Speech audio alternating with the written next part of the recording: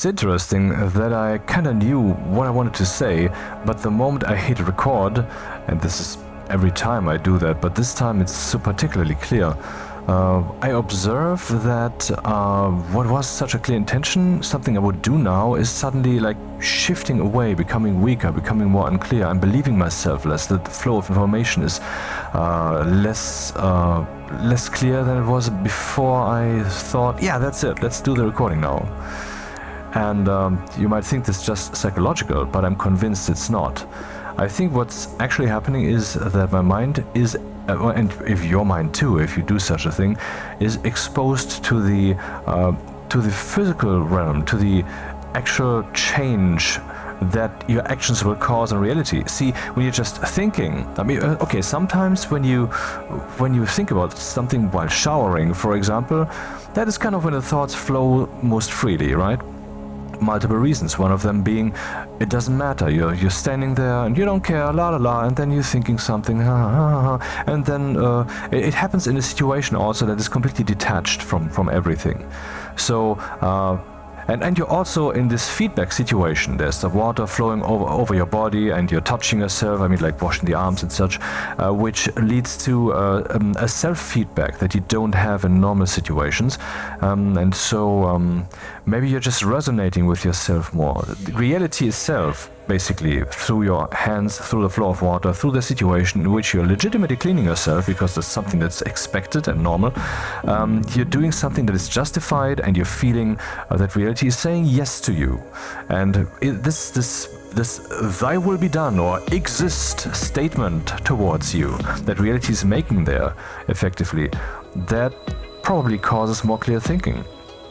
More free thinking. You can just, self-experience freely. You're not in a burdened situation. Just like when, how free are you to think about some creative tasks when you're actually at work and have to do things, versus when you're later at home, where you're more free to do that, versus on a weekend where there is even less pressure because now you don't have to prepare, or like you don't have to be most efficient at enjoying yourself, at doing the things that you can definitely not do at work, before you're back there and the necessities prevent all of that.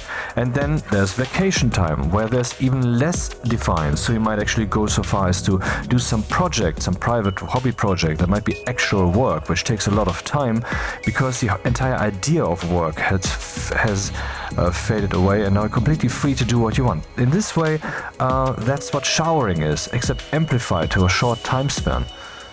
But I think that, and that's what I said at the very beginning, a key reason really is that while you're showering and thinking there, you're detached from reality. It doesn't have any effect. It's not like you're sitting on your computer and typing it out, or like you're recording a video where the real-time flow of your communication affects all the people all the 3.5 people who choose to actually listen to that crap. So the burden on you, the necessities to be fulfilled are minimized. You're just drifting along in your mind freely. It doesn't have any consequence. And see, I mean, I think the concept of relax when you want to do anything, then you will be better at it. No, I mean, that generally holds true. There are exceptions to that, of course, but I think it's widely accepted and accepted by you that that's generally true.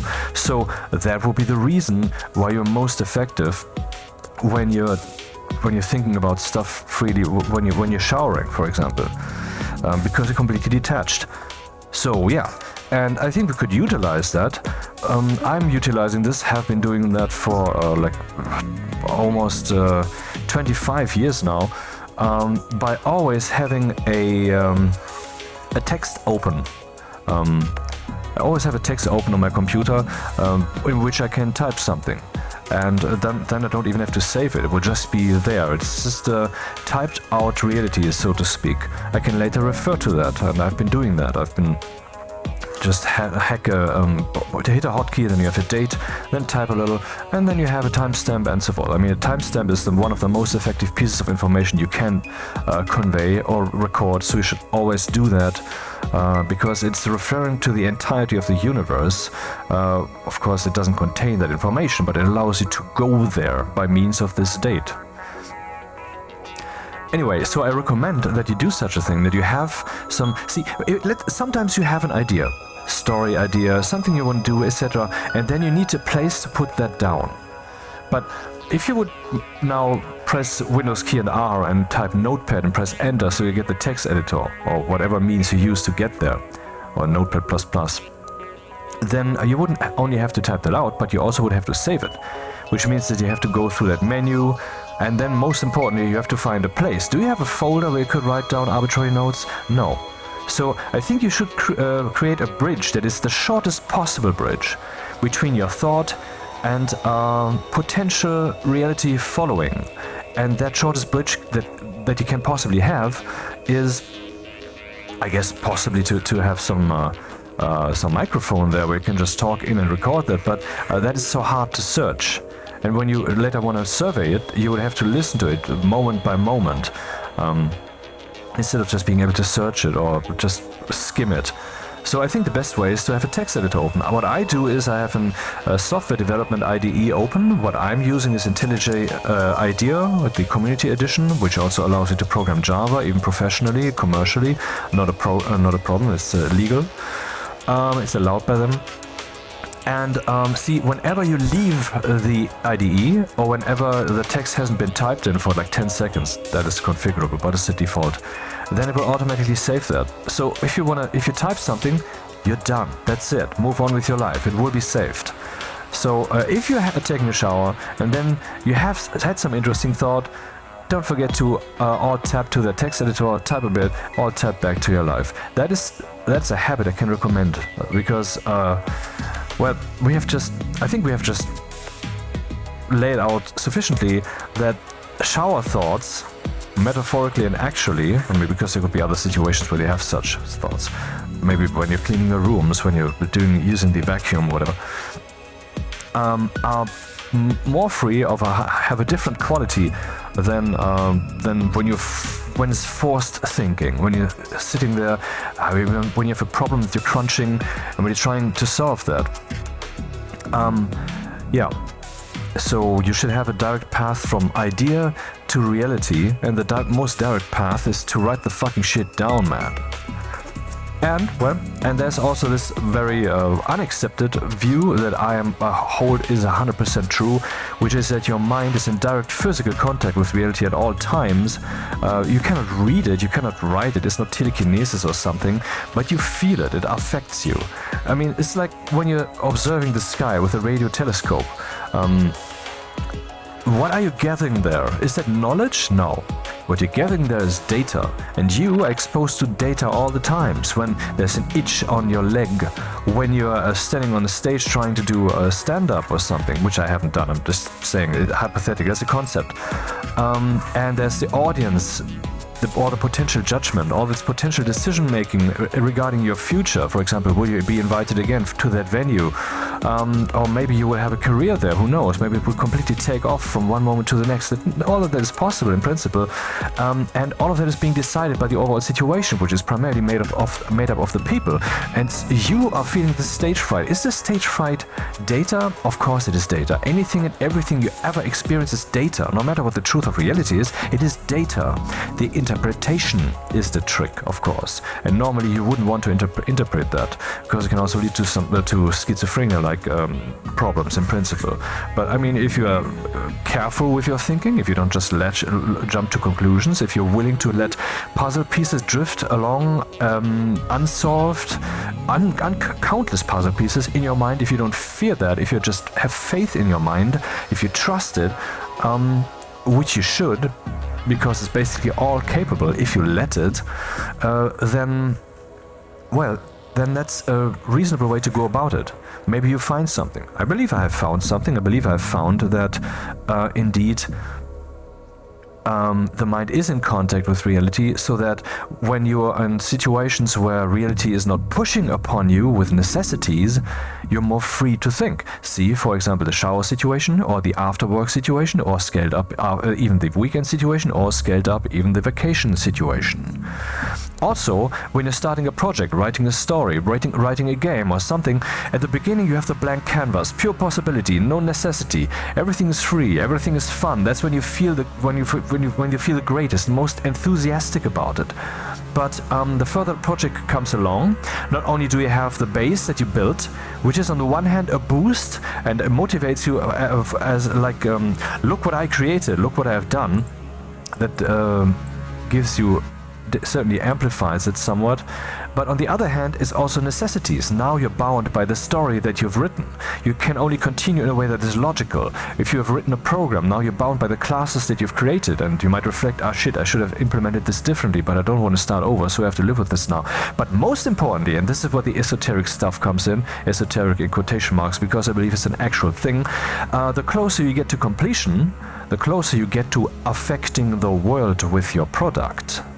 So, I mean, if you have a story that's written, doesn't mean that someone will read it, but now you have the potential decision available to you to publish it, to upload it somewhere, which in turn opens up the potential reality of someone reading it, and so forth. All of that has consequences, and that weight of the universe's flow, changing its direction, things happening, in the good as in the bad, as in people refuse it, they don't like it, so that would be pushback, or they are motivated by it, or they like it, or they, I don't know, whatever they do, depends on what story you're writing.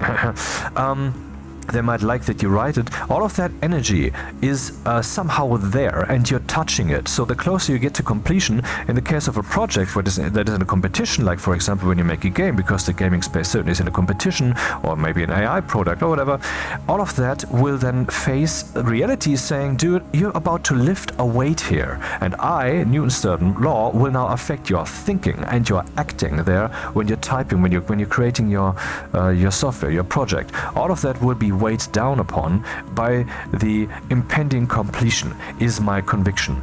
And I'm saying conviction as in it is the truth, mankind just hasn't yet realized it.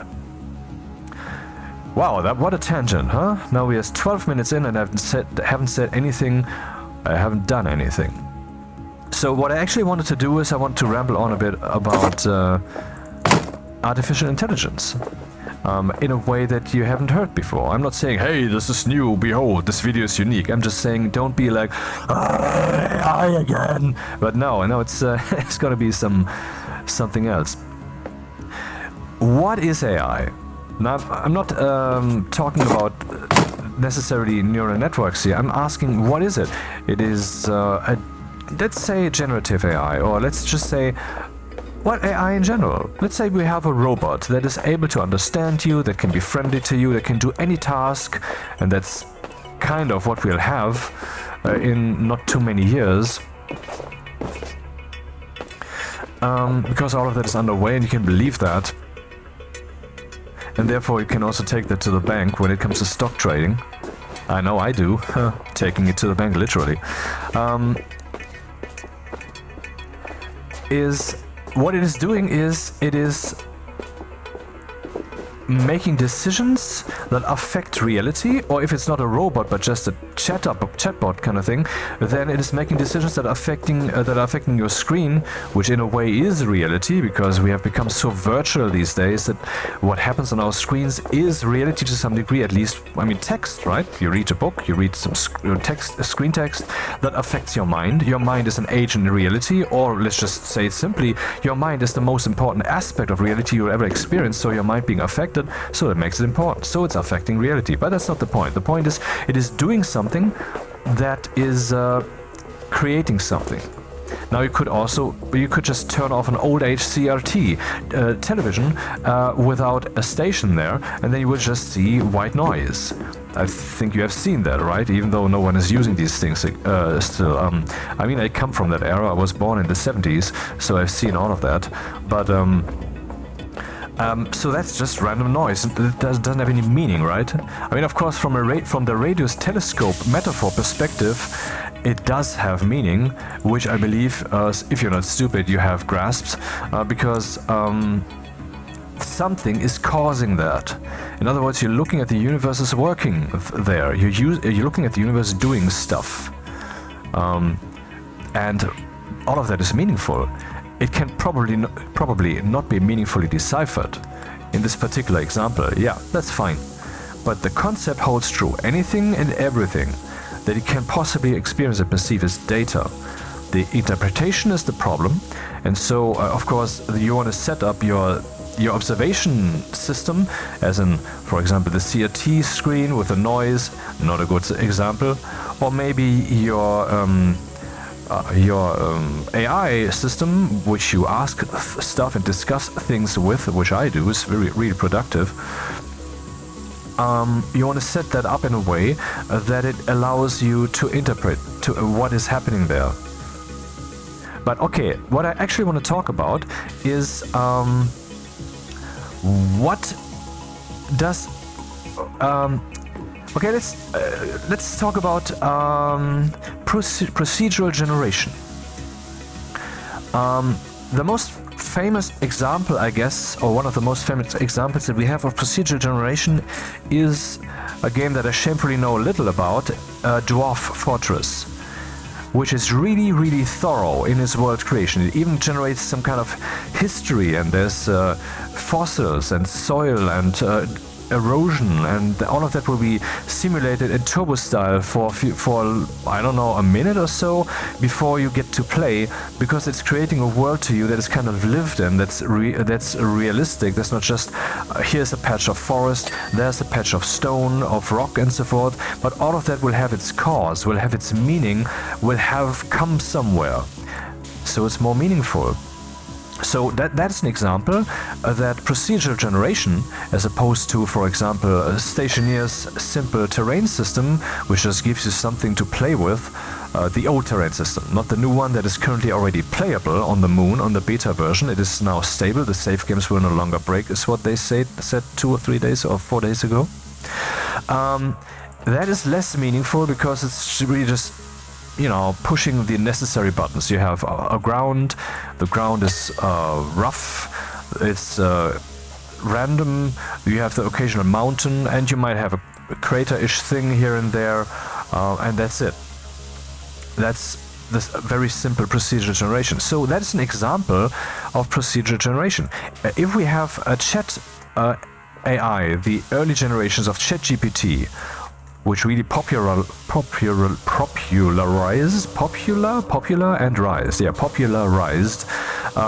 the LLMs and the chat intelligence systems and so forth.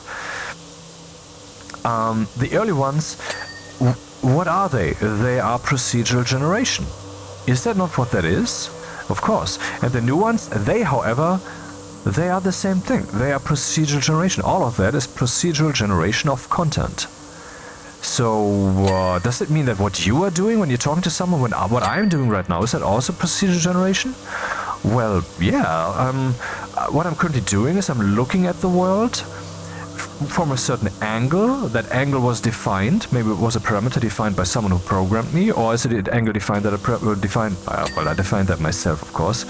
But why did I define it like this? Because of the times that I'm in and so forth. We can keep zooming out, thinking about the world, thinking about reality, and say, well, ultimately it's an outside cause. I was prompted to do that by reality. But that is the big question of free will, which is the hardest question of them all, in my opinion.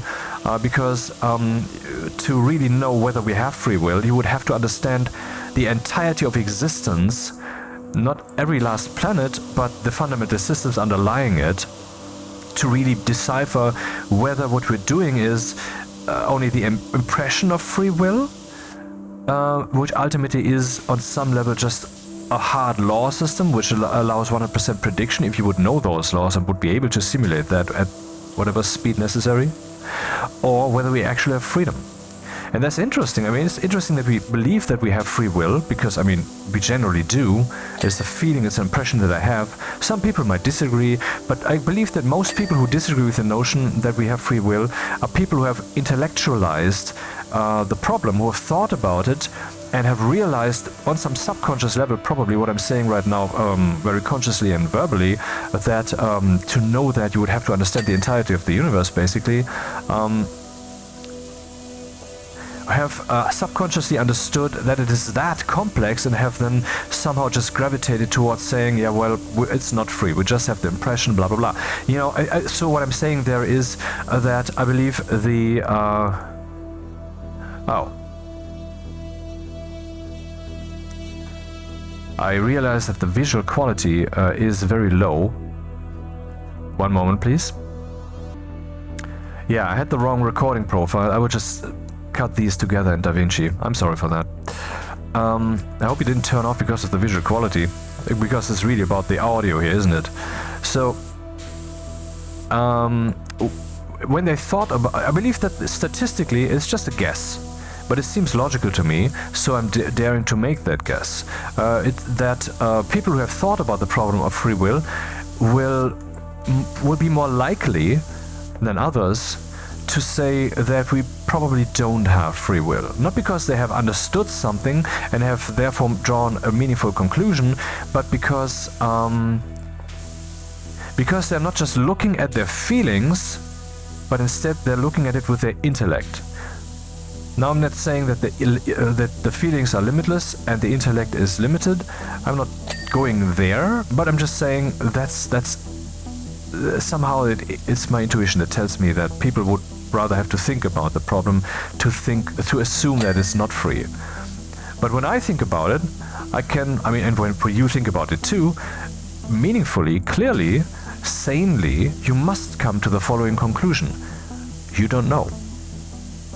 The only way to really know it is to understand all of existence, because there could always be some kind of quirk, always be some kind of plot twist that makes any conclusion that you have found so far, like for example, well, it's certainly not free because we only have blah blah blah, would make that inconclusive, would make that just a preliminary result. For example, we believe that nothing can move faster than the speed of light. And I concur, of course, because, it seems logical on all accounts. But then there's this warp bubble idea, which I don't know if it's actually a real thing. I've heard about it also in the context of popular science. Not that there's actual efforts underway. No, it's a completely hypothetical thing. But I'm saying it's not entirely Star Trek. I believe it is actually a concept that has not been disproved. But I have a different concept in this regard, a very interesting one. I will only talk about that for a short moment because the actual topic is AI, which is, I believe that at the beginning of the universe we had a spaceless situation. So that space-time, the infinite expanse of space, which of course was infinite from the start, it didn't expand from finite to infinite, that doesn't make sense, that was not there. But what we had at the beginning was already universe. It was already whatever it is that was the initial state, And from that, it transitioned then, because, well, it's the universe, it does that, it gets there, it ultimately produces planets, it ultimately produces people, it ultimately produces this video. Not necessarily, that would make it a clockwork that always produces the same outcome. Well, this video had to be. Do you see now? Those people who don't believe in free will, this video was meant to be, so watch, upvote, like and subscribe, blah blah blah blah blah blah. I didn't actually mean that. Do whatever the fuck you want. It's the law. That's a nice thing, right? If you say to someone, thy will be done, they cannot contradict you. They cannot. Maybe that doesn't have any impact on reality whatsoever, but it's an interesting logical quirk, right? And it's particularly interesting if you consider that thy will be done, giving each other total freedom, is the only way to properly coexist, aka it is the goal that we as a people have, to achieve that on a personal level, to live that, so that we live that, and so that we live that as a society in a balanced fashion. So that not some person says, my emotion is more important than yours, so you cannot say that thing on the internet on the other side of the globe, because my feelings on this side of the globe will say no. Stuff like that. That's imbalanced in my opinion. Free speech trumps that easily. So yeah. But that's, we're widening our scope of mutual thy will be done. We've been doing that from the beginning of civilization, but from when we were cavemen, basically, and women. Wider and wider scope, and every time we are giving more freedom to this whole thing, we are also making it more complex to implement the golden rule, to making it more complex to really coexist. And so every time we first have to get used to that. Once we have, though, what's happening there is we're really seeing the unroundness of the circle. If we just use a circle as a metaphor for our civilization, which I think is a good thing, just like you can use a circle as a metaphor for your mind. And it's unround, it's not clean, it's not a proper circle, it's just bent out of shape. It is. But of course you have gotten better. You're no longer a baby, right? You're now better, you're now more round. But the more round you are, and the mind, not the body, or the more round the civilization is, the clearer the mind, or in this case, the clearer the civilization, mankind sees its remaining unroundness and can then tackle it, which again unleashes some more, tosses some more of the spoonful of dirt left to be deciphered into what looked like to be clear water. And now it's dirty again. Now we have to stir and stir and stir, and then the salt will have dissolved, and then it will be clear again. And then we will see again that there's some more salt left that we have to deal with, that some more unroundness of the circle remains. And then we will toss that in and so forth. And so what we have currently with this whole thing, like, you cannot say that on the internet. I mean, I think that came in around 2016-ish, and has now been kind of solved a bit. We're no longer so restrictive on that matter. That was particularly bad during COVID also. You cannot say that, people will die. Well, it's like saying violent video games are training you to be a killer. It makes you more aggressive and so forth. We have studies that show that. Dude, have you ever well, I think there's some studies that show that, but have there been studies showing whether that can also be a release, that some potential violence will not have happened? As long as there are no conclusive studies on that front, making an overall conclusion to say, well, there shall not be violent video games, is not good, because it might actually increase the amount of violent victims of violence. Yeah, of course. See, that's the plot twist thing. Unless you know everything, any decision you make could be hazardous. Any conclusion you make in regards to whether there's free will could be wrong. Anyway, so civilization becoming more and more round, and so we toss another spoonful of salt, saying, well, no one's emotions shall be hurt, and therefore you cannot say that on the internet. Then we keep stirring the spoon, the water becomes more clear, and then we see that the priority indeed must be free speech, and so, well, the hurting of the emotion, the potential hurting, must be accepted. Doesn't mean that you have to intentionally hurt people like that, but anyway, free speech trumps that, you know. So the water is becoming more clear, and then we will see again that the circle is not yet round, that there's still some workload of salt left that we have to clean up. So yeah, then we will toss in another spoonful of salt. That will just happen. You know that it will. You know it. You know it. And then we will solve that. And it's sad that the individual humans are not doing that in regards to their own mind, in regards to their own self-development.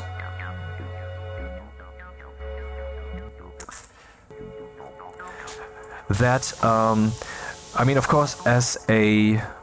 Okay, that wasn't right. That as a baby, you of course pushed to improve yourself, to no longer shit your pants, learn to use your arms and legs, learn to hold your balance. As a young person, you're held to learn social skills. As an adult, you're held to learn to submit at work so that you can do the work better, so that you're more compatible, so that you can can earn your keep and so forth. But in the end, the pushing is over. And what actually was happening there, we were gathering data points. The data points that we were gathering was, you have to turn have to into want to, and every time that happens, there was one of these data points. And what we were being taught there is that the concept of turning have to into want to is a thing that makes you more successful, and makes you a more worthy coexistent participant, makes you a better human being, makes you a better spirit in this spiritual world that we live in. Makes you a better being. And so, since you were gathering data points like that, what nature basically expects from you metaphorically, you know, there's no one expecting anything. But in principle, what nature, in principle, the logical situation that we're in basically expects from you, particularly by the fact that it at some point kind of stops pushing you, is that you yourself become the driver, that you learn to push for better self yourself. Instead of at some point no longer feeling the push, which is good, but then abusing that freedom by just sitting on the couch, instead of being in the showers and producing creative thought, becoming the better being yourself, being the driver of that yourself, looking at your unround circle yourself and saying, I want to make that more round. You are supposed to become proactive, man. That's what you should have learned. But this in turn is not yet a data point that nature has taught us, because we have a finite lifespan, for example. There's the social network that we're all living in. I'm not talking about internet, but the social contract. We're living together. There's only this and this level of openness that you're required to have. You're not supposed to like walk around naked to reveal every last thought that you have. So if you're not really doing the things that you're saying you're doing in private, I mean, you're doing things in private and you're portraying things in public, and there's a discrepancy between the two, but no one will ever know. So why not do that? Because truth, man, truth. The most important thing ever. Is truth the most important thing ever? Why do you care?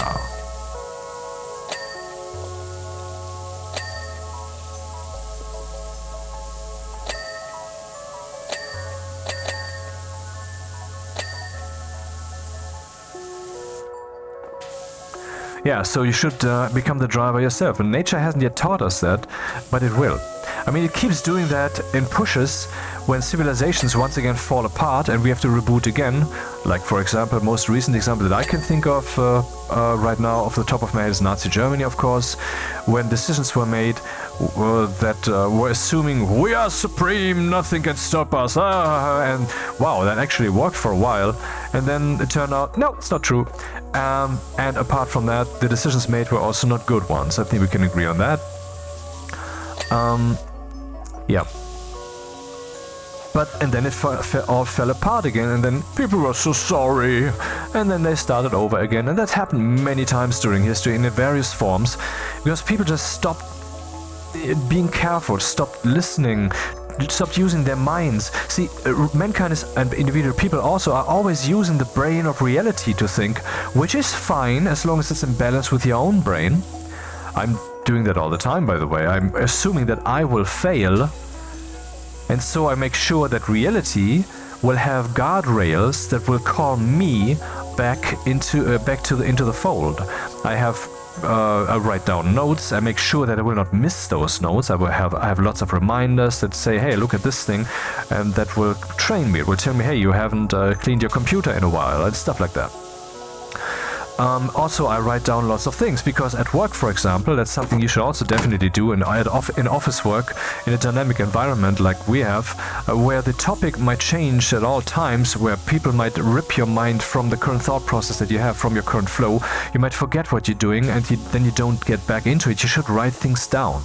You should assume that you fail. You should use the brain of reality to call you back. You should manifest this inner being in the outer world, so that you will encounter it in the outer world with your changed inner being at some point, and then you can build on that. You are being called back. But what I'm actually referring to here when I'm saying that we are using the brain of reality is we are basically risking to fail. Then the failure is showing on the horizon. Then we will see that, and then we will turn the steering wheel back into the right direction, which is okay, I guess. I'm doing that too, in this way that I described. But too often, we will just let that run too wildly, and then reality will call us back in a way that is surprising. For example, by means of pain, when we fall because we lost our balance, literally on a ladder, when we have forgotten how bad it is to fall, how easy it is to lose balance, how drastic the consequences would be if we do. How easy that the most likely place of accidents is the household. It is. And so forth. You have to be aware of that. And when you're driving your car, don't be the one who looks at the smartphone at the wrong moment. Ideally, don't do it. You know, there's even laws against that. don't be the one who is too close to the car in front of them. Because not only is that stupid, I mean, I always see the red lights in front of me and I just lift my right foot a bit because I keep my distance. And when I see that the cars in front of me are close to each other, so there's a red light concert the whole time, because that's the consequence of that, I will accordingly have a higher distance, because I know that the likelihood and necessity of braking, not just the likelihood, but also the intensity of it will be higher. And so I have a greater distance, so I use the brakes much less. That's sane behavior, and that's the kind of balancing that you should have in all kinds of life, in all aspects of life, in everything that you do. Try to be perfect. Why wouldn't you? You are the thing that you live with. You think that it's reality. You think that's the sugar that you eat. You think it's the pizza. You think it's the video game that you play. But no, all what you experience in there is your mind. In a way, you could even say anything and everything that you have ever experienced in your life is only your brain. In a way, you don't even know whether there's something outside your brain. Or, in a different way, we could say the only thing in the world that does exist is your brain. This is not solipsism. I'm not saying that, well, you cannot know whether there's other people. I think we know. We feel the energy in our emotion, don't we?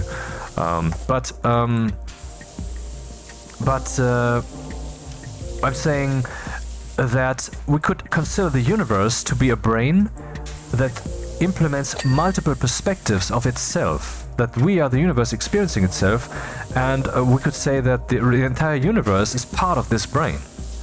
Not just this biological mushy thing in your head, but that biological mushy thing in your head necessarily requires a lot of things around it for it to function.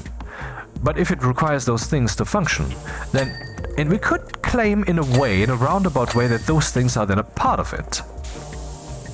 Otherwise it's not complete, otherwise it doesn't really work.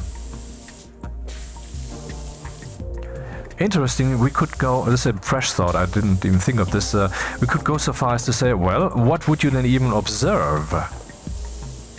If everything is required, if the entire existence is required for your brain to work, so the entirety of your existence is your brain in a way, in a very roundabout way, what is it that you're experiencing? You're only experiencing your own brain then.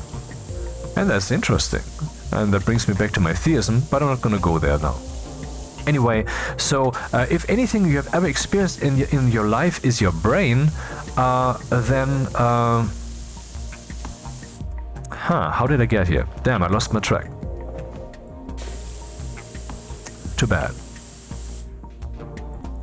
Yeah, there it is again. So, therefore, if everything ever in reality that you experience is your brain, which you do, you might think, well, that's not true, I'm experiencing the hot plate, it's real, I'm experiencing other people, they're real.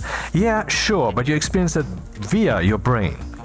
You're sitting in your brain, or you are your brain. So what you want to do is you want to have, I mean, seriously, it's the thing that you spend the most time with, the thing that you ultimately experience. I mean, it's basically, yeah, let's say you have dirty glasses on your face. You want to clean those, at least at some point, don't you? That's what that is. Clean your fucking glasses, man. Try to become perfect. I'm not making the claim that I'm perfect, but and I'm not talking about myself at all. Could we do that? Could we just ignore me? Could we ignore the finger, please? I'm pointing at the moon. Look at the fucking moon. I'm telling you, try to become perfect. Because the one who will benefit from that the most is you. But the one who will also benefit from it is the rest of the world. Because what we've been doing as mankind, all of civilization, is we're trying to become better and better and better at being people. Now I'm throwing all of this information and knowledge and wisdom and logic at you from a position of someone who has distilled this. Now I'm not pointing at myself, I'm still pointing at the moon. I'm saying that, currently an adult at, like, let's say 20 years or whatever, which is not necessarily an adult actually in my book, but okay, let's just use that number, is more adult than someone on average, of course. And I'm saying Western world, I'm not saying you're starving in Africa or whatever. Let's say something that is reasonably evolved, I'm not... Okay, let's not be political here and not think, hey, it's racist and whatever. Let's try to be fucking productive, okay? And so I'm using the most productive example I can think of for the sake of this discussion. And so that is, of course, I'm thinking about Western civilization, USA, Germany, stuff like that. No matter how retarded they currently are, but in principle, you know. An average adult these days, at the age of 20, is much more adult than an average adult, like, let's say, 500 years ago, or thousands of years ago. How do I know this? Well, I think we can say... I think we can just assume it's true based upon the complexity of living together these days and of it working. It's working. If you would toss someone from back then into today, on one level they might actually be functioning better because life was simpler, and so their vision of being just be a nice coexistence participant was less jerked around by all the logic, by all the things, all the information that's flowing through their head that has to be processed, all the decisions that you have to make all the time. So it was just a clearer vision. It was more unquestionable. While these days you're even being held to be competitive in business, so that because the world is so competitive. So maybe you have to be an asshole to succeed. I'm not saying that you should be, and I'm saying the opposite basically. And I am not being an asshole at work either.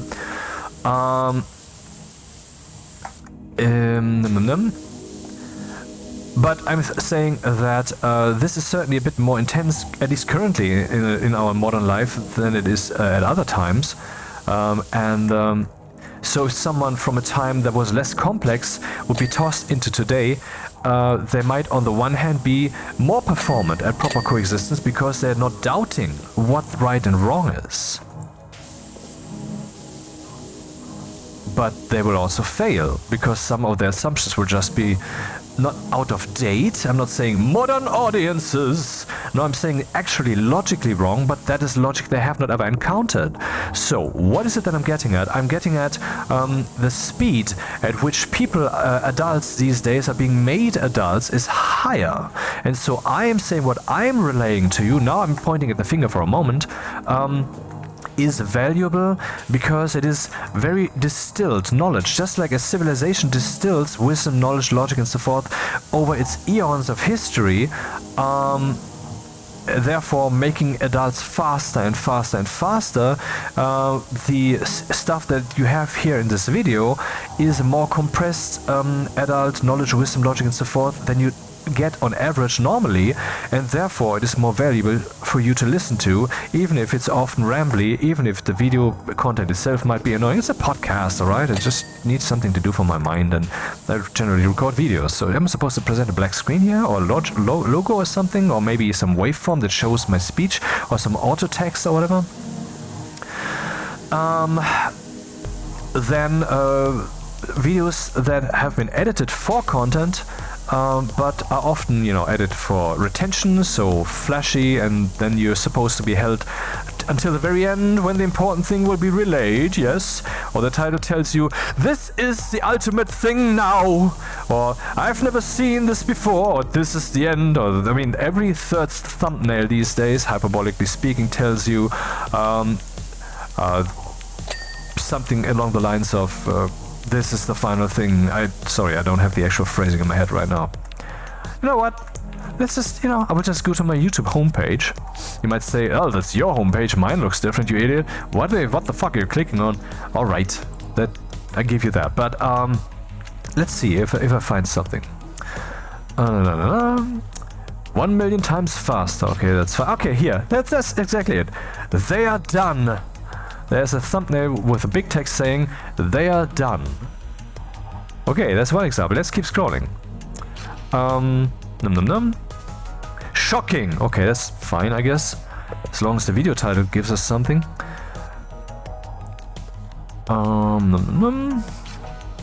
Yeah, but this is wild. Yeah, but this they are done thing. This is kind of the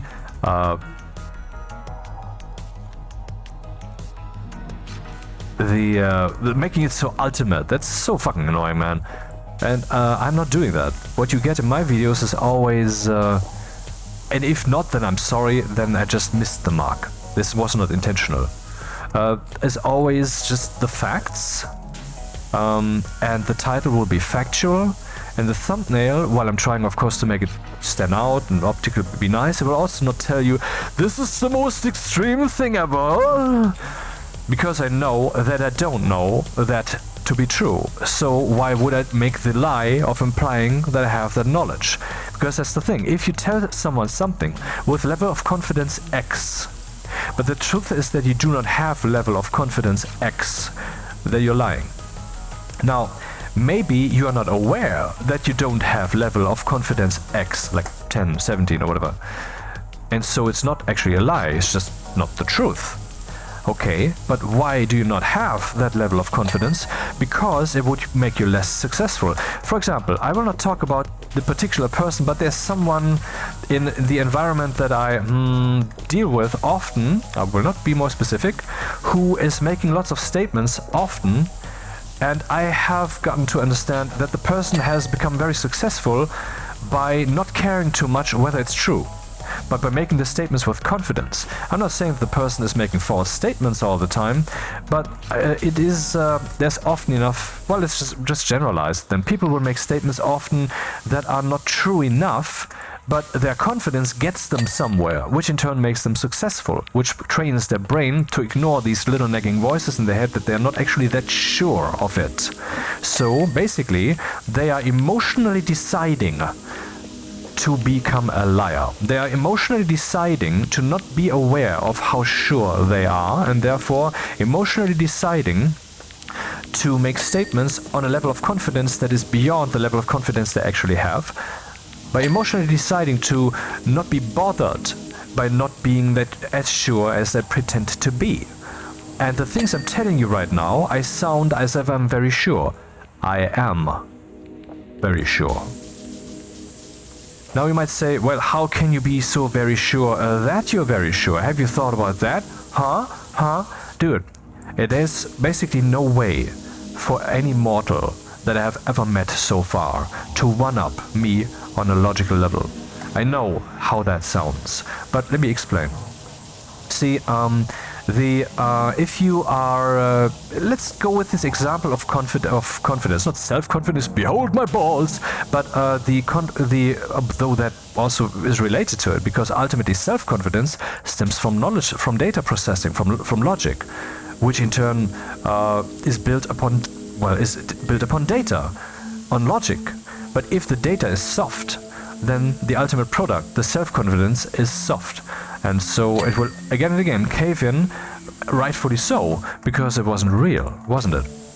But let's not go with self-confidence, let's go with confidence of data, with confidence of things that are conveyed to you, with what I told you about this logic of, how sure are you of your information? See, some things I tell you I will not be sure of. Sometimes I will actually mention that I'm unsure, sometimes I will not. And I'm sorry, but the problem is one that also many people are not too aware of because they're not too reflecting, I guess. Or I don't have enough experience or whatever. So let me relay that to you once again. The compressed form, wisdom is that the flow that we're embedded in, like reality, particularly when you're communicating with people, has its limits. No matter how well you're trying to function as a person, you cannot ultimately function maximally. The example of free time after work, or more free time even, more freedom even, on the weekend, or more freedom even on a vacation. That example conveys it quite well. And, well, I lost my track there. It's a good idea to pause it, just think and then put the needle back on the record and start recording, right? That was unfortunate. But see, that's kind of an example. Anyway, let's go back to the example that I used with the free time, where the more the flow in which you're embedded, the looser it is, the more loose it is, the less tight it is, the less pushing it is, the better you can function on an emotional level. The better you can actually be yourself, because the clearer your view is as to who you really are, at least at the moment. Because the problem of identity, I'm not going to go into that because that's yet another tangent. Of course, your identity is not nailed down. You're in a slow drift. No one's identity is objective. We are basically being charged like accumulators by the universe, and we should strive to have the most high frequency, the most high level identity implementation possible, as in the most inert identity possible. The one that is less steered by reality, but is more steering reality. As in, the more free time you have, if you have more and more and more free time, that will not ultimately discharge the accumulator of identity, but you will still hold your charge because you're self-charging, instead of needing the outside world to teach you again what sanity is, to need the intense office life, for example, at work, intense and so forth. The intensity to charge you up again with the understanding this is coexistence, this is submission, this is letting the others speak and waiting your term, and then making yourself heard self-confidently and being truthful and so forth. Bringing yourself to the highest level that you can muster, so that you don't lose your charge even if you have a vacation of a whole year or whatever.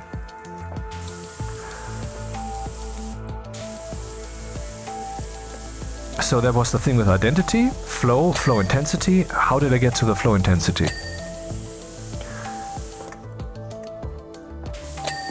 We are embedded in a flow, and if I'm, for example, here trying to tell you something, then there's several factors pressing me. The factor, for example, I should get to the point. The factor, I should return to the topics that I started with that got me on these tangents, which are fractally deepening the topic and explaining more and giving more wisdom on other, or knowledge, some understanding on other areas, related or unrelated. But I should get back to topic. I shouldn't waste too much time, aka your time, and so forth. All of those are pressing me, and so sometimes I might not actually reflect on whether I'm so certain of a thing, and then also whether I relate properly how certain I am of that data, and so whether I should now actually express that so that it's clear to you, because the parameter of my certainty is a parameter that is important to the information I convey. That is true in everybody's communication. It is. Of course. For example, if 1,000 people tell you the same thing with confidence, versus one person tells you something with less confidence, you will believe those 1,000 people. That is, except if you can logically derive that one person is more true. For example, if someone tells you logically, the amount of resources a country has is finite, so a country cannot take on the burden of infinite immigration at infinite speed, that will just not work. That is logical, and about 10 years ago, few people would be telling you that. The rest of the world would be screaming at you that anyone who says that is a racist. When the truth is, it's just logical, and therefore it is true. Logic is to build upon the truth of reality in the most reliable way possible, if you do it thoroughly. Of course, you can be wrong. You have to be wary of your epistemology. Where are you getting your data? Should you call things into question? But let's go back on the topic of certainty. Yeah, if someone tells you something and they're portraying to be very certain, but they are not actually aware whether they are certain, or they are even aware that they are uncertain, in both cases they're not really telling you the truth. Or let's say they are less... Oh, no, that's not it. If they are less certain, then they're pretending or portraying to be. Whether it's pretense or whether it's just unawareness, whatever really caused an unawareness, like I laid out earlier, maybe it's intentional, maybe it's emotionally acquired unawareness, because it helps them to be more successful, you know? Anyway, it is definitely true that's the logic of it. How can I make a statement?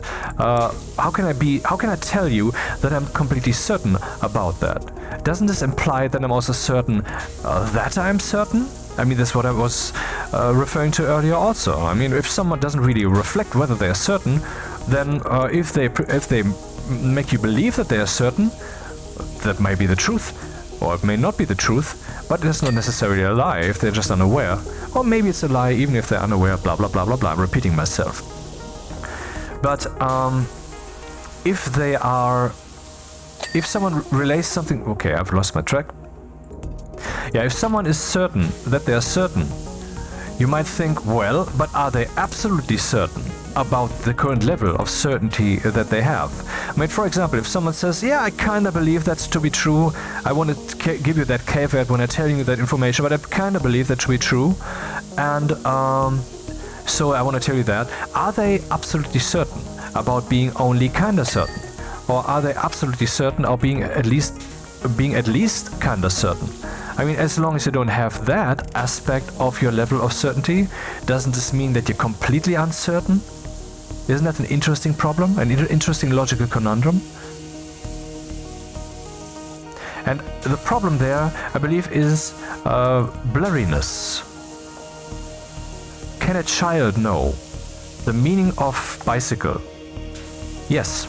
Can an adult know that? Yes. Does the adult know the meaning more deeply? I would say generally yes. Maybe there's some way to emotionally grasp things that is actually truer. I was also using that example. I was using the example earlier of someone from a more primitive age suddenly having to live in our more complex age and possibly being even better at coexistence, at least in some regards, because they're not losing their. They have an unshakable faith in love, you know, in how to coexist properly. Love, of course, is the way. We don't have to use that word. Maybe we should use a better word, because I believe that word makes it, talking about this most important of concepts, slightly problematic, but love is what it is. It is the unconditional will that you are, that you can exist freely, whatever you want to do. And if all of us have that will and live that will, that is the end goal of civilization. I mean, we will continue building civilization, but that is when basically the beginning is over and when we're finally existing and finally coexisting. Anyway, so the problem of blurriness. So a child doesn't have much data yet. An adult has much data, so if they know the same thing that a child does, they still know more of it. Not just because they can give you more details, but because they're more certain. They have investigated that puzzle with a greater degree of certainty. I believe the best metaphor, really, I have come across, as in I made it up, but it's a simple metaphor, so I'm not saying, hey, behold my genius. It's just saying that come across isn't the best term, because to my view I came up with it, but maybe it's not new. Is the pixel resolution of an image. Let's say you are looking at an image that has a very low resolution, like maybe pixel art. And pixel artists are really awesome because they're conveying the entire meaning of the thing they're drawing there with few pixels. Whereas others are using an entire photo. This means photographic situation, even if it's drawn, which is of course still artsy-fartsy and good, and maybe even on a bit higher level from some perspective, because maybe they're really making use of every pixel in there to give you more emotion, more beauty, and so forth, and so forth, and so forth. And also it is harder. See, having a higher resolution of pixel to make better graphics there is harder than making simple pixel artist graphics, for the following reason, because not just there's more data that you have to define instead of just a little data that you have to define, but there's also more ways for you to fuck it up. I mean, if you only have like 3 bits of information and you want to make a certain statement, then it's easy to determine the one. God damn it, this is annoying.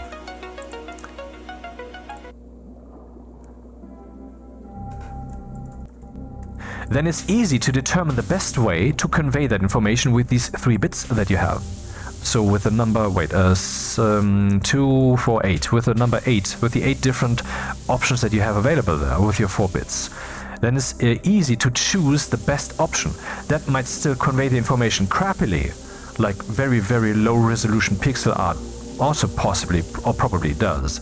But if you increase the resolution to just the right level, you might be able to convey the emotion of a person strongly, while at the same time having less potential to fuck it up, because you can choose from the many options to convey that optimally one that is really good. Instead of, if you have all the possibilities available to you, then it is so easy to choose one that is way removed from being optimal. Just when you have when you go into desktop publishing, when you have a sheet of paper on screen, when you can put some text on there, and when you have only one font available, but you can use different sizes, then that may actually result in better typography than when you have all the fonts available. Because you have less options to fuck it up. I mean, using 20 different font styles and 20 different font sizes, that's bad. And let's give you some more wisdom and experience there. Years of experience that I can compress into a few words. See, the trick is to be aware of how deeply you are in the project. This is not a good way to phrase it, I guess, but it's an appropriate way. See, if someone approaches your poster that you have somewhere that is supposed to catch viewers' attention, is supposed to convey the information easily, or some text, some letter that you wrote, some application that you wrote to someone. I was using typography tricks, for example, when I wrote my first job applications. And, okay, I cannot talk about the success there because my first job I got actually by means of what's the word, nepotism, basically. I know this sounds stupid, but that's how it happened. Because say I was making music privately, and because I was a piano in our household, so I learned to deal with music, and I bought some synthesizers, some mixers, and made some music with friends, and did some I'm very much into audio mixing. I mean, my microphone that you're listening to costs like $10, yet it sounds the voice mix sounds pretty good. I think not super killer awesome, but it's a good voice mix, and that is because I know what I'm doing. And I got into that kind of stuff and made music with friends and so forth. And one of those friends was actually the son of the founder. Yes, the son of the founder of a company, and I didn't know that at all. And I was, we were having fun together, and I was making some CD booklet arts for that guy for free because we're friends. We're friends, he's dead. And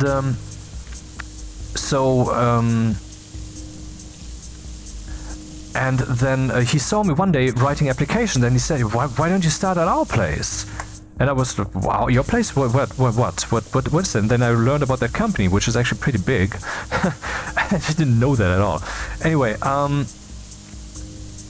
Anyway, so typography. I was actually using typography tricks there, the exact character spacing, the exact line length, even if they would look as if the page wasn't used completely in its width. That doesn't matter. It was more important for me to have the right width of lines, the right amount of words, before you would kind of have exhausted your emotion of running further towards the right when you want to continue further down, then the right line spacing, which makes it optically look as if it's still one solid body of text. At the same time, it's easy to jump to that beginning of the previous line, which is also tied, of course, to the line length, but also to the amount of words. And all of that is one system that you have to balance out. Then a beautiful font that is at the same time, and so forth and so forth. So when you have only one font available, then you will not fuck that up. But the more options you have, the more you can fuck that up, what you're doing there on your page that you're trying to fill, because you can make so many wrong choices. But the fewer choices you have available, which brings us back to pixel artists, the easier it is to not get that wrong. Because basically reality itself is telling you what the right way is. What you're doing there is procedural generation, and which brings us actually back to the beginning of this video, to the actual topic, artificial intelligence, though I didn't want to go there right now, which is artificial intelligence, or generally procedural generation. The idea is to produce something that is meaningful. That is really the core of it. That is the highest abstraction level. And if you really want to understand something, then you have to look at the highest possible abstraction level that is not yet abstracted beyond reason. I mean, I could say, well, bicycles fundamentally consist of atoms. This might sound like it is an abstraction beyond reason. And maybe it is. On some level, though, of course, it is not, because then we're talking about material science, about making it more lightweight and more stable, so that it doesn't break. Or when it breaks, then it doesn't break in a brittle fashion that would produce stabby things that you will then fall on with your hands and so forth. See, is there such a thing as abstracting beyond reason even? Maybe it's a matter of knowledge, a matter of intelligence. Maybe what we see, okay, I just gave you a compass.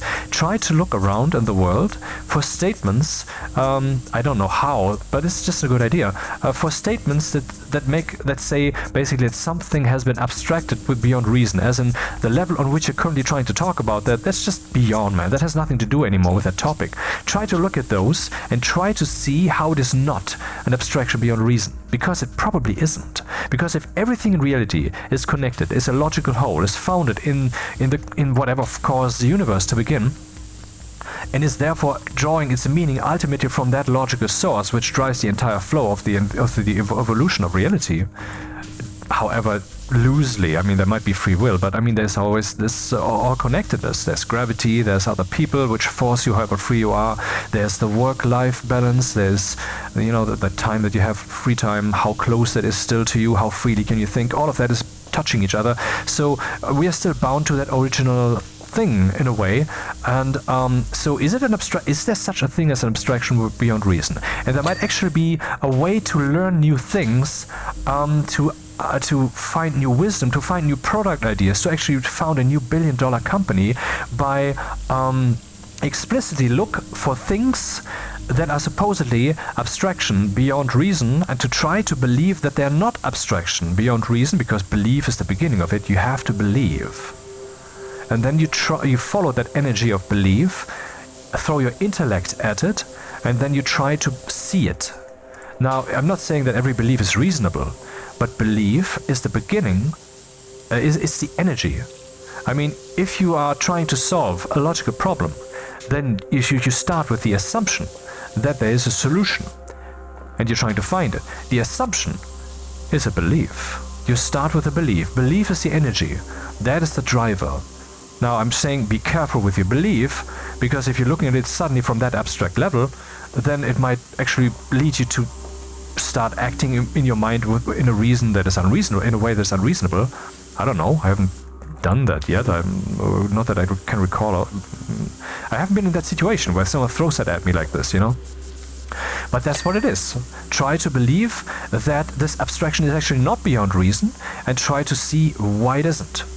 Because that might actually lead you to new product ideas, new insights, new logic, to how you can improve the bicycle further than it has been improved upon, as just an example.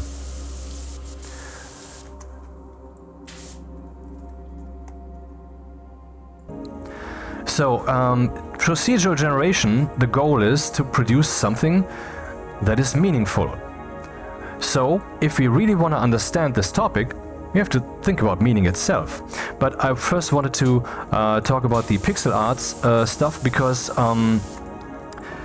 the actual goal was, again, to convey the idea, try to perfect yourself. Or the goal was to convey this idea of certainty and blurriness.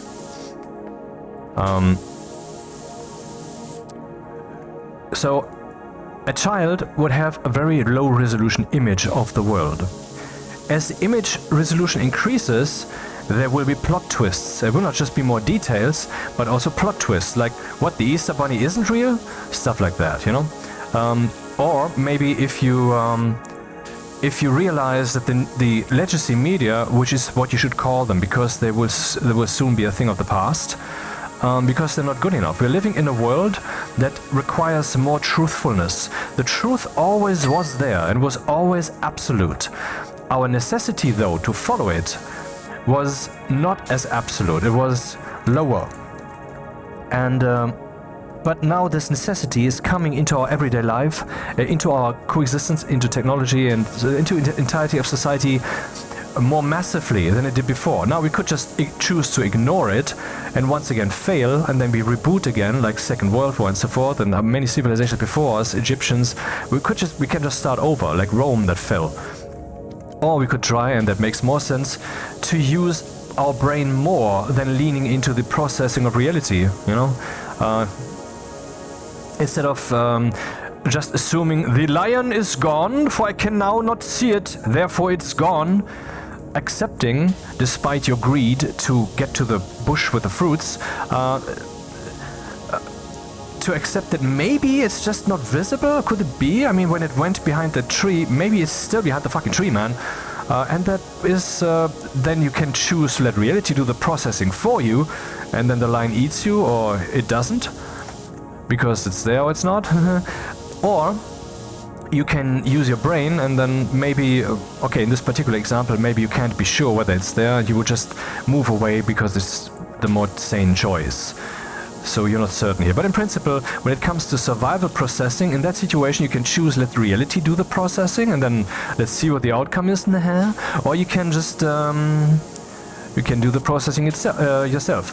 And that's what mankind needs to do here. The truth is coming into the world in the most massive way. One of the ways, for example, is AI.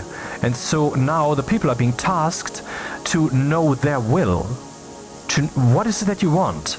You have to know that. Why? Because the computers are literally asking you what it is that you want, so that you can tell them, so that they can do your bidding.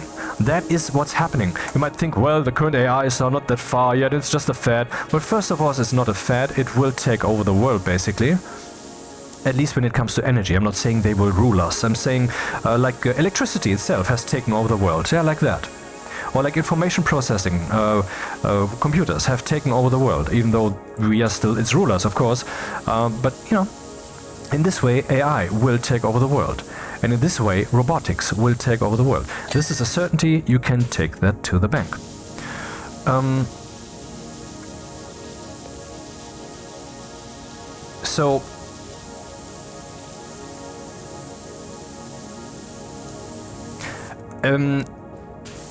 See, AI is getting better and better at doing stuff.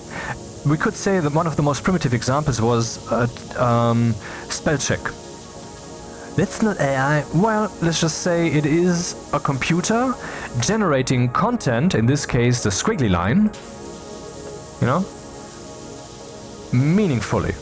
Procedural generation in a meaningful way, not just white noise or whatever. I mean, if you want to have white noise and you create white noise, just some noise there, then that is meaningful. That's what you wanted to create. But if you want to, like, for example, I mean, what if you want to create a 3D environment? Like, what if you want to create a city where you can go into, or a building, where you can go into every room? Can that be done meaningfully? Of course it can be. Because you can lay down the parameters of what makes it meaningful. That will of course be an ultra complex rule set, but it will be a rule set nonetheless. And so the only problem is the implementation and or the processing power available, because maybe you want to do that in a relevantly short time, the generation. But ultimately, it's just that's a very soft problem, man. So, procedural generation. So that was basically one of the most primitive AIs that we had. Then we have word completion, but that's okay, let's move on. Then we have character recognition, where the thing can actually read your handwriting, and we've been using that routinely now. So instead of a human being having to type up a document that someone else wrote by hand, we will now just toss that on the photocopier, which these days also is a scanner, which will then scan that into the computer, which will then just routinely turn that into a machine-readable PDF, because now it's all, you know, text, which will then also be checked grammatically, and so forth and so forth. The level on which this is done is still varying, of course, but that's what's happening. And this means, see, there a job fell away. The one who does the spell checking for you, the one who types up the document that you wrote into the computer, that fell away. And these are examples for how AI, how computer logic is doing things that humans would have to do. And this level on which they can do that is rising. The informational resolution is rising. The profoundness, the profundity of which they're doing that profundity is rising. And this means that some jobs will be replaced. what I, for example, as a programmer do is, of course, I don't let the AI replace me. Instead, I use AI. I just use that to get the job done better and faster. Of course. And how does it allow me to get the job done better, for example? Well, for example, because if I think now it's meaningful for me to stop and think about a simple little tool that might be able to make easier the task at hand that I'm doing there. And then I can task the AI to create the tool for me. And I'm doing that routinely. For example, we have a system where we have to input device parameters in a web form. And we didn't develop the system ourselves, we're using it, and it's heavily using JavaScript and such, so it's basically, it's usable for a human, but if you would like to automate that, that would be tricky.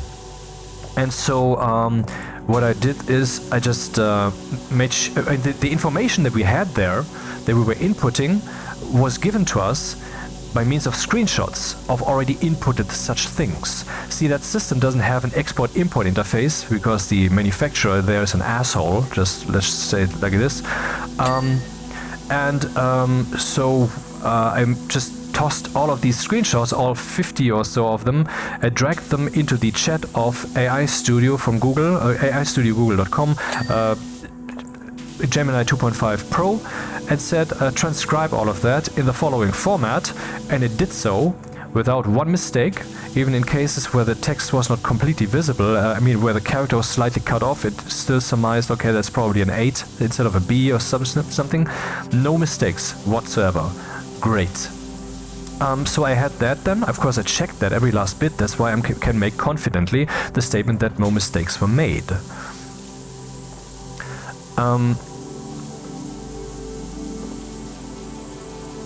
Because it's very important that that information is correct, because it's a high abstract level information, configuration.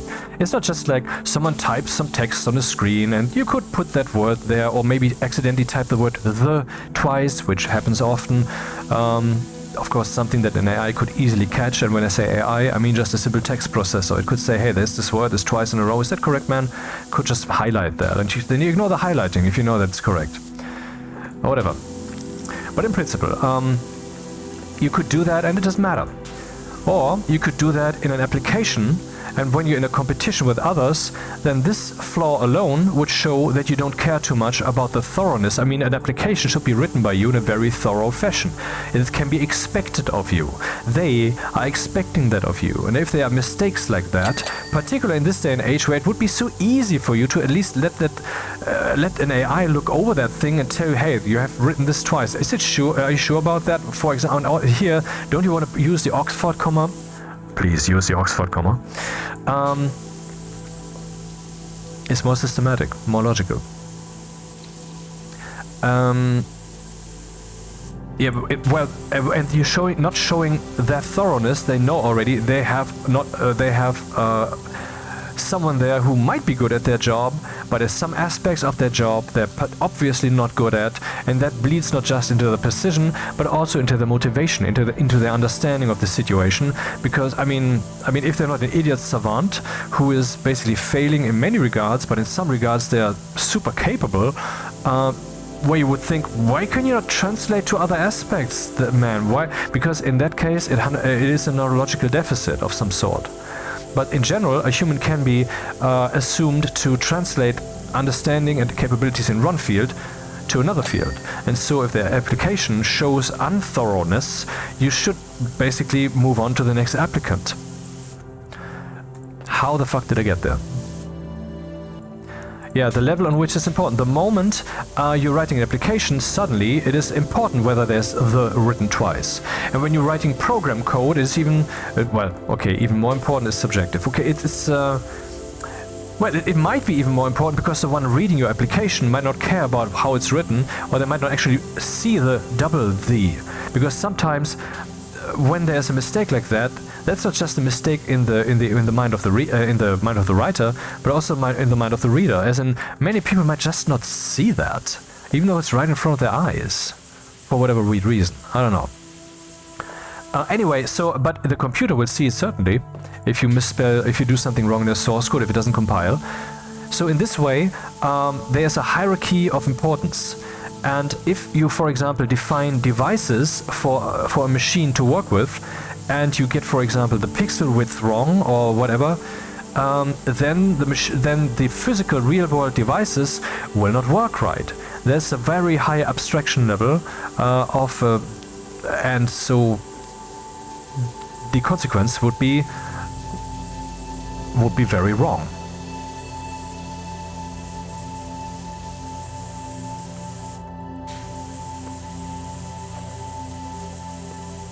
So I checked that thoroughly, and then I had Grok write me a Java application in which that would go through that text and would show an entire list of all the lines that are in there, and then it would feed me into the clipboard bit by bit the things that I needed. I would paste them in, just mindlessly paste them in, because I know the text is right. That's why that's another reason why I checked that so thoroughly, because I can just mindlessly use it.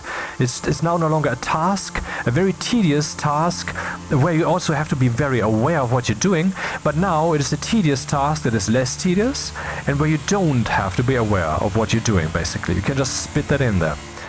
And so AI allowed me to just do that. And so, you know, AI is climbing higher in its capabilities, but this means that mankind now has to become more and more aware. You have to become more and more aware of your will, of what it is that's actually required. You no longer have to just be the guy who types out the application. You now have to be the software architect who decides what the best way would be to go about that. The one who decides how it should even be, what it should even do, instead of just being the executor, the one who types it out. Because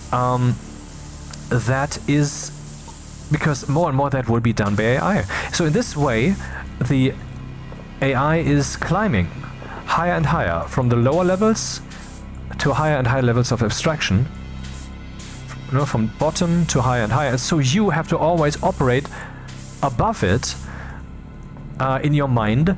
And that is something that reality is now enforcing. Reality is now forcing mankind to be more aware of its will, because AI is here to stay. And even if it will never climb above today's level, the ubiquity in which it is implemented will be used, will of course increase. I mean, imagine the entire development would now stop. Still, that would change the world drastically. But in parallel, it is also being furthered, its capabilities. So the change that we're looking at here is as drastic as the change was when mankind entered basically the world and started changing and molding it. That's the level of change we cannot expect with AI coming in. I'm not saying the AI will be a being that decides what will happen, but that's the level on which it will change, and AI and robotics. Yep, it will. You might think, well, that's not wrong. Well, that's not right. You'd be objectively wrong. That's all. Let's move on. So, pixel resolution, child's mind. The higher the resolution gets over the course of your life, and you will be pushed to increase it. I talked about that earlier. This push.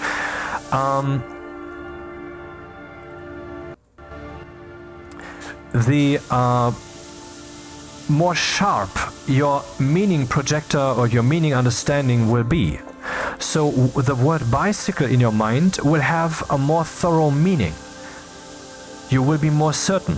And the concept of certainty itself will have more meaning. And the way I talked about it earlier, like, well, you have to be certain of your certainty too, and so forth, that shows you that I have a relatively high pixel resolution at least when it comes to that subject matter. Because I've thought about it. And so when I talk about certainty and about my certainty of a thing, and assuming that I'm consistently using my mind there and I'm speaking truthfully, then that is more meaningful. Should have more impact, basically. And it will. I'm confident when it comes to the future of this channel, even if it currently looks rather just, it's just there, you know. I'm confident that the future of this channel, maybe not necessarily this one, maybe YouTube bans it or some shit happens, I don't know, but of one of my video channels the impact will be vast. I'm confident of that. I will not tell you the logic behind this because that would go too far. Anyway, so when I said that, when I tell you that I'm sure about this concept of you should be aware of your certainty, blah blah blah. Let's not repeat that again. Then you could object, well, but are you sure that you're sure? And I'm saying, yeah, I'm fucking sure. Now you might say, okay, how much then have you increased your pixel resolution as a human being? Well, certainly beyond the push of necessity, I can tell you that. In other words, as all the people like me, like myself, who have done that, we are now becoming the pushers. We are becoming the ones who push the rest. Because, yeah, that's the way. Because, I mean, reality pushes us to do things. Because reality's pixel resolution is infinite. But, or let's say maximal. But the more you increase your pixel resolution, the more your mind becomes basically an entity like reality, or a manifestation of reality. I'm not saying I am that, but we are that on a blurry level. And the more you increase your pixel resolution, the more you have seen through all the plot twists, have given more meaning to your image, the more you have actually meaningfully, correctly pixel artists your way into photographic portrayal of reality without getting them wrong, those pixels. The more you have done that,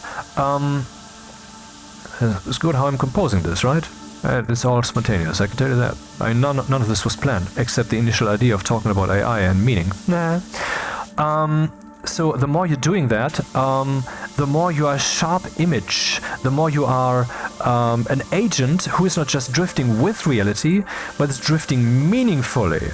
So it's not just like your random noise that happens to be in that place because there was a free pixel spot. So you're just a person who is living that life and I'm doing that work because I've been told to. But no, you are meaningful, a generation of the universe, which...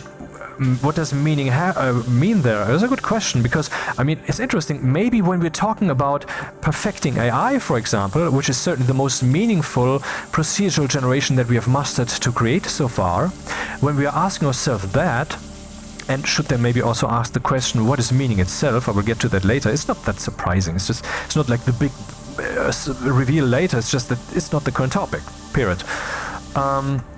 It's about difference, a contrast and such. Then maybe we even have to ask, what is the meaning of life? Or not life, but what's the meaning of the universe? Maybe we cannot ever answer that, but maybe there is some. I'm not saying meaning as in purpose, not meaning as in someone decided, even though that's my worldview actually, but that's not the point here. The point is, if we want to make something meaningful, then we determine it to be meaningful from our human perspective. What is our human perspective? Our human perspective is like a charged battery or like a charged accumulator, and it was charged by reality, by our flow through reality. We know that we don't want to fall from a great height. We know we don't want to bump into things. We know we don't want to be unnecessarily aggressive, because if we can't back it up, or if the situation doesn't warrant it, then not only will there be backlash that we can't defend against, we will also be actually guilty instead of having achieved something. Though I think aggression is generally not the way to go, except, well, okay, let's not go into that murky water. I could talk about that also at length, but I can talk about anything at length, goddammit. Because if your pixel resolution is sufficiently high, then this means that you have seen abstractions which are more all-containing. And if that means that you have seen more all-containing, not all-containing, but more containing. I mean, the more containing they are, this means that the more topics you have seen connected as one. And so you can talk basically about any topic and meaningfully connect any other topic if you have seen basically the highest abstraction level. I'm not saying I've seen that, but I'm saying I've certainly seen a higher abstraction level than a level that humans are generally being pushed by everyday life, by nature, and by humans, by civilization, to develop towards. So I can connect more topics meaningfully. I hope that this is also received like that. I have no way of knowing how it's received because, But even if there would be comments on these kinds of videos, which are unlikely because, I mean, what would you talk about? About the 10 trillion topics I talked about?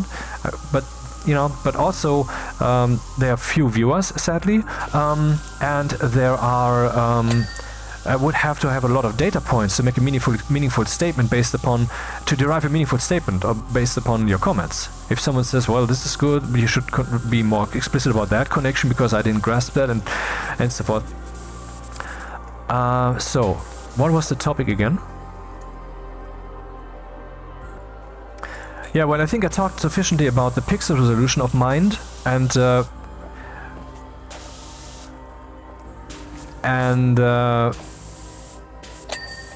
yeah, the meaning. The meaning of the universe. Meaning doesn't have to mean purpose. That's something that the religious folk generally get wrong. Or maybe they don't get it wrong, but when they communicate it to the... Okay, but I guess they generally get it wrong. With your meaning then, dude, what about the meaning that I give myself? Are you telling me the meaning that I give myself is, in your eyes, meaningless? That my will is meaningless to you, you loveless piece of dog excrement?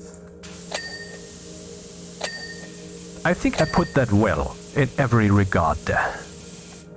Anyway, so...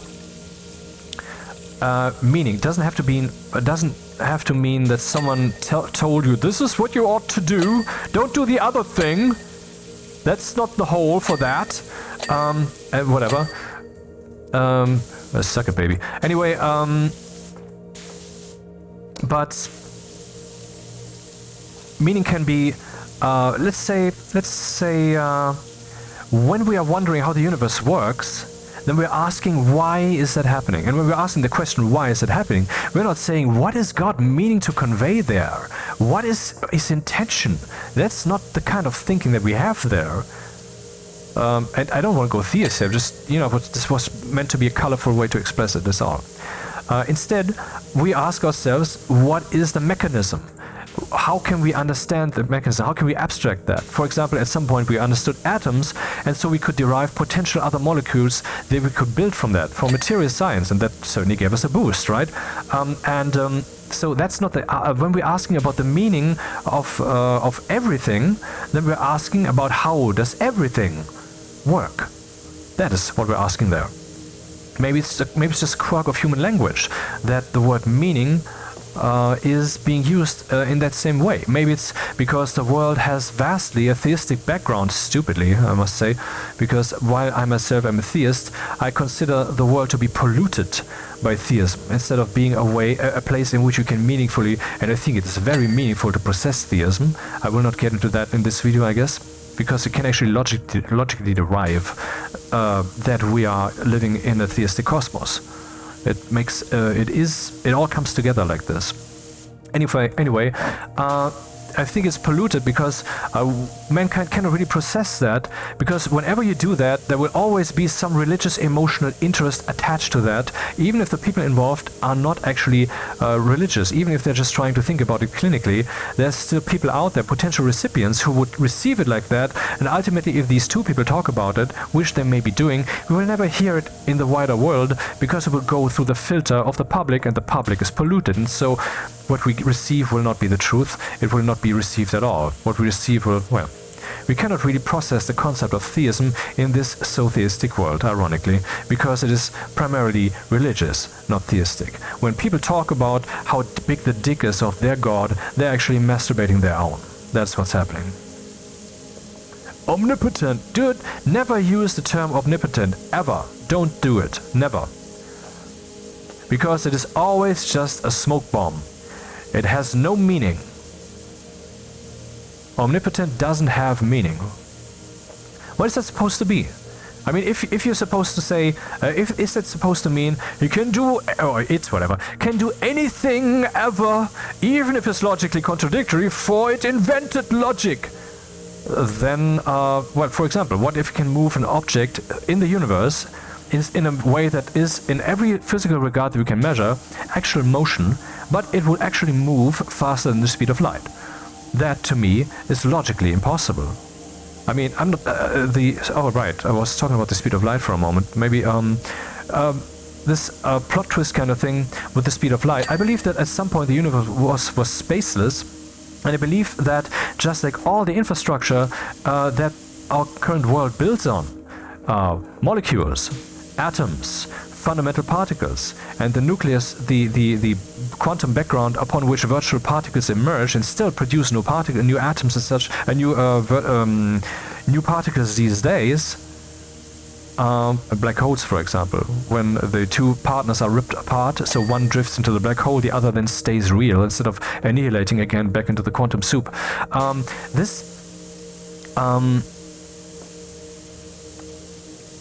All of this stuff is still here. Why should the spacelessness of the universe be gone? Why should that not still be here? And in this way, I believe it can be explained why we have this so-called, well, Einstein called it that spooky action at a distance, where you can have a quantum object, two quantum objects entangled, you can drift them apart spatially, very far, kilometers, we have done that, and then you interact with them, and then you can cause a collapse of the quantum state into an actual defined state, and that happens faster than the speed of light. It happens instantly. It happens at infinite speed. We know that. It's not, it cannot be used for communication, so you can forget that, it cannot. But it's happening. So how do we explain that? Well, my explanation is simple. It is happening using infrastructure of reality that is spaceless. Because the spacelessness is still here.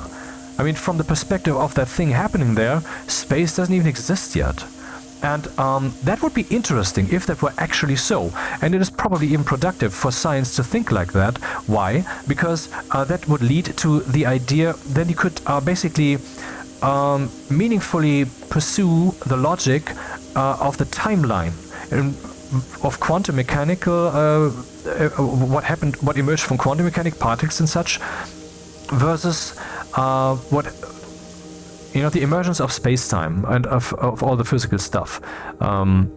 If you would know that these days we still have non-local effects because of the spacelessness, then maybe that would allow us to think about the spacelessness and its meaning and its mechanical position when it comes to nuclear processes or subnuclear processes, and therefore would allow us to understand the timeline of events at the beginning of the universe better. So yeah, chew on that, man.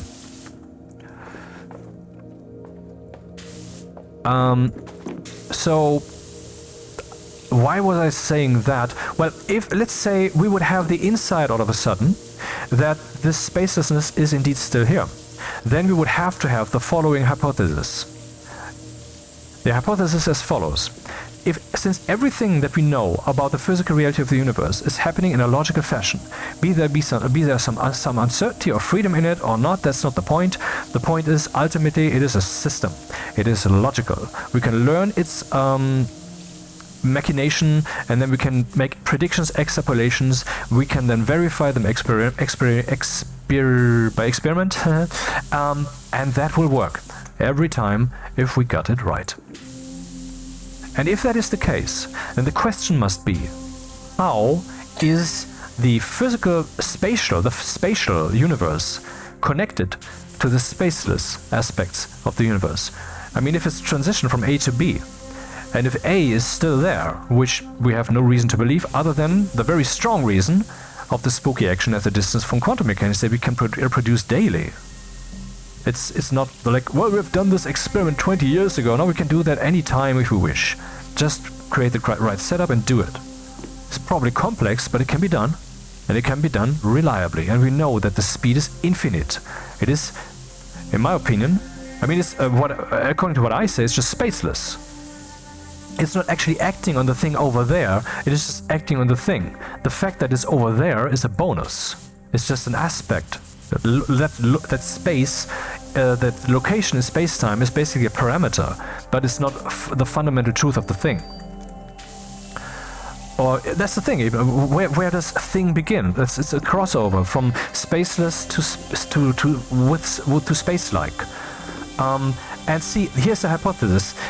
If everything is somehow logical, if there's a system, then it's possibly, or probably, even a logical system, that connects basically the spaceless situation, the spaceless aspect, to the space-like aspect, to the space-like layer. And if that is the case, then the question must be, what is that system? But more importantly, and here's the hypothesis, if there's a system that connects the spaceless to the space-like, doesn't this mean that the entire universe, the entire infinite space that we can observe out there, that we can fly in one direction forever, we will never reach an end because it just keeps fucking going, that thing, that is one orchestrated oneness? Isn't that logical? Well, it is not hard logic, but it is certainly a meaningful hypothesis, and I've never heard anyone utter that fucking hypothesis. And maybe we can even measure that. Maybe there's even a way for us to find out. Maybe there's a way for us to gather enough data, toss it as an AI, basically as a pattern finding machine, and then the machine will say, hey, I found some data mining results here. This data mining, not minding. No, although in a way, if you use an AI for that, it's data mining. All right. So maybe it will find something, and then maybe we get a whiff of, oh, that could be it. That's system, man. And then that might actually allow us to understand the beginning of the universe more, and so forth and so on. But okay, let's go back to the topic of AI. I mean, if you want to define a meaningful procedural generator for a game, or as we're doing in reality, in AI, if we want to do that, then we want to know meaning. And maybe, I mean, the meaning that we're applying there has been taught to us by reality, by the universe, everyday life, gravity. And interestingly, Elon Musk's XAI company is currently working on Grok 3.5. Currently, they have three out for, I don't know, for the entire year already. I don't know, for months. I've been using it a lot. It's less good than Google's 2.5. Gemini 2.5 Pro, in my opinion, but you cannot get too many free prompts there. But on Grok, you can get a lot of free prompts before it says, now wait for an hour. So yeah, you can get a lot of more meaningful output there. But you know, I pick my AI depending on what I want to do and based upon what I've learned, what they're good at. Of course, you have to be wary. They are changing in capability basically all the time, particularly when there's a new generation. So I was pretty disappointed when Gemini 2.5 Flash of Google was still telling me what Google Gemini 2.0 had told me, because Gemini 2.5's knowledge cutoff is January 2025. In other words, it knows everything, so to speak, before that, and certainly it should know the outcome of the presidential election in the United States. But no, it claimed that the current president is Joe Biden, and that Trump has not had a second presidency. That's ridiculous, man. That's just a shitty product. Wherever it is shitty like that, my opinion is because it's political bias of the company, which in Google is left-leaning, and they are. But anyway, that's all beside the point. The 3.5A Grok that is currently in development is supposed to be founded in physical reality, in physical laws. And that is interesting. I don't know why exactly they're doing that, other than, of course, to be able to give more meaningful scientific answers, because then it can say, well, this doesn't work because of the law of gravity, blah, blah, blah. I don't know why exactly.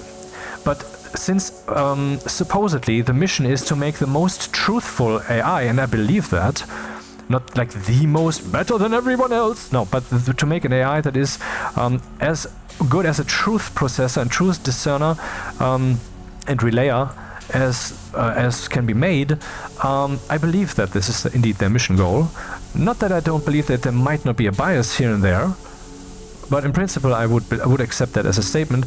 I think that maybe this 3.5 approach with using physics might actually meaningfully tie into what I'm saying here, because I mean, when I'm saying that we are trying to create procedural generation there that is supposed to be as meaningful as possible, more meaningful than even Dwarf Fortress's world generation, then the most meaningful thing that we know is the universe. And so the things that we know about the universe that are unshakably true, at least to our current understanding, should be the foundation of the logic of such a machine, because the things that we teach it might be flawed. For example, there's certainly a lot of political turmoil around this whole Trump, Musk, and Biden thing, and so maybe there was actually no political bias when Google trained their 2.5 Flash. Maybe there wasn't, though. I think there was.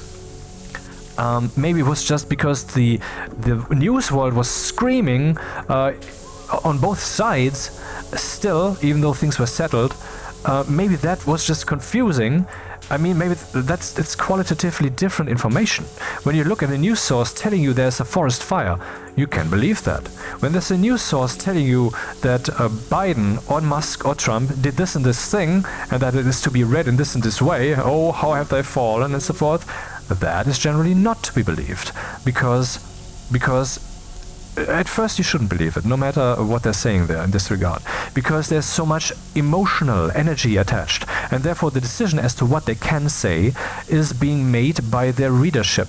And like Fox News has particular or the Sky News Australia has a certain clientele, viewership, so has CNN in the opposite direction. And so they would try to feed those people, because ultimately they have advertisement clients that pay them. So not only would the people say, oh, well, what, they have done a 180? How can they do that? Because maybe they were trying to portray truth. Maybe at some point Biden was good and then he turned bad, or vice versa, for example. But can the news source tell you that in an emotionally charged situation, a topic like that? See, that's how you have to think about your data source, instead of just wallowing in the filth of the lies that are being tossed at you the whole time. Even if they're not lies, you can the level of certainty portrayed is often not true, and, well, this emotional component, of course, you know. So if a news source tells you something about a forest fire, that is probably true. But if it tells you such other thing, that is to be doubted. It's your duty to doubt that. It is your duty, because you are an agent. You have effect on reality. You will perpetuate information that you end up believing in.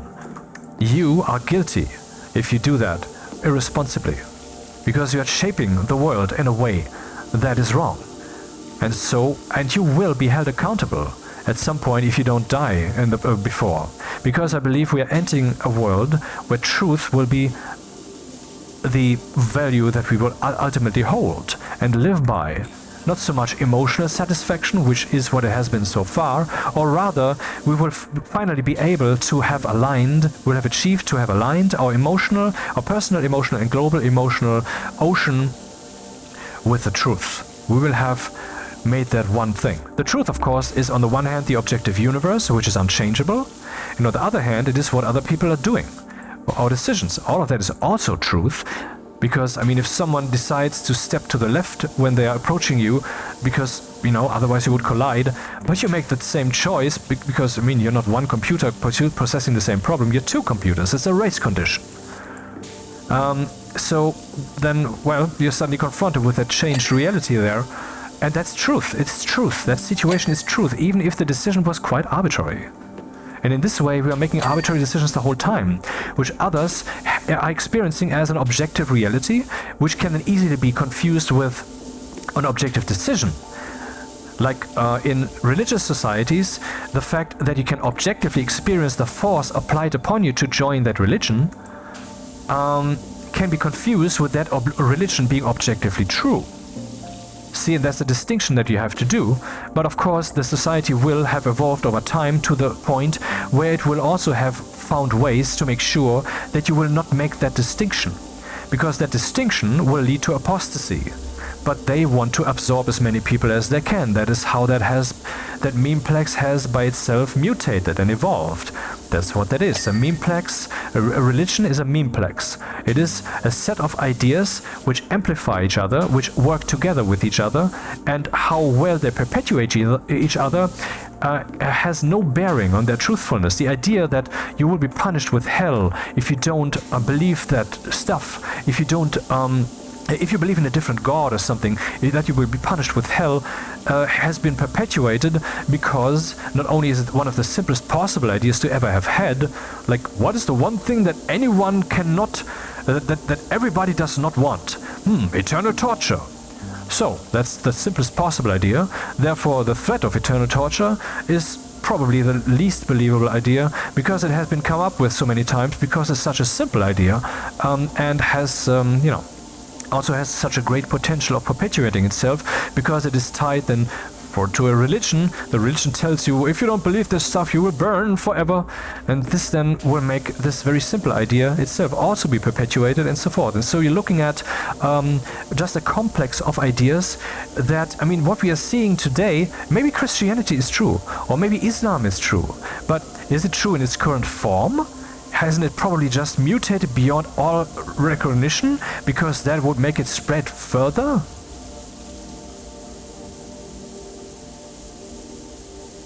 Certainly, right? I mean, religious people are usually mentally damaged. I know this will offend viewers, but I say it because it's true. And that's the way you should go about it. You should just, if it's topical, say the thing. Not necessarily everything, like, well, I was thinking about dicks, so let me tell you about the length of mine. That doesn't make sense. But in this situation, it makes sense. So let me tell you what I mean. Let's say the following argument against religion is extremely strong, and only religious people would deny that it is very strong, or maybe they would accept that it's very strong, but somehow magically they would not apply to their own belief, or they would pretend before themselves even that they would apply to their own belief when they then go about and look at all the other reasons in quotation marks, why they are believing that stuff. But what they're really just doing is trying to evade the fact that they're realizing that that is a dead giveaway, that their belief is probably bullshit. And here's the argument. The argument is the location. If you were born in this place, or rather, I mean, to those parents, the probability that you will have that same belief is super high. Extremely high. That makes, I mean, basically you could say there's, metaphorically speaking, they're kind of informational receptors in your head when it comes to religion. How did the world come about? What's your purpose? How should you live? Should you have slaves or not? How should you treat them? That kind of stuff. Religion. Anyway,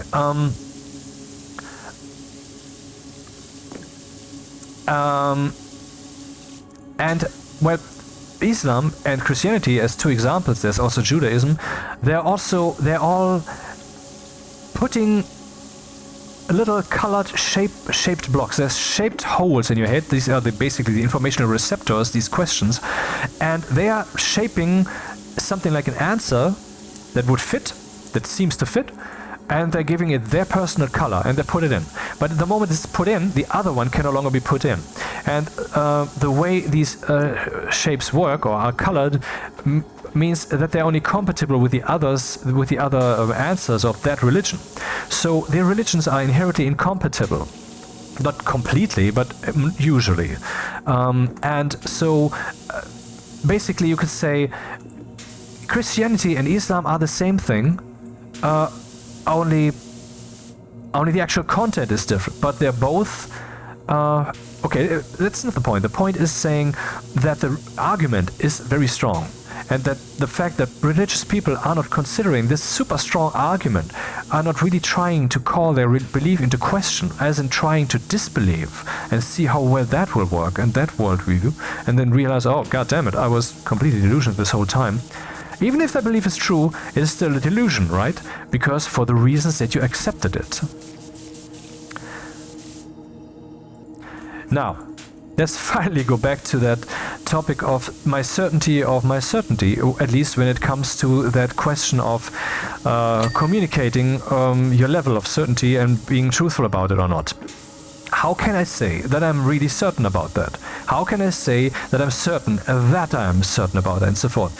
That implies a high puzzle mosaic resolution, where I have looked at many question marks, and then I've filled in what appeared to be the correct color, the correct statement. And then later I increased the resolution. That is, by the way, how I define skepticism.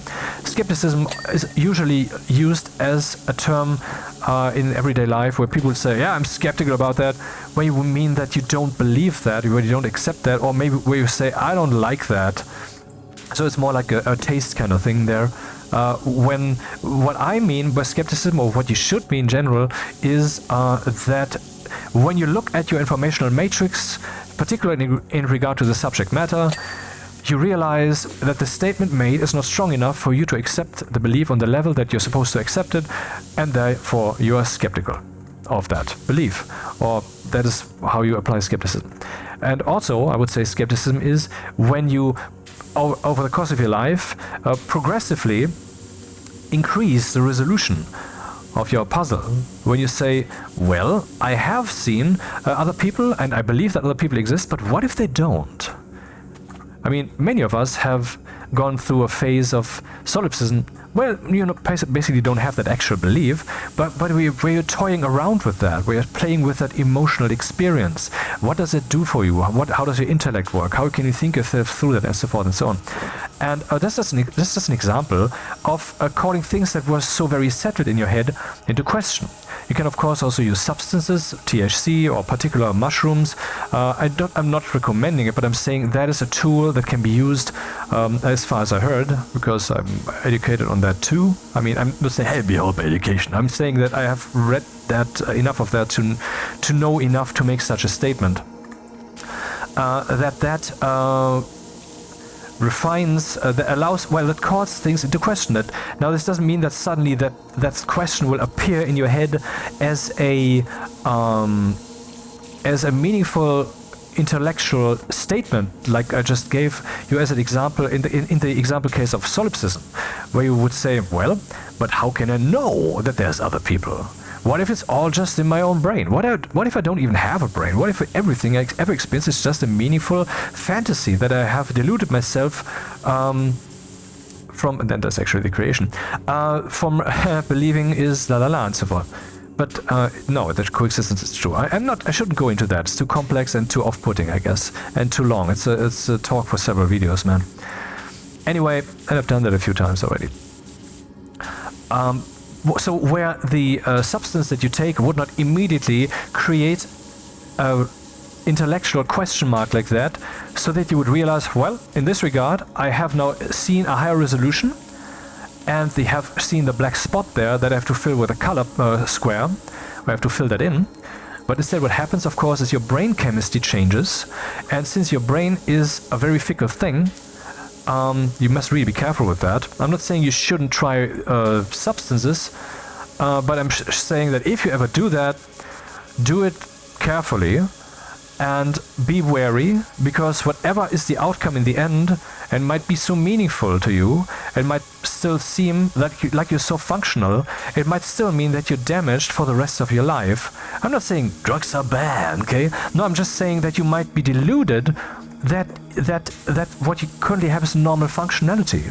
For example, if you eat very sugary food, is my experience, basically, or very processed shit from the industry, you will think more, is my experience. Now you might think, that's a good thing then.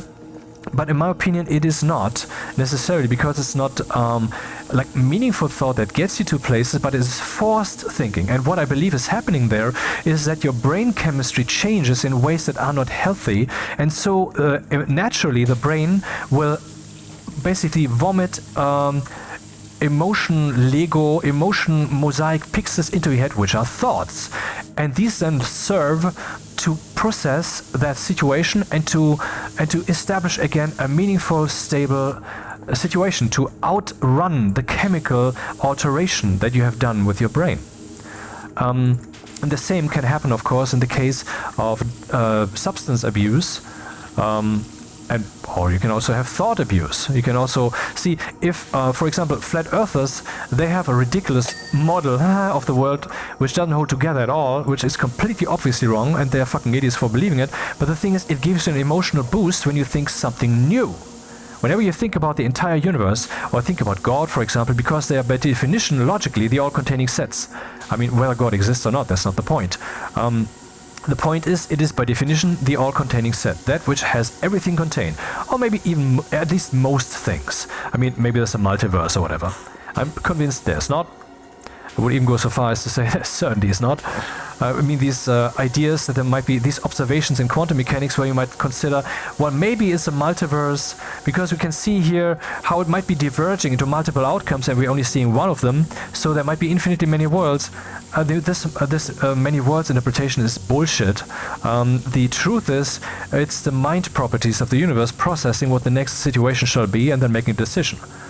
That's what it is, because the universe is mind, because the universe is God, because we are the universe, because everybody is God, blah blah blah. So let's not go into that stuff. All-containing set. So if they are kind of the all-containing set, then if you think about the universe, if you think about its vastness, how wonderful it is, and so forth, whatever you can think of, that touches kind of all the things in your head at the same time, because they are contained. And so this will give you an experience of awe, of novelty, and nature, by means of evolution, I guess, has given us a mechanism that rewards novel thoughts.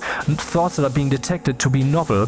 Why? Because that is likely to increase your survival, because it's a new structure, which will then just like biological new structures, like genetic mutations, also see itself confronted with already existing genetic structures, or in this case, existing structures of your mind, information structures, that will evaluate it. So infusing your brain with white noise, like you might be doing with THC, or by making your parts of your brain chemistry liquid with mushrooms and such, that can be meaningful. I'm saying again, disclaimer, don't do it, it's dangerous, but I'm not saying it's the wrongest thing to ever do. It can be meaningful.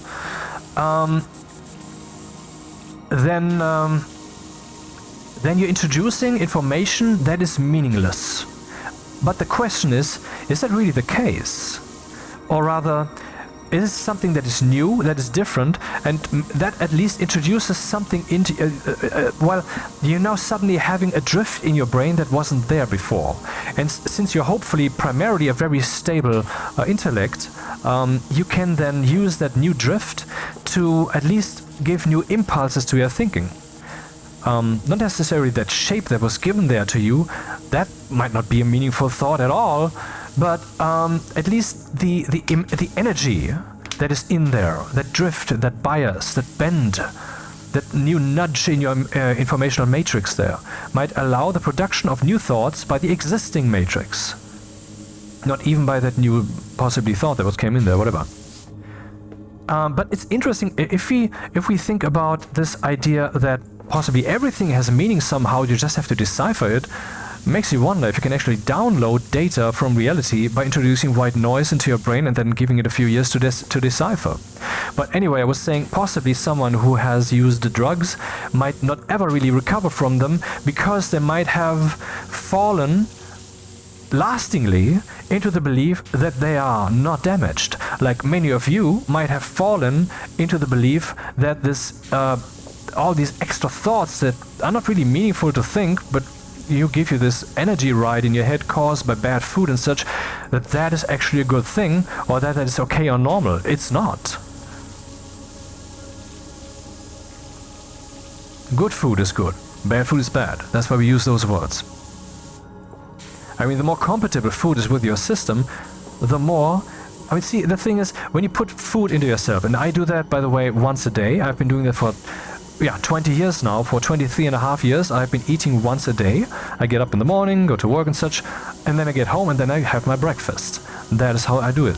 I've been doing that for 20 years, and so I have a very clear view of the difference between now I have eaten and now I am not. Now I am affected mentally by food and now I'm not. And I know that eating gives me new thoughts, gives me new motivation in the mind, gives me new drift. You might say, well, it's just the energy, you know, you need chemicals, you fucking idiot, whatever.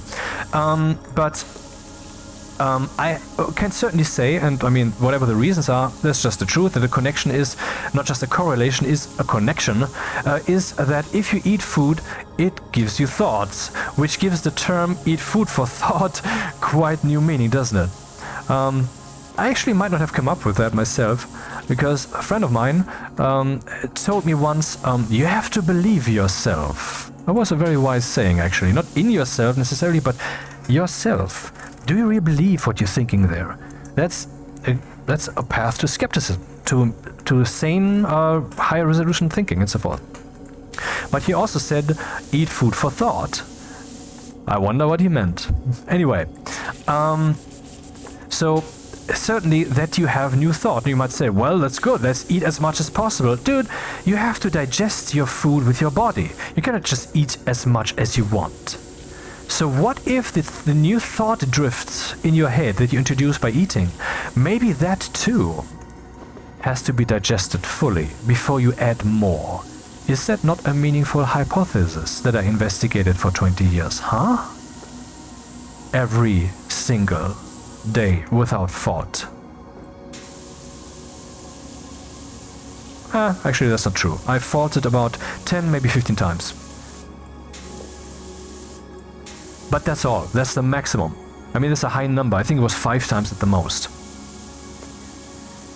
Anyway, also no substances. I mean, the last time that I even drank caffeine was in 2005. Though I had 1 or 2 glasses of Coca-Cola in about 2011. But that's all. That's all. There was nothing else. Otherwise, just fruit juice and eventually then even only water. So I have a very clear view on what food does to your mind.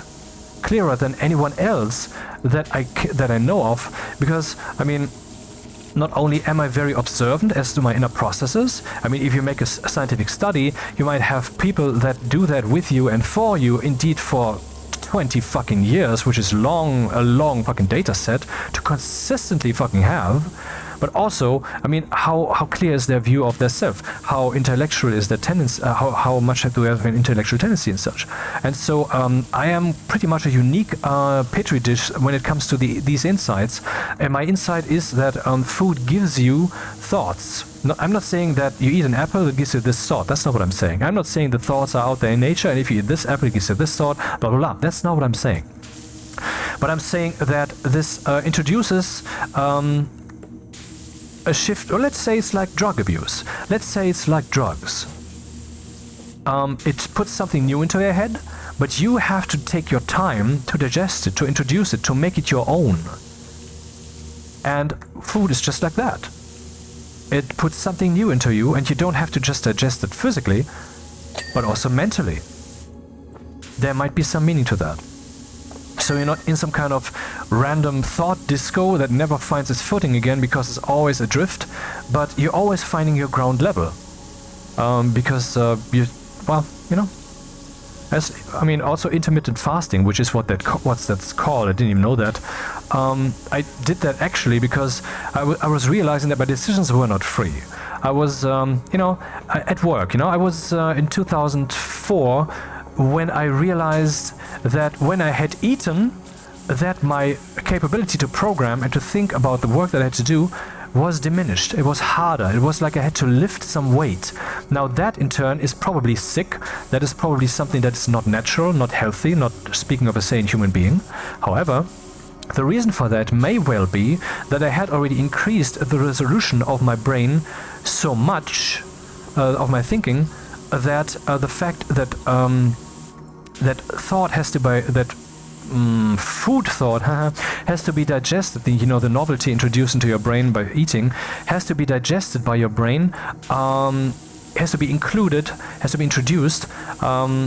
Was already kicking in. Not only that, but also because maybe the higher resolutions that I had in there were incompatible with the lower resolutions. My belief is that basically the mind is the body is the mind, and science kind of agrees by saying that this accepted fact that if you're exposed to stress, mental stress, for a prolonged period, that is hazardous to your physical health.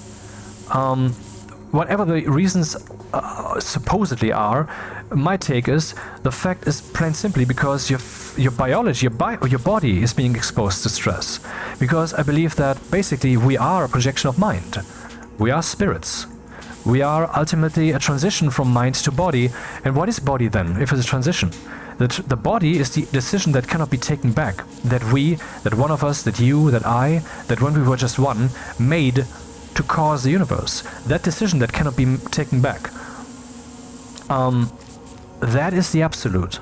That is what the mind has to accept, is the idea that it cannot unthink, the knot that it tied into itself, that it cannot untie, can God create a weight that is so heavy he cannot lift it? Yes. The answer is yes.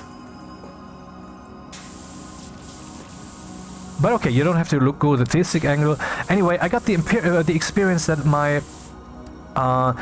the process of my higher resolution having to consume the rest of me, basically, though that was not yet the way I interpreted that, which hasn't yet completed, and the process of the digestion of the food affecting the mind, I had the impression that it was slowing me significantly, was numbing me. And I was realizing that was actually interfering with my work. And so I decided, you know what? Let's not eat right now. And then I experienced something that I found disturbing. What I experienced was I couldn't. And then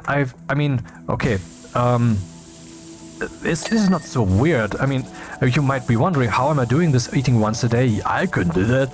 Well, I couldn't do that either. And then I could, because now I just made the decision at some point to really do it, and after I'd done it for a while, it just became normal. It can really just become normal. And if I'm invited somewhere and someone cooks something, oh, it's so tasty, then I will go there and with my nose next to the food, not on top of it, because you can never be sure whether something falls, some microparticle. You don't just want to prevent that from happening.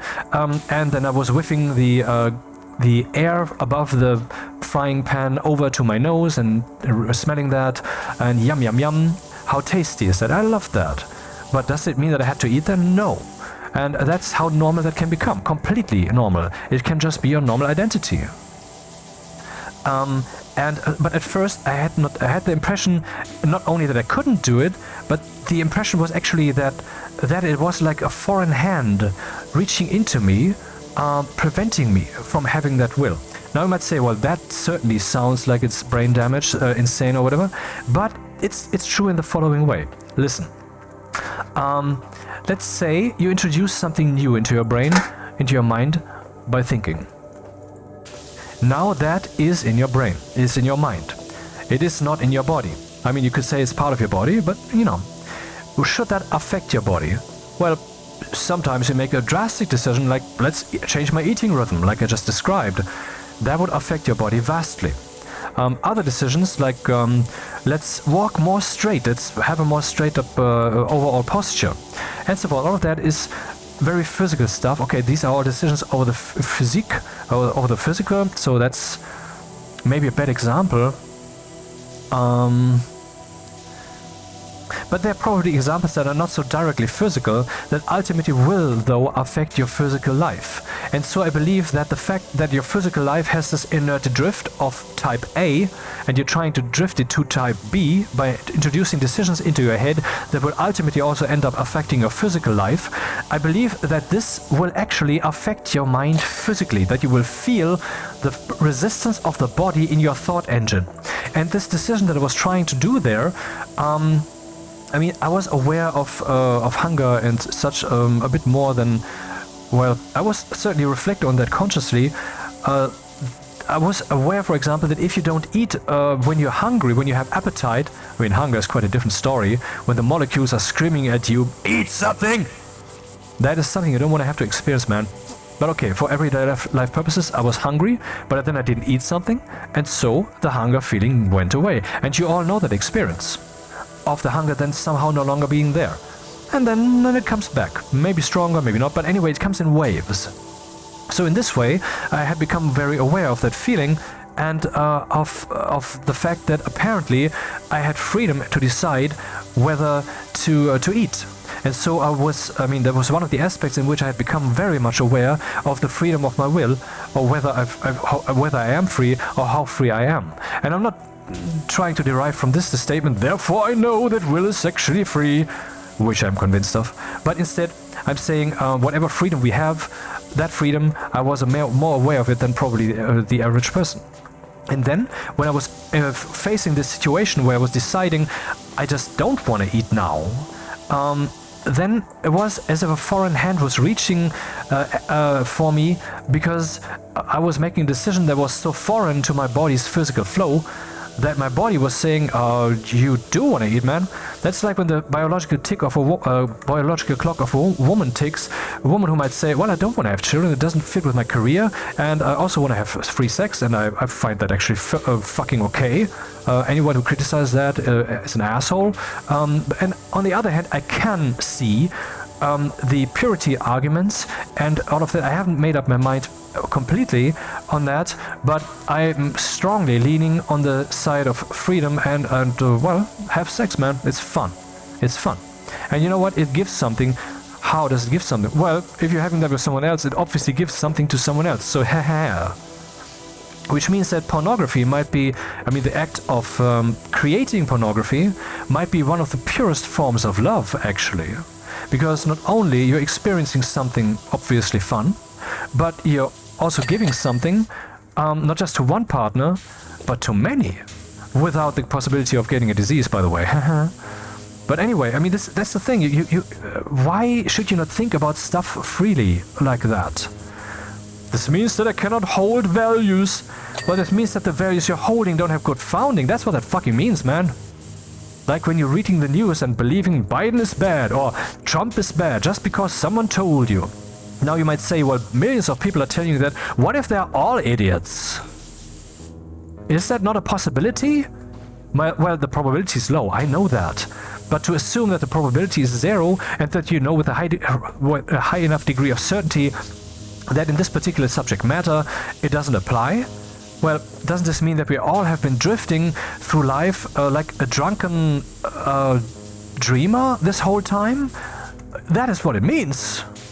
So you might say, well, how has society functioned then, huh? And wouldn't that shut me down then? Wouldn't that shut my argument down? Well, we are being confronted with the necessity to face the high-resolution truth of physical reality more and more these days, so we have to wake up more and more. So that's my comeback. I'm saying that we have to wake up. We have to face the truth more, and therefore,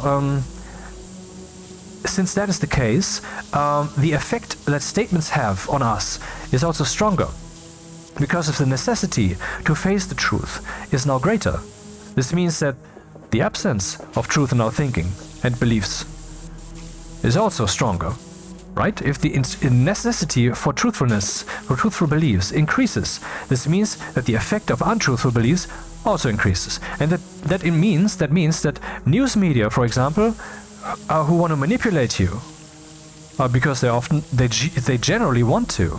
They want to manipulate you into staying a customer of theirs. No matter what they're saying is the truth, you know? This means that the negative impact that the slight bias that they might be having is stronger now. This means that the slight bias they had is now a stronger bias. This also means that if they want to uphold that, this means that they now have to more or less consciously face the fact that they are deceiving.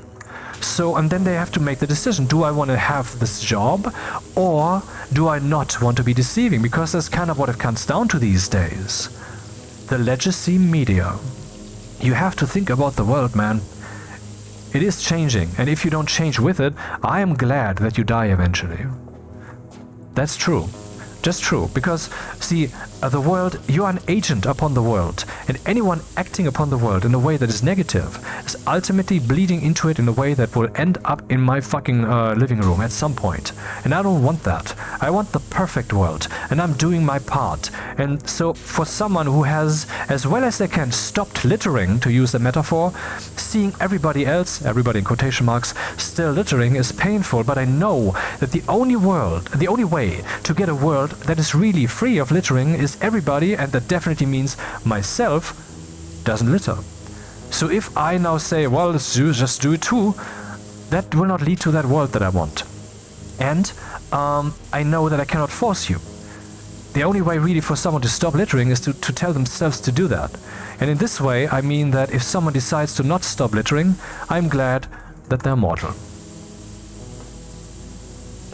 And actually, I wish for all those who decidedly stop littering, or really try hard to stop littering, that all those become immortal.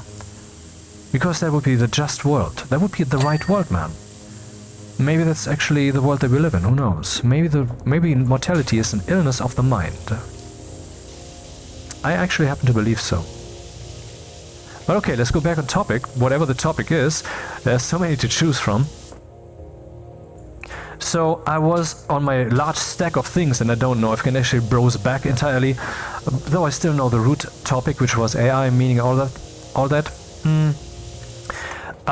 Was currently that I was feeling this resistance. My body was telling me, you want to eat now. And so I was realizing my body is a part of my will. Just like when you're walking, and you're walking balanced and eloquently, and you're really in a stride, you might think that that is a mental process that decides that, and your physique is executing that, but I think you agree, the truth is, you are doing that in mind and body as a oneness. So is that the mind deciding that, and the body then executing that like a machine, except you're perceiving that very intimately, and so it's kind of a oneness? I think we should rather look at it like this. Your nervous system, balance and all of that is giving you feedback all the time, all across your body. Just like your thoughts feedback in your head directly to your brain. So you're having a feedback system of the mental and of the physical, and of the kind of physical and kind of mental. A transition. It's like a gradient. And also, I think it is certainly true that, you know, you can the physical and the mental is a gradient. I think it is not a digital distinction. You can see that by people like myself, for example, who have more control over their physique. Someone who decides to only eat once a day, that to you seems like a profound achievement. And maybe it is. But to me, it's just not a profound achievement, at least at this point. It's just, I don't know, it's me. What am I supposed to say? It's just, I don't know, I like it. It's like it better this way. I like to maximize the mental flow that I can achieve by not being distracted by more macroscopic, bold blobs of thought that are coming in that demand to also be dealt with, but instead for all the mental activity that I have to be entirely in my hand. For me to be the one who commands what I do. And apparently, for my mind to be able to command what it does in its mental realm, I need to also command what my body does in the physical. That appears to be the case, at least that's my experience. And so, well, I believe that the mind and the body are one, and that's like a gradient. I believe that the most mental experience that you can ever have is emotion. That that's the most immediate thing, which is of course built on your infrastructure, on the universe around you, on your body, on the identity structures in your brain that you built so far. Though I think we can kind of agree that your identity, that's not just inside, that's also the outside world, man. You learn that in particular when you talking to someone else and later observe, why was I saying that? Why was I behaving so differently? You know? When you're adapting to the energetic situation, to the cause and effect situation. Anyway, so the emotion being the most immediate experience, then there's the memories, then there's the thoughts, which are the semi-immediate experience, which are built on the entire infrastructure and driven actually by your emotion. You might say that your thoughts are driven by your thoughts, but I mean the impulse to think comes from your will, and your will is your emotion. And then that engine has been set in motion, and then you're in a dream. You're dreaming. I'm not saying it's not real, but now you're inside this carousel that you started, this thought process. Now this thought process takes place, and eventually it will have drawn to a conclusion which allows your free emotion flow to take over again and start another run. Kinda like that, right? I'm sure that this description is very apt, because I'm ridiculously aware of my will and thought process. I know that this sounds, hey, look at the moon, look at the finger, but this is still all about the moon. Because, I mean, why would you care about what I say about the moon? Why would you care about the moon that I'm pointing at if you don't care also that the finger's direction is straight? No, a crooked finger pointing at the moon, why would you care about the moon then? Maybe you should actually look at a different moon. We'll all miss all the heavenly glory. Winky wink nudge. Anyway. So I believe that the mind and the body are a oneness, that your will is a oneness of emotion, of thought, and then even more crystallized memories, which are more inert, and so forth and so on. And then there's something that we might call identity, which is just, well, things you have done, things that are of strong emotional content, or longer habits that you have, more established habits that you have, all of that being a stronger inert driver and structure in your brain, but also a structure in your face, because if you have smiled a lot, that might actually be visible there, or if you have ran a lot, you might be more fit, and so forth. Ultimately, your mind and the body are a oneness. From a gradient from the most alive, which is your emotion, to the most inert, which is the bone structure, your teeth, basically. But I believe that even the teeth are mind. I know this sounds ridiculous and you don't have to go there, but I must say, and I keep saying that in videos where I talk about this stuff like this, and I'm saying it again to point at the moon better. So I'm talking about myself here. I'm saying that my health is basically ridiculous. I have 1, maybe 2 colds a year, sometimes none, but usually it's at least 1, which lasts for a week, maybe 1.5, but that's what it is then. I mean, during COVID, I didn't have a problem until I took the fucking vaccine. Then I had the strongest fucking influenza kind of cold that I've ever had in my life, that I can experience, that I can remember for at least 2 weeks. God damn it! What the fuck, man? And well, that's kind of what a vaccine does. So there's not a strong statement against the vaccine in principle. Okay, I'm not saying that here, but ultimately I think that whole thing, mankind dealt with that shit wrong. It was happening during a time when we're already experiencing the illness of the mass media control and of the biasedness of our political instruments, which in our democratic design, where these structures represent the 80 billion people sitting at one table, that doesn't work, by having few instances of these 80 billion people, where when that goes lopsided, there's just no way to fix it. And that's interesting, isn't it? Because then we don't have any institution that fixes it. If they're all out of balance collectively, that's time for a reboot, man. I mean, that's the only way to fix it, right? Well, currently it's writing itself, I guess. Anyway.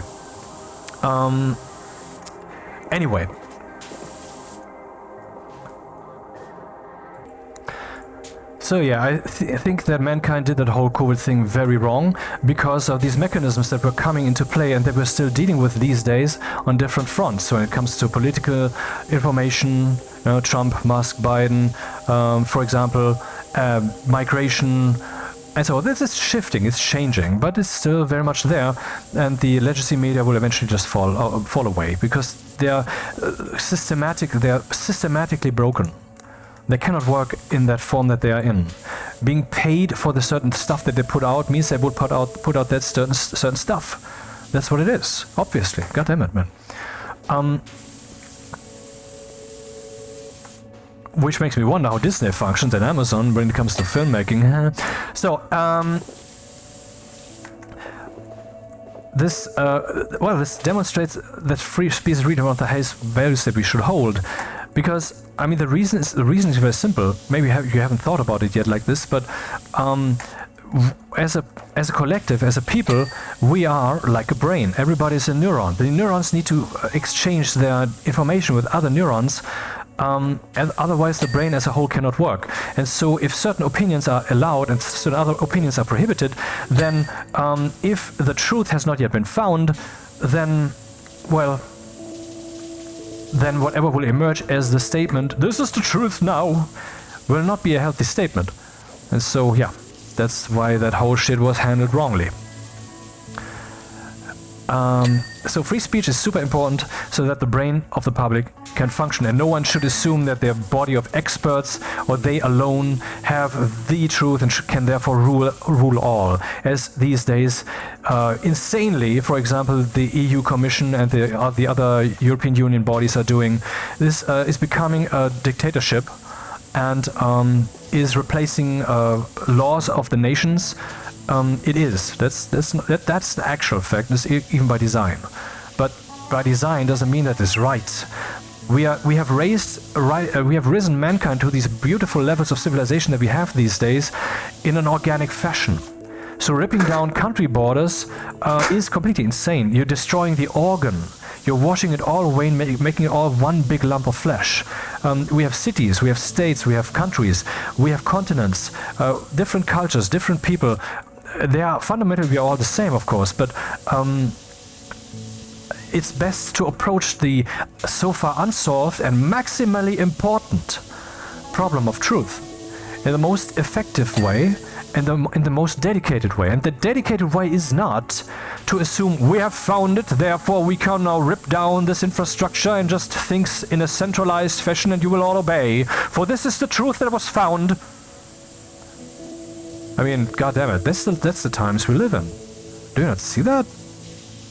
That's wrong, man. Yeah, free speech necessary. So I was talking about my health. So apart from that, I have nothing. I mean, sometimes I don't even brush my teeth in the evening, just in the morning, which I know sounds ugly and so forth, but it's my life. Fuck you. And sometimes. And so the entire night, whatever food remains, and like I told you, I eat basically in the evening, in the afternoon, late afternoon, can now rot between my teeth. And so since I have been doing that, well, not necessarily teeth brushing, but in principle, the late eating, and I never brush my teeth after eating, only when I go to bed or, primarily morning, when I do that, then the food has time to rot between the teeth.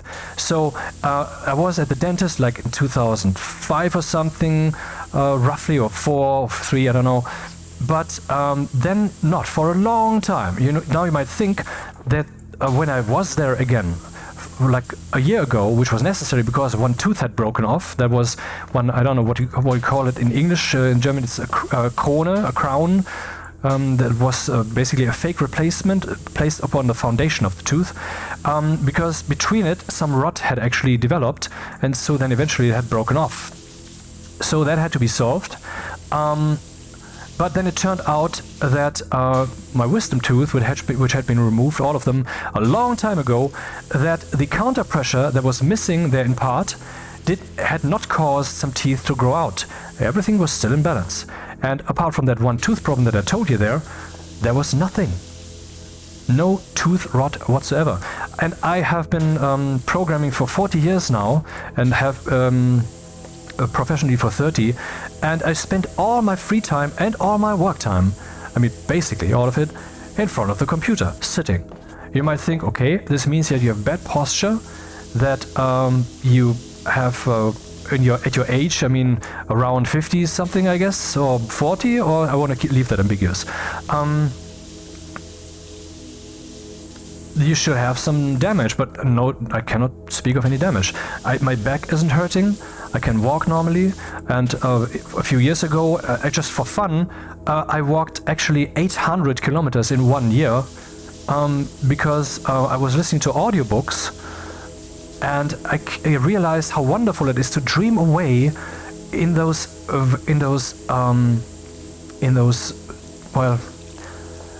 what's the word? Well, in those books, stories, while I was walking the real world. City, town, parks, at night often when I could basically barely see. That was fun, to add this additional layer of tension. That was awesome, man. And then I checked Google. I always had my mobile phone with me, so I could check Google for how far I had walked. It said 800 kilometers, and I did the math and realized, yeah, that actually that computes. That makes sense. Yeah, that's a lot, man. And since then I haven't been doing that, but I could, but I don't. The reason, it wastes my time. I want to be productive. I cannot use my computer to write something, to enjoy, to play a game, to create videos and so forth. I cannot do any of that while I'm walking around, so I don't do that. But I could. It's just, you know. And why? Because I'm so strong-willed. I don't believe there's actually such a thing as willed strength. There might be such a thing when it comes to drowning out certain voices in your head that are also your own. Of course, I mean certain thought tendencies. Like when I think, which film will I watch today? We have like 4 ideas in parallel, and you want to evaluate them and then choose one of them. That's what I mean with voices, basically. No? That's kind of an effort if you have basically a self-contradiction in yourself, and you have to make a choice, and the choice maybe to not eat, you know, or something. But my experiences in 2005, for example, when I decided to stop eating over the day, ultimately didn't come down to strength of will, but to purity of will. I was able to process it in a logical way that eventually I was able to perceive these the will tendencies of my body who was saying, hey, eat something, motherfucker. I was saying, I would be able to ignore that because I was intellectually understanding what was happening there. I'm not saying, behold the intellect. No, I'm telling you, you could use your thought engine to overcome emotional and even physical tendencies that you don't like. For example, fear can often or usually be deciphered into what's going on. What is fear? Fear is when you are experiencing or imagining to experience a probabilistic situation that you don't like. I mean, for example, you will fall to your death, or you will be fired, or there will be something in that film that you would like to watch that you really don't want to see because you find it cringe, and so forth, different scales of things. And, you know, the examples are not good when it comes to fear, but you know what I mean. So you can overcome fear by understanding it. If there's a fear tendency that you have, embrace it. Try to see it instead of suffering it, which is it throwing itself at you. You should throw yourself at it. Open your arms, embrace it, and try to let it sink into your intellect and try to let your intellect sink into it. Usually this will result in understanding what is really happening there. This might not actually alleviate the fear. What if, for example, the fear is that you might get mugged in, I don't know, Chicago or something? Then you might process that, and ultimately you might come to the conclusion, well, the probability is high, so have fun. But I mean, in principle, there's often fear that is just diffuse, undefined. And if you decipher that, then you will find out there's nothing to fear there, or you just have to adjust your behavior a little, or some things that you have to do, suddenly that feeling is gone. Or when you think, shit, I have to do that thing, I don't like that, something that is on the horizon, I don't know, like you have to do some work, clean the apartment, clean the PC, something like that, do the backup. But when you're actually at it, it's not so bad. So the trick always is to turn have to into want to, and fear is often a have to. You have to find out what that have to is, so that it can turn into a want to, and then the fear is gone. And so that's how you can throw your intellect at things. And if there's will tendencies within you, like your body is saying, hey, I want to have a child now because the clock's ticking, man, then you have to make the decision. Do I actually want one? And then, of course, that gets tricky because it's like with THC, you know, where people say, I'm not an addict, it's just a fun habit or whatever. I would hold that it is an addiction, but one that is soft enough that you can easily, relatively easily, use your intellect and will to decide to stop it. But I'm using this example now for the following reason, because the problem there is to make the distinction between, to really see whether you want it. Because what if, for example, you like the feeling? For example, the feeling of eating the rest of the pizza because it tastes so good. Which will then, of course, lead to possibly you becoming overweight. or feeling too full, feeling too stuffed. That is thankfully a pain that you can latch onto. You can remember that. You can remember, I had this pain, and yesterday I had it too, and the day before I had it too. I don't want to eat the entire pizza this time. This time I want to leave basically maybe the crust. Let's leave the crust. This will overall lessen the amount, and I will actually get the goods, only the goods. That's a good idea. Yeah, let's do that. See, the shame turned into an asset there. Good thing.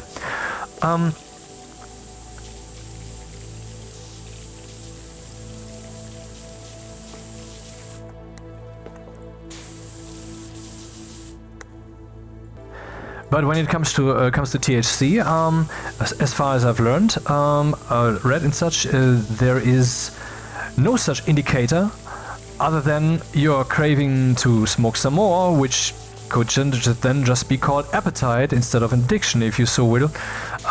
So where is from what I've gathered now, through a bit of information, is that I believe that over time it will give you kind of the spring force to do something as a person and with your life that whenever you're high, though, you can't, because you're enjoying the film, basically. The film in quotation marks is not a hallucinatory thing, but you know. And this spring force itself makes itself known to you more and more until it becomes a pain that you should acknowledge. And that then you should tackle with this pizza logic. You should say, well, I don't want that pain, so no matter how tasty the pizza is, again, I will do what's necessary to not have that pain. So then the trick is, as a human being, to become more sensitive. What is it that you would call pain? Of course, pain is a metaphor. You know, I'm just, using one word for an entire complex of things that doesn't always deserve that term. Like I could use the word suffering. No? Like heaven and hell, basically suffering and bliss, that's the same thing.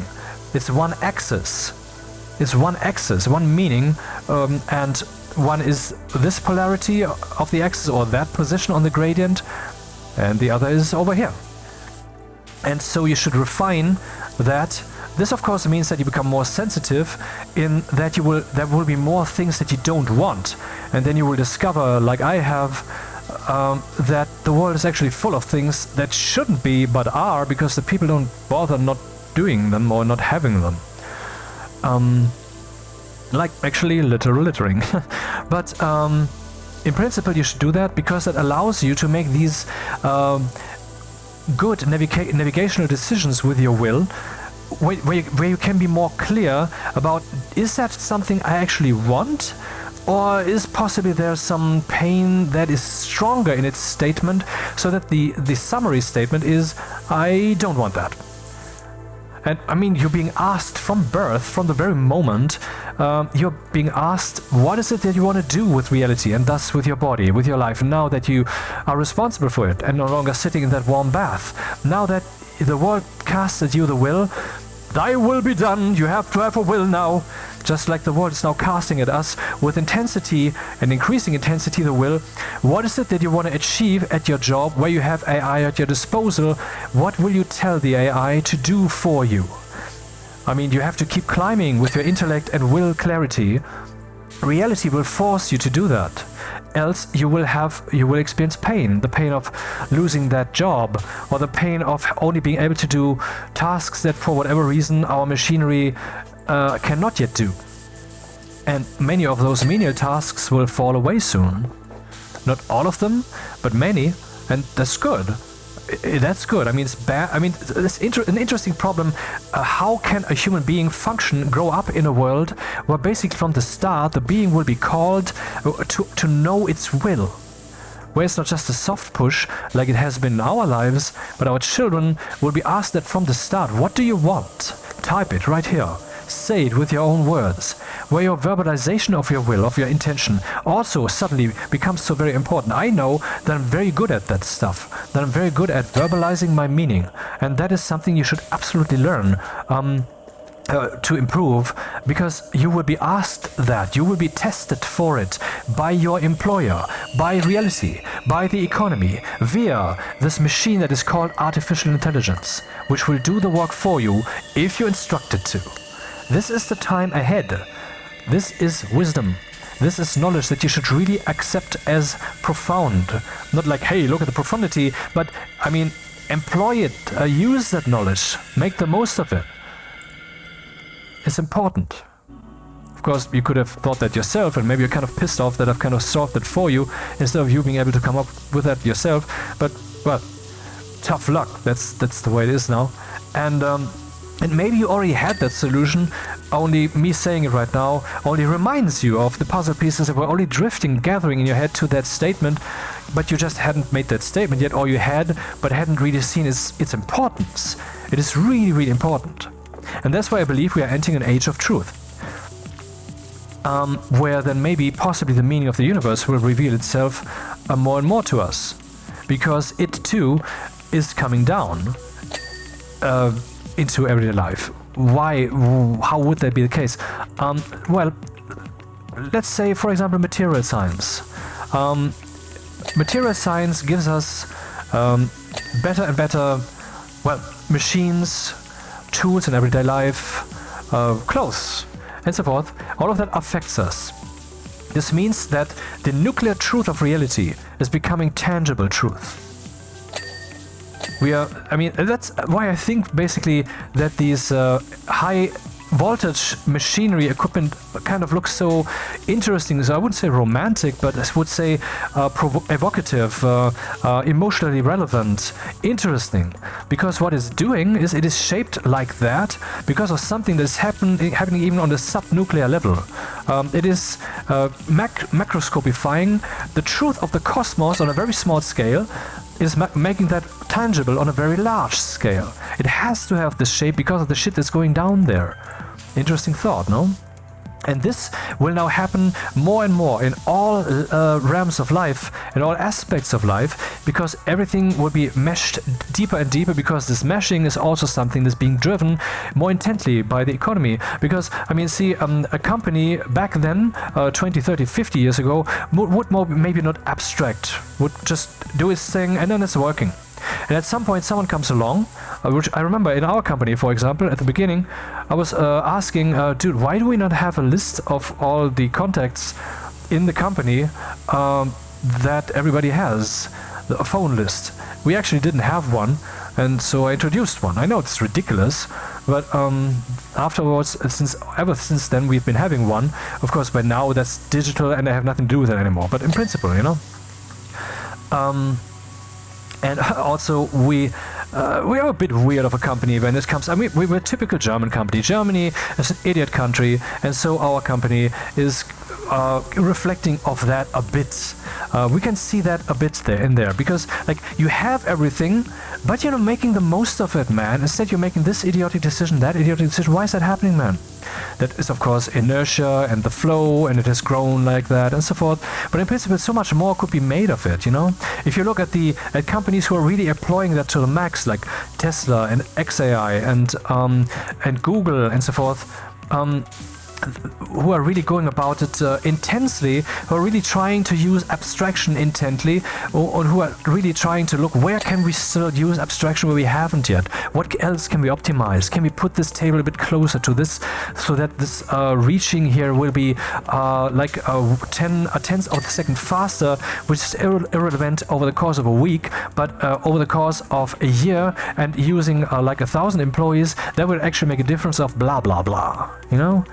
That kind of stuff. Now, this sounds like we will eventually be like in Metropolis, in the film Metropolis from the 1920s by Fritz Lang, where the workers are tied into the machines. Basically, they have to do these rhythmic motions the whole time, and that was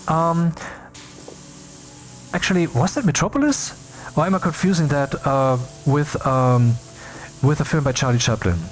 I'm not sure, but okay, you know, anyway, where the people are completely tied in. But if you think about it, that is the art of the world. That is our fate, just not in that form. Think about it. You are eating because you have to, okay, so you're slave to reality. You are breathing, okay, slave to reality. You are sleeping, you are waking up, you're making sure that you have the right nutrition. When you're interacting with people, you're making sure that you're not behaving like an asshole, because neither do you want to be treated like you're being an asshole, and you don't want them to be assholes toward you either. So the symmetry concept, basically the game theory, where you invest the goodness of yourself, even if it's not being paid back, but you know that if you start littering, the world will be worse, and therefore you will not contribute to that in hopes that overall it will become completely better, la la la, which I hope you do. Else I hope you don't do that for much longer. What is honesty? Why shouldn't I be honest about that? Why should not everybody have that same attitude? I hope you become good, or I hope that you are good. I hope that you become better. I hope that anyone who does not ultimately, after given enough time, become better, will basically be excluded from the flow of the world. Be that prison, or be that just whatever happens to them. Now, of course, I'm not saying go out and do no. No, I'm talking about me and probabilities and nature and hope and honesty and sanity.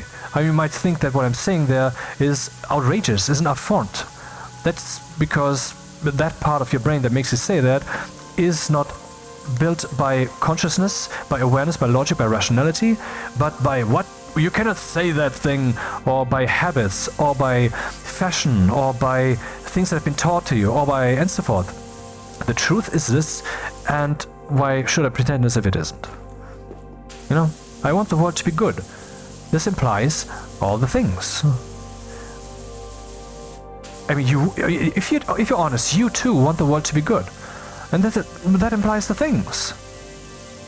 Except if you say, well, but that has higher priority. Well, then you're confused. You're not looking at it, not high enough intellectual resolution there. You're confusing, you have to kill someone, death penalty, who is not good enough, haha, which you shouldn't, of course, but with nature killing someone, with someone dying of natural causes. Of course, you could say, my hope does nothing. Fine. If it does nothing, then you can have that hope, then legitimately even, haha. But see, the thing is, if in your head you think you shall not have such thoughts because they might lead to action, that is just revealing of an impure thought engine, where one thing is tied to the other, where your actions are not entirely separate from your inner being. See, people who say that, why would you watch horror films? Why would you want to play violent video games? To those people I can say, why do you watch films with a love story which end badly, or which have a tragic part of it, where things are really bad? Why is not everything roses and colorful in your film? Tell me that. Is that not the same problem, you piece of dog shit? You absolutely, completely worst piece of human being? Because what you're trying to do is you want to imprison the mind of the world because of your personal deficits. That's what that is. You cannot separate these things from each other because the topics are too high in your head. They're not yet solved enough. As in, death penalty is still an open question. You can tell that from the fact that some states have it, some states don't. And from the fact of the high energy, and from the fact that it's also everyday life relevant. How is it everyday life relevant? Well, a human being who would have been brought to death but hasn't been is still there. That's relevant. Nope. I'm not saying it should be. I'm just saying, that's why it's still, it's all connected. So if you're confusing one with the other, then you might be saying, well, you cannot have such a hope. Like, nature shall kill the unworthy, so that we, the worthy, can be, or that those who actually strive to be worthy, at least. You cannot have such a thought. Then I ask why, and then you can give a clear answer. But the true answer is the one I just gave. In your head, these two topics, like bringing people to death by human hand versus people coming to death by nature's hand, are just not separate enough. Your intellect does not clean up enough there. That's what that is. That's the reason. And people who, for example, might be influenced by video games and horror films in a way that they find emotionally strong, where it's not just an intense ride and fun and then the credits roll like it is for me, but like that instead it's like a religion where the credits never roll, so you stick with the delusion. You cannot ever go to the fridge and fetch a beverage and then return to the thing. You have to stay in the whole time. You cannot get out. that these people are projecting this disability of theirs when it comes to legislation. So everybody shall now walk over ramps just because some people need them, when the rest of us should, well, have their stairs and ladders. How the fuck did I get here? Well, I'm browsing back in my head. I find, for example, this thing where I wanted to express basically, behold my health, which I think might actually be tied to me having pursued for the longest time already an increase of the resolution of my mosaic and try to fill in only the truth and get rid of all the untruth. Which I might have, I'm not saying I have, but I get the whiff, the strong whiff, I have done successfully. Maybe since I've been doing this for so long, the disparity between this is the body and that is the mind is in my system so much more clear than it is in the average human. You might think I want to eat something, while I might think my body is telling me that I should eat something. You might, think this sounds a bit robotic, this data could be called pain, like in Terminator. But isn't that the way you should go about it? I mean, like, what if you want to fuck? Should you rape someone? No. I mean, this is of course a very extreme example, but isn't that the same axis, my idea? Isn't that the same thing in principle? Yes, of course, it's violating someone, it's completely different on this regard, but ultimately it comes down to, do you really want that? Do you really want that to become your will? Do you really want that to become the action in the end that you formulate based upon your will? Or do you want to just perceive that, but otherwise keep drifting whatever you were doing? I mean, this is just an extreme example, but I hope you have understood by now that I'm using that just to make a contrast. This is like Hitler comparisons. Comparing someone to Hitler is often wrong because people are too inept. Trump is Hitler, sure, that you saw that in his first presidency, yeah. Because he had two, just in case you noticed. However that happened, probably he paid people. But anyway...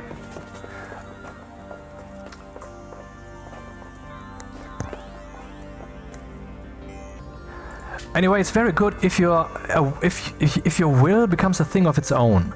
It should be one with your body, and I've kind of demonstrated that by this 800 kilometers walk example, where I was walking for like 3 to 5 or 6 hours straight, and then I went home and was laying back and relaxing and so forth, just to listen to my audiobooks. That was fun. And I have since accumulated lots of audiobooks that I haven't yet listened to because this great opportunity to listen to them, which I really, really heartily, strongly recommend. Please, please, please try that. Take a walk for a few hours, listen to an audiobook that you would otherwise also maybe want to listen to. Do that. Maybe, but maybe not. You will discover a different dimension of experience, of fun, of existing as a human being. I mean, walking is one of the most fundamental things that we can ever do. It's part of our beingness. And then you're doing that. But at the same time, you will be kind of asleep. You will not think, oh, this is so far. I want to do something again. I want to get home. I'm bored. I don't want, and so forth. All of that falls away because you're dreaming this dream. But at the same time, you're not wasting body time. So you're not wasting mind time. You're not wasting body time. You're fully utilized. And at the same time, the different flavors of your surrounding environment might actually deepen the experience of the book. Do it. Please, I beg you, do that, motherfucker. You might actually have an enriched life like I have. Maybe I should actually do that again. Every once in a while, yeah. Okay, where was I?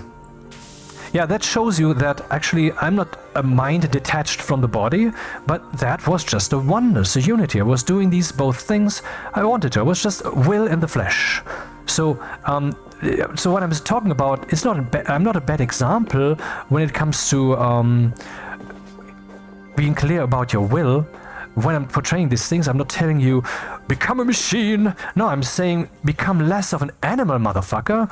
Become less of the machine that tells you procreate, less of a machine that tells you eat, less of a machine that tells you punch in the face, or litter, or whatever, or sit on your ass and not do anything.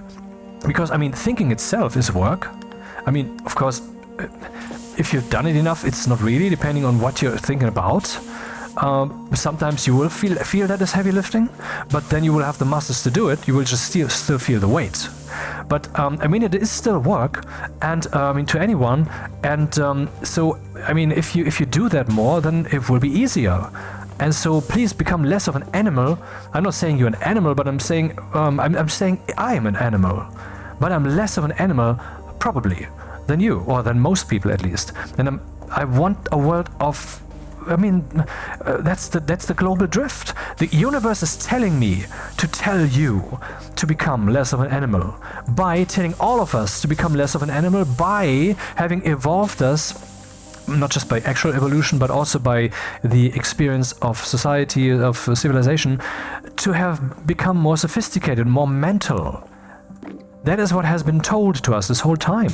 So basically, we are being told to tell each other to do that. Become less of a fucking beast, man. I mean, I'm proud and glad that I still have all my animalhood. That I can just, you know, step on the gas, if you know what I mean. But I can also just be this. I am the will in the flesh, man. At least that's how I experience myself. I don't want to be boasting. But I want to tell you of the blessing of being more as a person, of embracing your humanhood, of making the most of it. And I want you to do the same. That is why I'm saying that, man. That's the reason.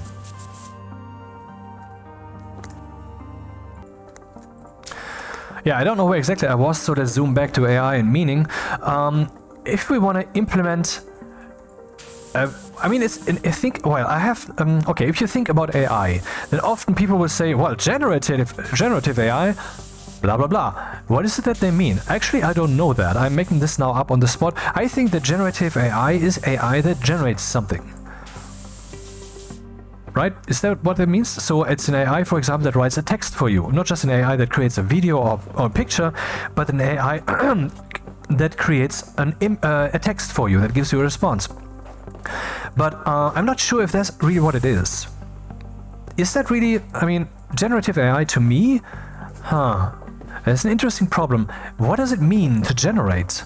I mean, if I use an AI that I think we would consider not to be generative, one that is character recognition, then in the most intense case we would have 26 potential 10 to 26 neurons, and all of them, then we would take the highest value output of one of them and say, okay, this is the letter B then that is being recognized there. Would we call that generative AI?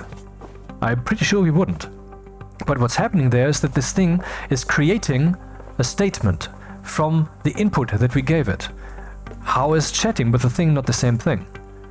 So I believe that if the term generative AI makes sense, and it probably does, I have to educate myself there, I'm sorry, shouldn't have started the topic really, but then again, I'm clarifying this, so that's good.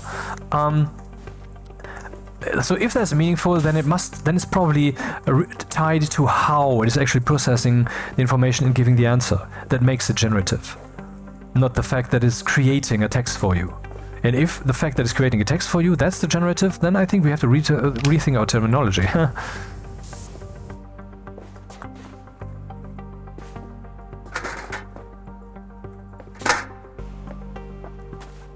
Anyway, so I think I haven't seen that yet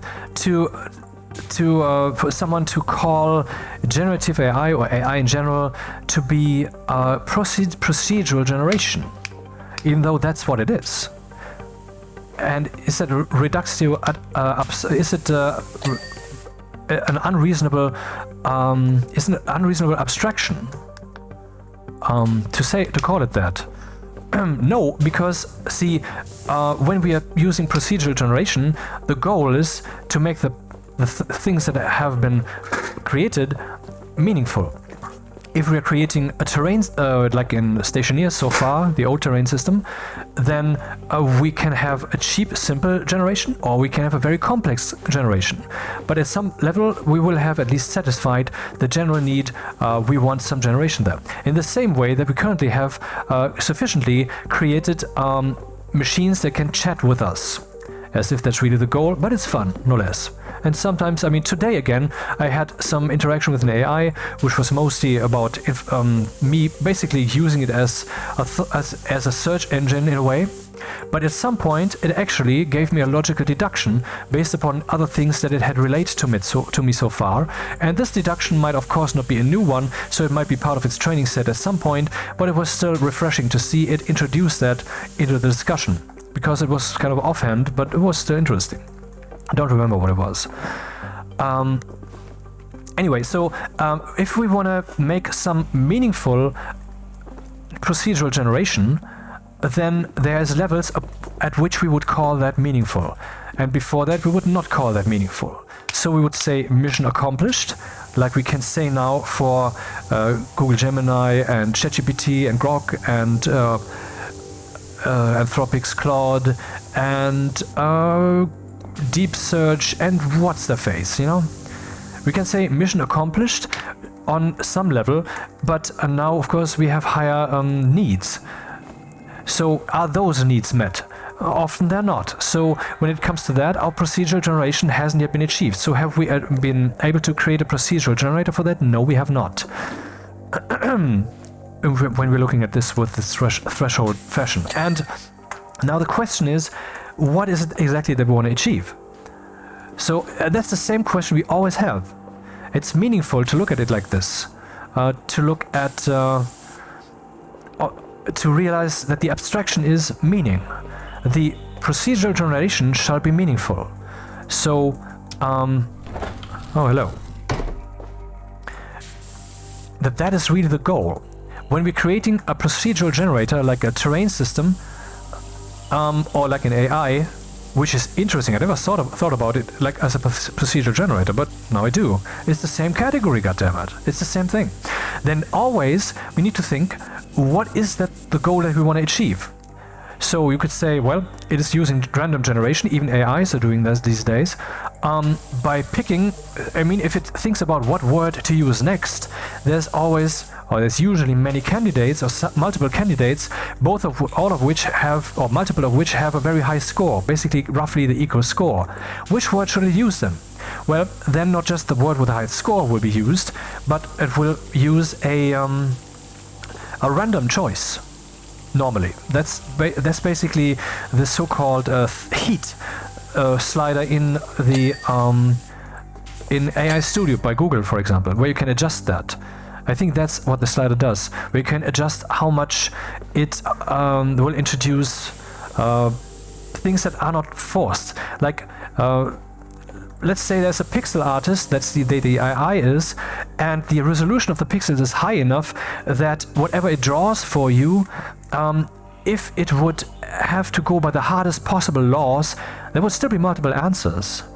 And this heat slider allows you to say how hard you want to apply these laws, so that there are even more potential answers. And then it can choose among those. What am I still missing here? I'm spray painting around here. Where is that? Right here.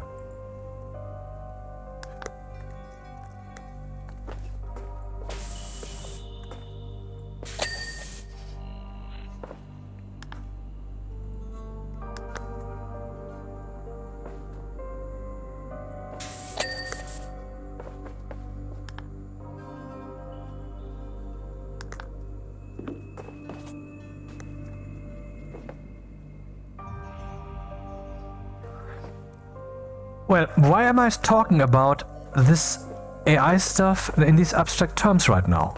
Of course, I'm getting to some points, I guess. I'm not sure, but I think so. Why am I doing that? Well, you have to understand something about the world, and I've talked about it many times. And you know what? Since this map is now beginning to become kind of boring, even though I want to complete it, of course, I will now play a different one that makes it possible for me to relay these things to you in a graphical fashion.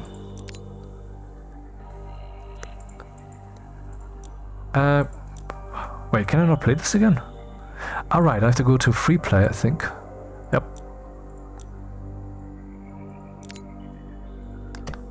Resume? Did it already start?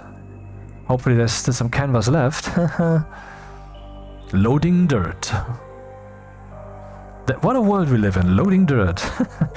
I mean, 50 years back, computer program telling you loading dirt.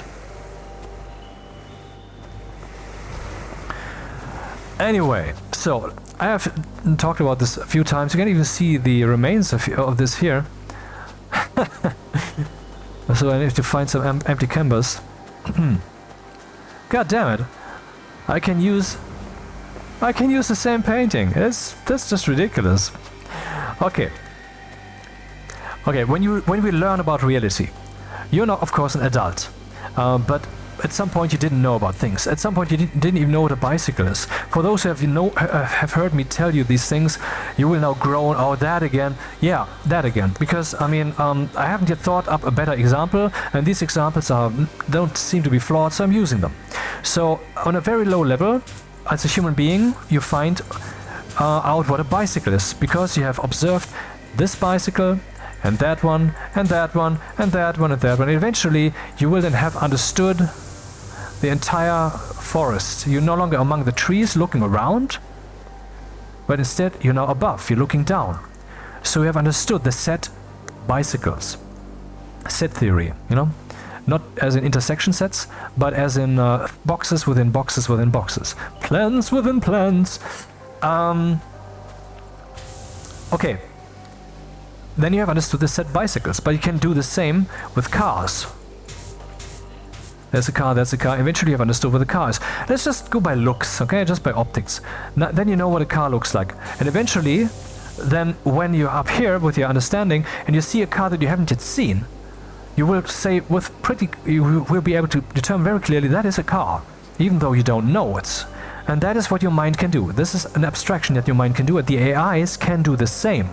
That's something that people underestimate. Normally, often I hear people rip AIs and new ones just a fad, or they're just regurgitating stuff they already heard and stuff. And this is because these people don't know what they're talking about. I know what I'm talking about because I've understood how the motherfuckers work. So listen up. I'm not going to go into in that particular detail right now, but in principle they are abstracting. They are abstraction machines. You give them a pattern, and then they will give you an abstraction of that, like a scientific theory. You know, a scientific theory that makes statements, that allows predictions, and so when you throw another data point at the system, it will then be able to make a statement even though it doesn't know that particular data point yet, because it was able to abstract that. And anyway, we humans, so now we have abstracted, we are a child, we have now learned that's a car, and these are bicycles, all cars, except some extreme outliers, we can now easily spot even if we haven't seen them before. But what is that? Do you see what I'm getting at?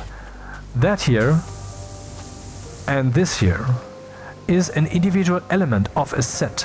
Like the car and car and car and car is, and the bicycle is, this here is also an element. What element is that? Depends. You know, it's a bit arbitrary how you climb up to the word existence, but it's let's just say this is a means of personal transportation. That's kind of how we can characterize that, and this is also one of these. And once you have seen enough of these, maybe you can once again come up with the abstraction that would describe all of them. That would probably be less concrete, it would probably less go by looks, but more by meaningful, deep understanding. But that's the thing, AIs can do that too, because these abstractions that they form in their deep neural networks, they are themselves patterns, they are themselves systems that the AI is in turn looking at. All of that is a oneness, and so a higher level abstraction can also be made. Before, it might be looking indeed at looks, this is a bicycle, this is a car. But this here, it would be the understanding from one perspective, like the utility for a person, like it's a personal vehicle. The other would be the manufacturing process to make a thing happen. But let's stick with the personal utility. So now we have the set of the concept, basically, of personal transportation vehicle here. And an AI can also climb to that level. And now realize that when an AI climbs to that level, and I mean, dude, we're not yet done. This is still just an element of a higher level set. You can climb higher and higher and higher with this. Yes, you can, and an AI can do that too. Our today's AIs, they're certainly limited, but they can climb at least a few steps. They can. And now that you have understood that, you will realize that indeed, as they are becoming more sophisticated, the assumption seems reasonable that they will climb higher and higher with their understanding. And also, it is reasonable right now to understand, to assume, to know that when an AI generates information for you, it is not just a permutation. It's not just saying, let's take this car and make the wheel bigger. It is not just, let's make an object that has 4 wheels of some sorts. It is at this point, possibly already, who knows how far they are, a device that you haven't seen before, but that fulfills the purpose of personal transportation.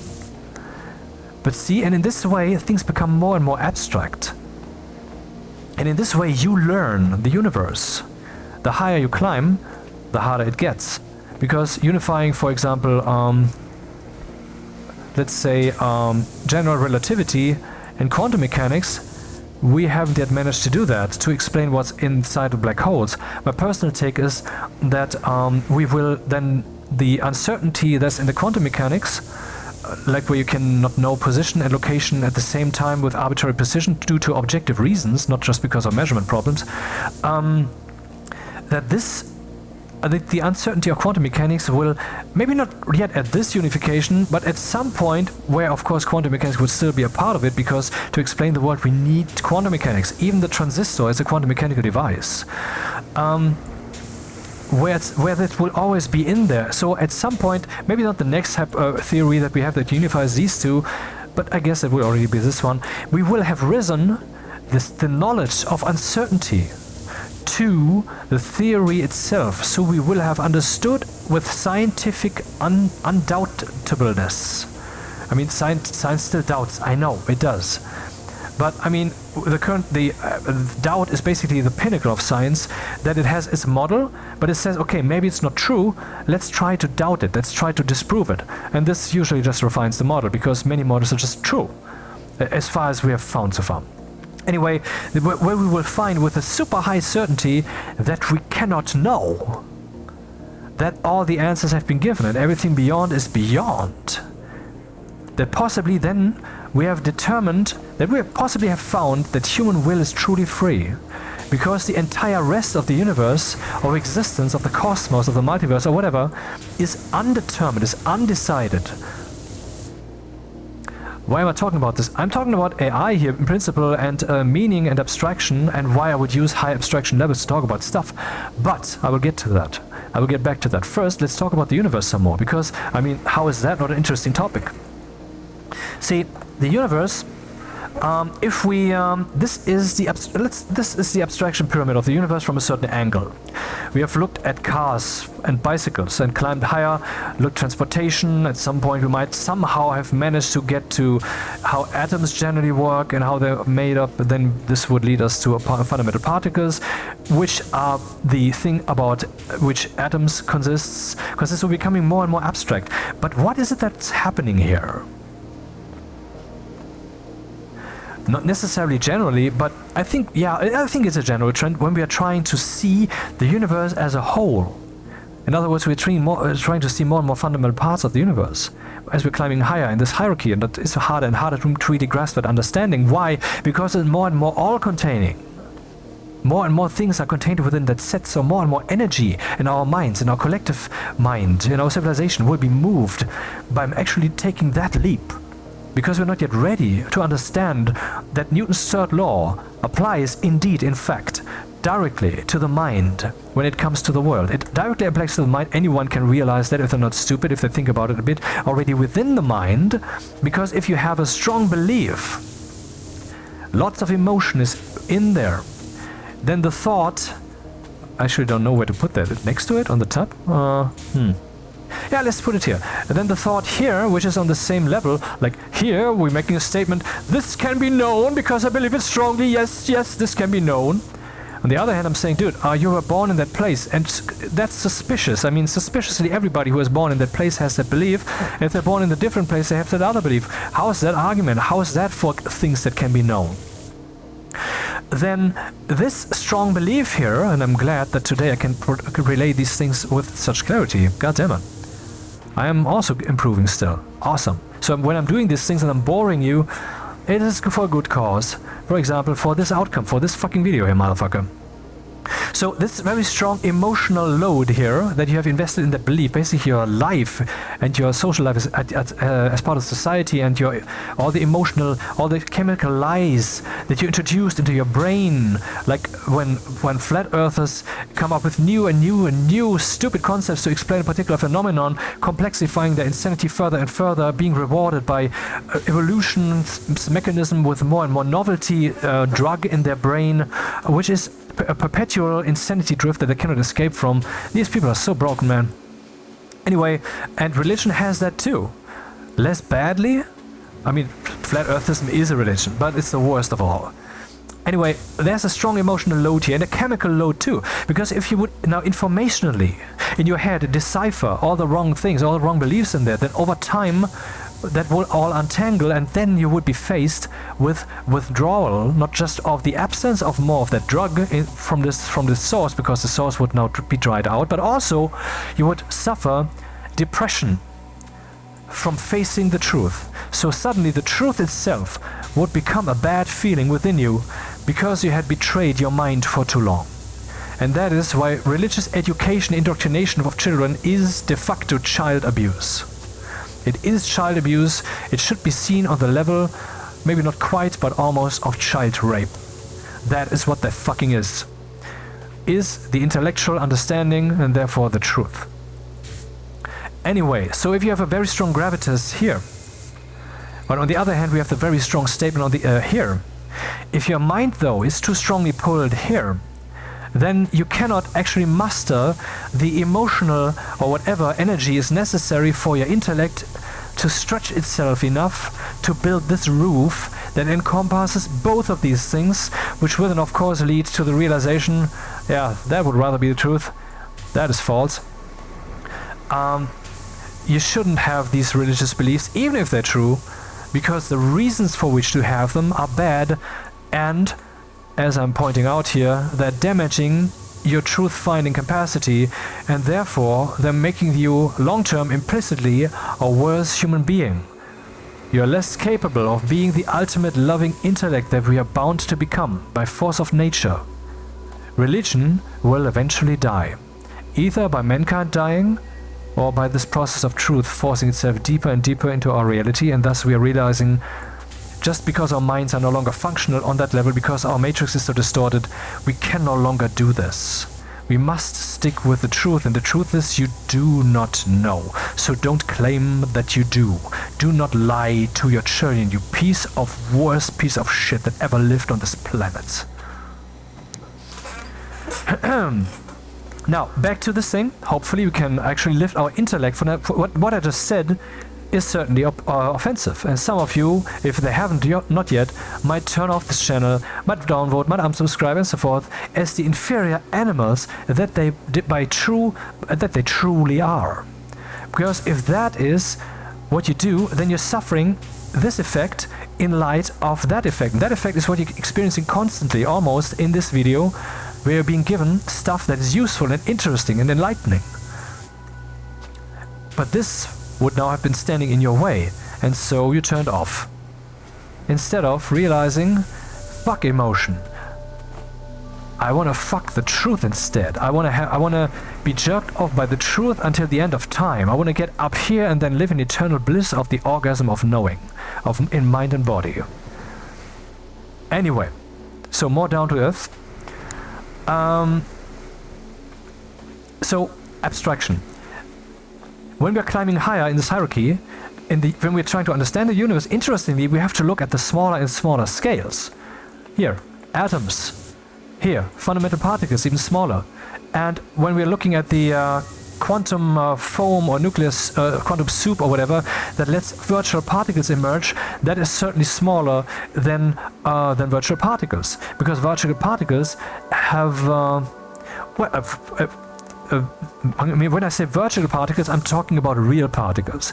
Virtual particles and real particles are in principle the same thing, except virtual particles annihilate each other again because they occur in pairs, and these pairs, they meet each other. Basically, you could say that reality is kind of, in the background has some kind of bubbly wave that by means of scaling, by scaling up, has no choice to become form. And therefore, it becomes here on this level, becomes a particle instead of staying a wave still. Instead of being this where this thing and that thing are basically overall a zero-sum game. So nothing has been created, but reality is uncertain. And so this bubbly form is allowed. Up here we have true uncertainty, which is the origin of the universe, where nothing is defined, is my knowledge. It's not what people would call knowledge or truth or whatever, but that's what it is anyway. I mean, it's interesting, the closer we get to the source, to the root of the universe, the less certain we are, right? I mean, not because of our observations, but we understand that things are more and more abstract, more and more fundamental, more and more all-containing. And what's the most all-containing thing of all? Possibility. Possibility is the most all-containing thing of all. Because without it, nothing is possible. Nothing can be. And with it, things are possible. You might think, okay, that's not actually how abstract existence is. And I hold that de facto, that is what it fucking is at its root. But okay, we don't have to go there now. Anyway, so it's bubbly, and so by means of scale, by the fact that the universe is a thing that has size, by the fact that we have space, and that might actually the reason that space emerged, so that the bubbly thing could have the possibility to form something, so that something like life could even occur in this restrictive form of the universe. It had no choice but for this wave to become a particle and an antiparticle, which annihilate each other and fall back up there to the wave level and then ultimately into the soup. But they can also drift apart and become real particles. And this of course happened a ton at the beginning of the universe, where everything was so extremely violent. Now it's much more calm, so that it generally becomes, so that particle emergence is not so much happening these days than back then. Anyway, so we are looking at smaller and smaller and smaller and smaller scales.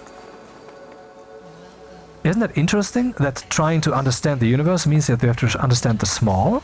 When I'm saying that at the beginning of the universe there was probably not space, and it's still probably there.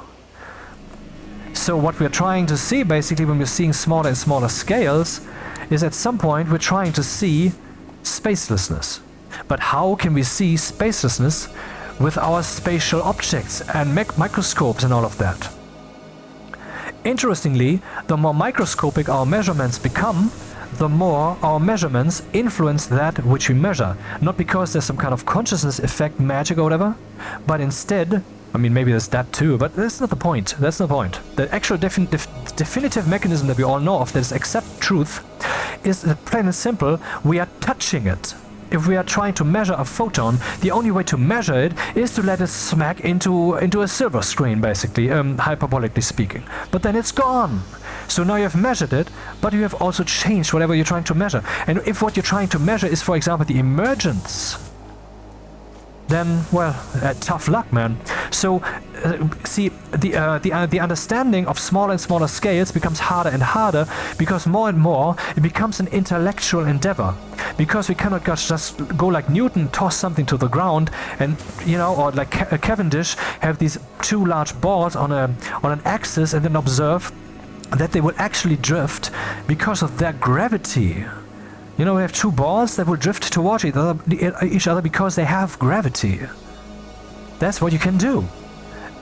Every little, basically every thought that you have changes the entirety of the cosmos slowly by the speed of light, because any gravitational change propagates at the speed of light, because you're changing the physical makeup of your brain. So every thought that you have changes the entire cosmos.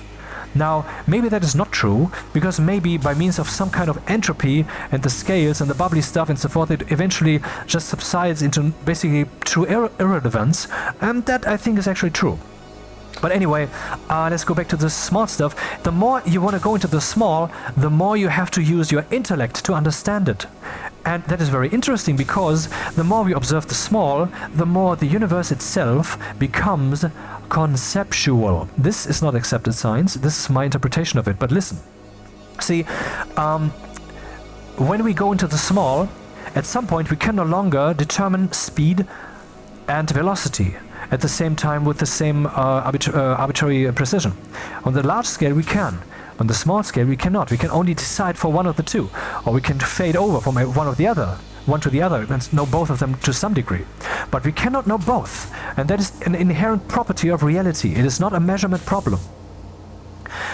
So in other words, we know that the universe is uncertain, undefined there, or at least that's what it looks like to us. At least that's what it looks like to us. Maybe it's not actually undefined, but that's at least what it looks like on the material level, on the meta level. But not only that, also we know that we have these spooky action at the distance, where you have a quantum object here and one there, and you entangle them into some undecided state where they are detached from the rest of the world when it comes to cause and effect influence. So you can very carefully then drift them apart, one here, one over there, and so if you would want to, if you now measure this, in other words, you influence it, you confront it with the rest of the world, then it would collapse into a defined state. And now then you can also know that state. The other one over here will then also collapse into a defined state. And we know that because the state will be the opposite state, I think. But they know that. I don't have to know the science to trust it. And we know that this is caused by this. We are measuring here, and this is the effect over there, and we know that this happens without delay. This happens without this between mattering. The fact that there's space in between doesn't matter. And this suggests that my idea of spacelessness makes sense. But anyway, what I'm getting at here is the universe de facto has at least spaceless properties, where the fact that we have space suddenly, in some aspects at least, doesn't matter. And that is the only aspect in which, as far as I know, that we have found so far. And it is a super profound thing, it's the most profound thing. We don't know how it is profound, but do you not agree? It is most profound that we have found something in the universe that completely ignores space? You do something here, it has an effect over there, and that there's no delay between that? That basically the universe in the background is everywhere, omnipresent, between these two things at least, and what you do then to one affects the other. But okay, there we have an aspect of spacelessness, but it goes further. The fundamental particles don't have a size. An atom basically has a size. It isn't a sphere, but I think it's a sphere-like occurrence, basically. But fundamental particles don't have a size.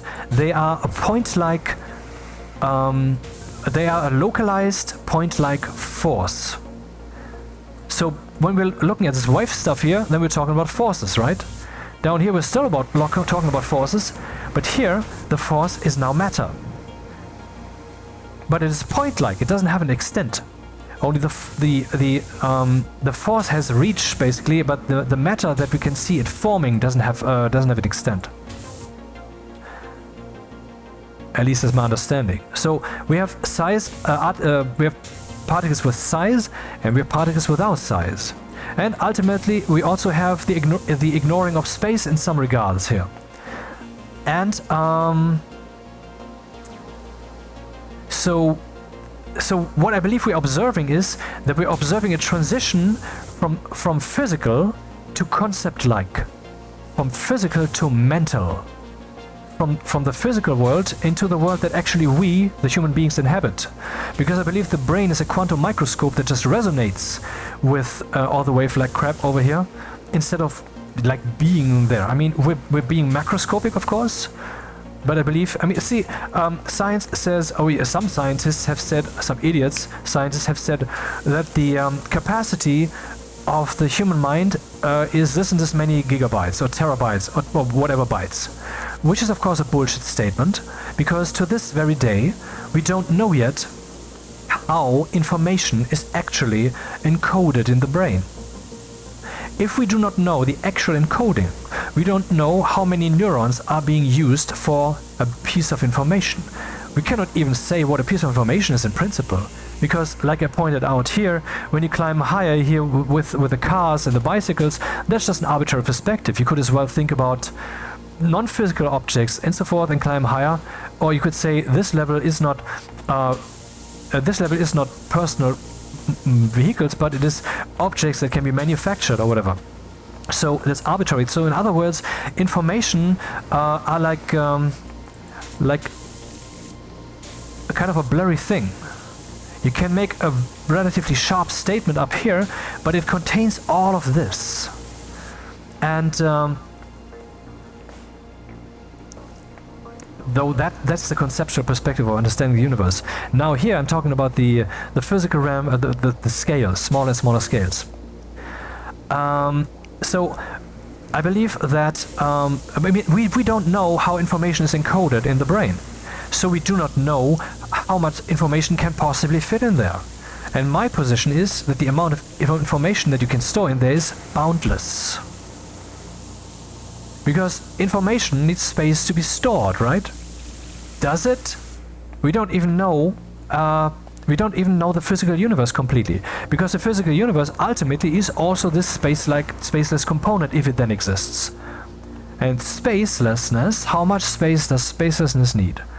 None. It doesn't need any space. What does that mean? That means if the encoding of information in the brain is ultimately not a neuron thing, but ultimately bound to scales that are no longer bound to the concept of space, then the amount of information you can store in the brain is infinite. Why would it be bounded? Well, you might say, well, the neurons might not be able to replicate that on the macroscopic scales where we experience that. True, okay, but what if the information stored is boundless? What you just have to reconfigure? I mean, can you remember earliest childhood? Do you believe that it's forgotten? Or is it not rather the music that you're playing in these decades is like techno, when what you would have to play is classical music? And if you play classical music, then suddenly you will hear all those other memories that you cannot access, that you believe are forgotten, which I believe they are not. Anyway, okay, let's go back to the overall scales. It's interesting that we have to go to smaller and smaller scales when we want to understand the universe, as if the smaller and smaller scales become more and more all-containing. Because, I mean, the spacelessness is everywhere, if it exists, right? And this means that the transition from the spaceless to the space-like is also everywhere. And this means that the quasi-space-like and the quasi-spaceless is also everywhere. So this whole thing is really a oneness on some level. And I mean, this orchestration is probably even true.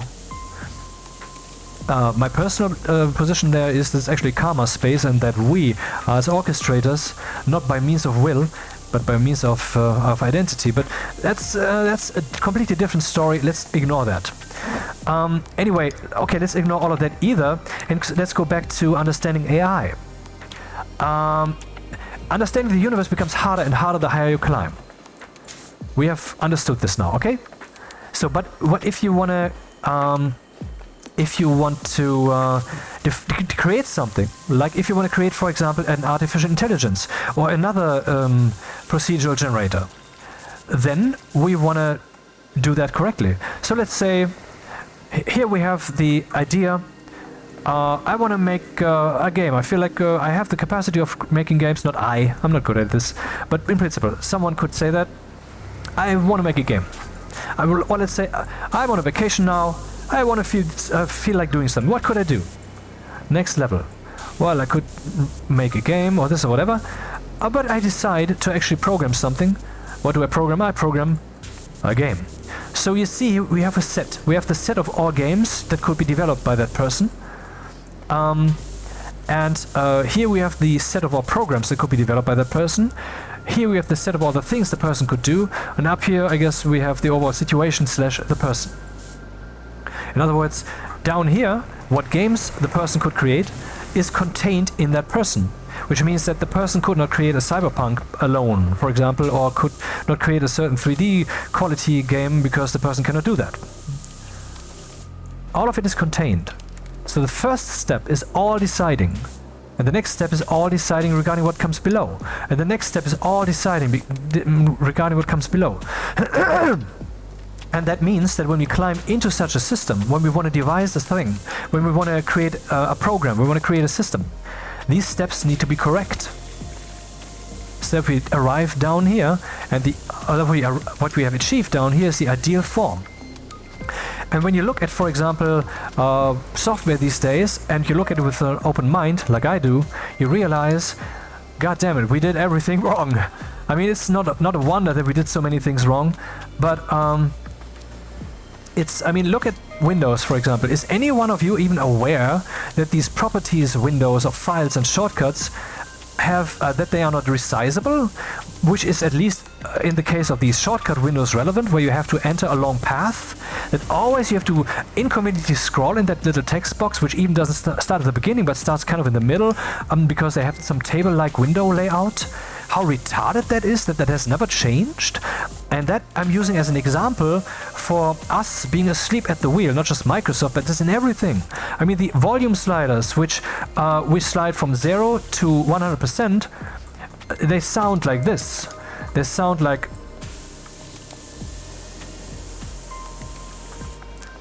yeah. So... too bad I don't have a jetpack. So instead of being a diagonal, they go up like a rocket, and then they level out, and then in the upper 30% you hear nothing, man. It's all the same. And that's basically all volume sliders these days. And all you have to do to avoid that is you take this slider value from 0 to 1, and to raise it to the power of 2, or I prefer 2.7, which is Euler's number, 2.71 whatever.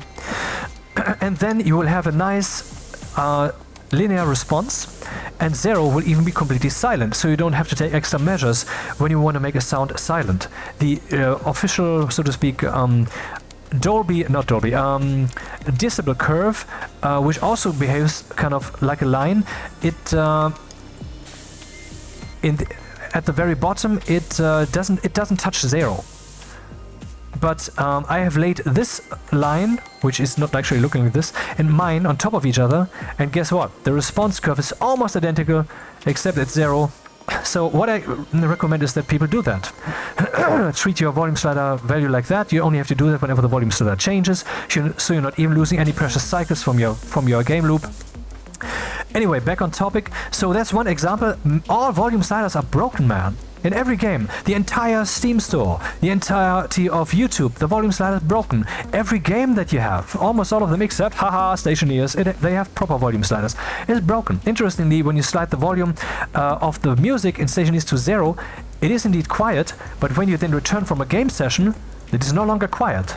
And I suspect that they're using the official decibel curve there, but take the extra step of actually digitally silence the thing, which silencing that, which makes sense, because why would you still waste the cycles of playing the music in the first place, right?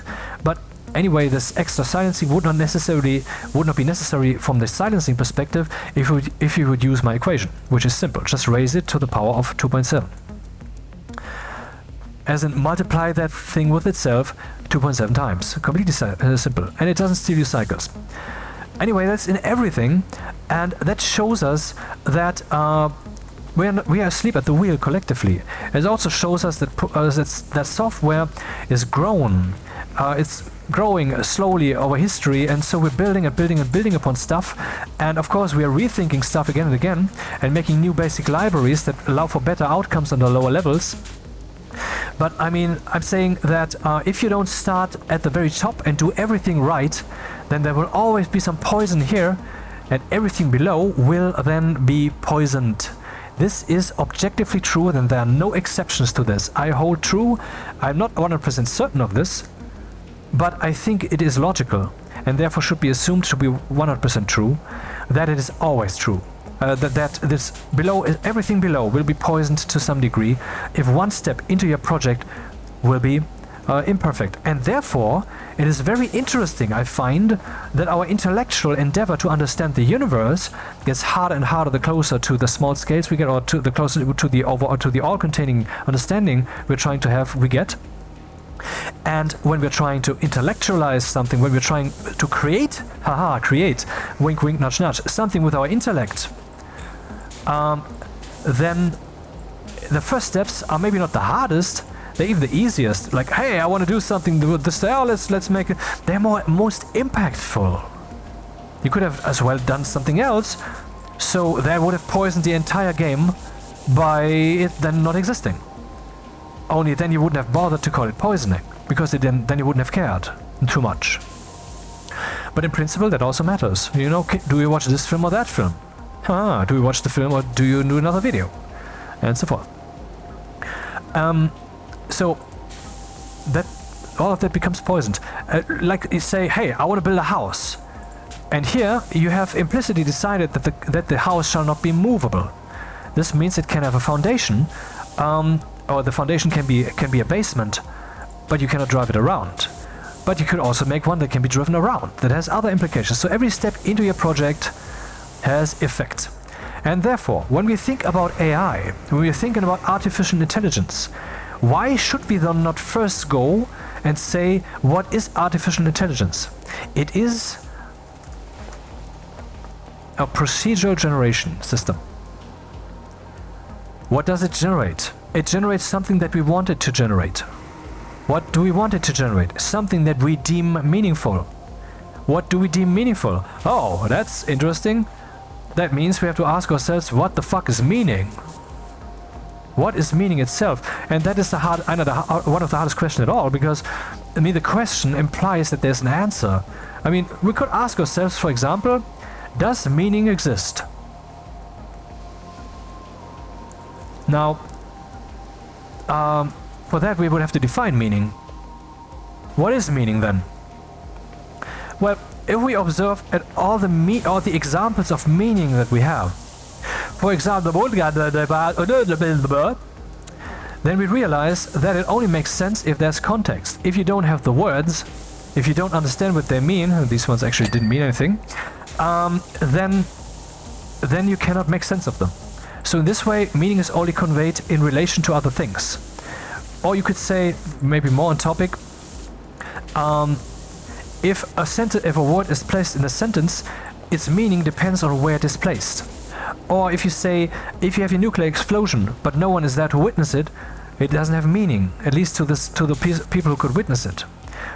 And maybe there's even something like cause and effect entropy in the cosmos, where if you... I mean, actually science's position is that there is such a thing. I object to that, even though I do see the logic, but science says there's metric expansion. Metric expansion, meaning this point of space and that point of space, they are drifting apart from each other.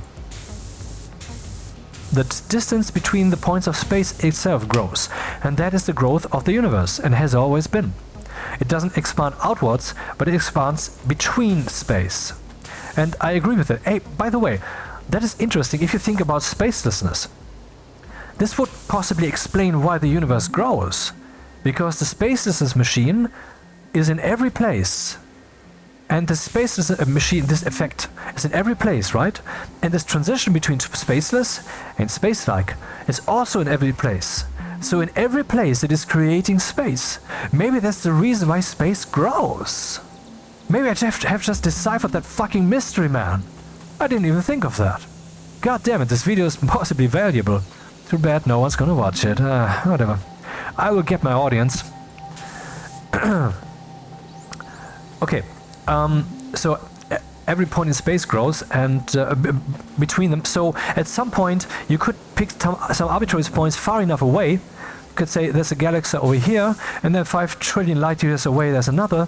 And the space at which this point in space and this point in space between them, the space between of them grows. Of course, that speed is greater between these points because the amount of space between them is more. And so at some point you will have a vast enough distance that the space between them grows faster than the speed of light. That is accepted science. That two galaxies are, in quotation marks, moving away from each other faster than the speed of light by the means of space growing. This means that we have cause and effect entropy. This means that if there's a nuclear explosion in space, or this galaxy cluster exploding, this one over here, at least according to science, will never ever be affected by it, ever. Except, who knows, if you're looking at the non-local effects of space, maybe it will be affected instantly. So what is meaning itself? Why do you care? Maybe, okay, in this, well, that would get into my theism. Then we are a difference of emotional shape and will and so forth. But I don't want to go there, obviously. I want to have a meaningful discussion here. A useful one, I mean. Meaningful it would be, but useful. So when we're talking about meaning, then we're talking about relations. We're talking about differences. So let's say, what does this mean? And then you would say, what do you mean? Exactly. There is no object, no form, no shape, no difference. I was just pointing at a part of the white wall, for example, and you might think, I mean the wall, but I don't mean the wall, I mean that other thing. And you would say there's no other thing there. And if there's no other thing there, it cannot have meaning. So there needs to be a thing there. So what does thing mean? Thing can also mean information, or virtual particle, or particle. It can mean, let's say, it can mean a shape of the universe, be it a shape on the conceptual scales or conceptual aspects of existence, or on the physical aspects. But it needs to be a thing. So we can use the word thing here for the physical and the informational. It needs to be a thing. I believe in that moment it already has meaning, because there's always a way in which you can put that into relation. Because, for example, for the surrounding space, for the surrounding information system, it means that it can be informationally processed, it can be thought about, it is part of the mosaic of truth, it is logically processable. And if we're talking about a particle, then we can say it has matter, it has energy, and therefore it certainly matters, right? Matter matters, haha. Because, well, it could affect the world, and it actually does, but being there merely already, it has gravity, it has momentum, it has energy. The moment, okay, we can basically say this. Let's just bluntly say that the universe is physical and is also conceptual, that the spacelessness is real. You don't have to accept that to accept all of the following things I'm saying, but for part of it, which you can ignore that part. But just I want to make a full statement, part of which you then have to ignore if you don't buy into that spacelessness. So, universe has spaceless components which are conceptual, where it is an informational system that can only be understood and measured in a logical fashion, and aka by thinking about it, which is interestingly what many theists are doing. They're trying to intellectualize whether there's a God, and maybe that can indeed only be measured by thinking about it. Because maybe what we would have to measure there are parts of the universe that can ultimately only be measured in a conceptual way, not in one that is actual physical. But it's good to use a physical foundation, like I'm doing. Anyway, I didn't want to go there. So we have the universe, basically just the potential, the universe being pure energy at the origin. And now people would say it's something that pure energy doesn't exist. They would be right, except in that one moment when the universe begins. When creation chooses to, well, to do something again. Anyway, so pure possibility, pure energy. The moment this energy takes form, then we're talking about forms of energy, and that's actually the energy that we accept. That is where we accept the word energy. Only when it takes form.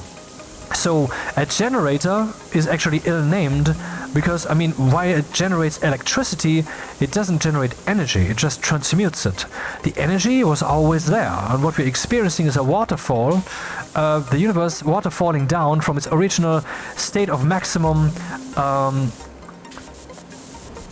heat, so maximum force basically, into a more and more relaxed state where less and less force is there, but highest chaos, so it's just aimlessly drifting along in whatever shape it has chosen to become.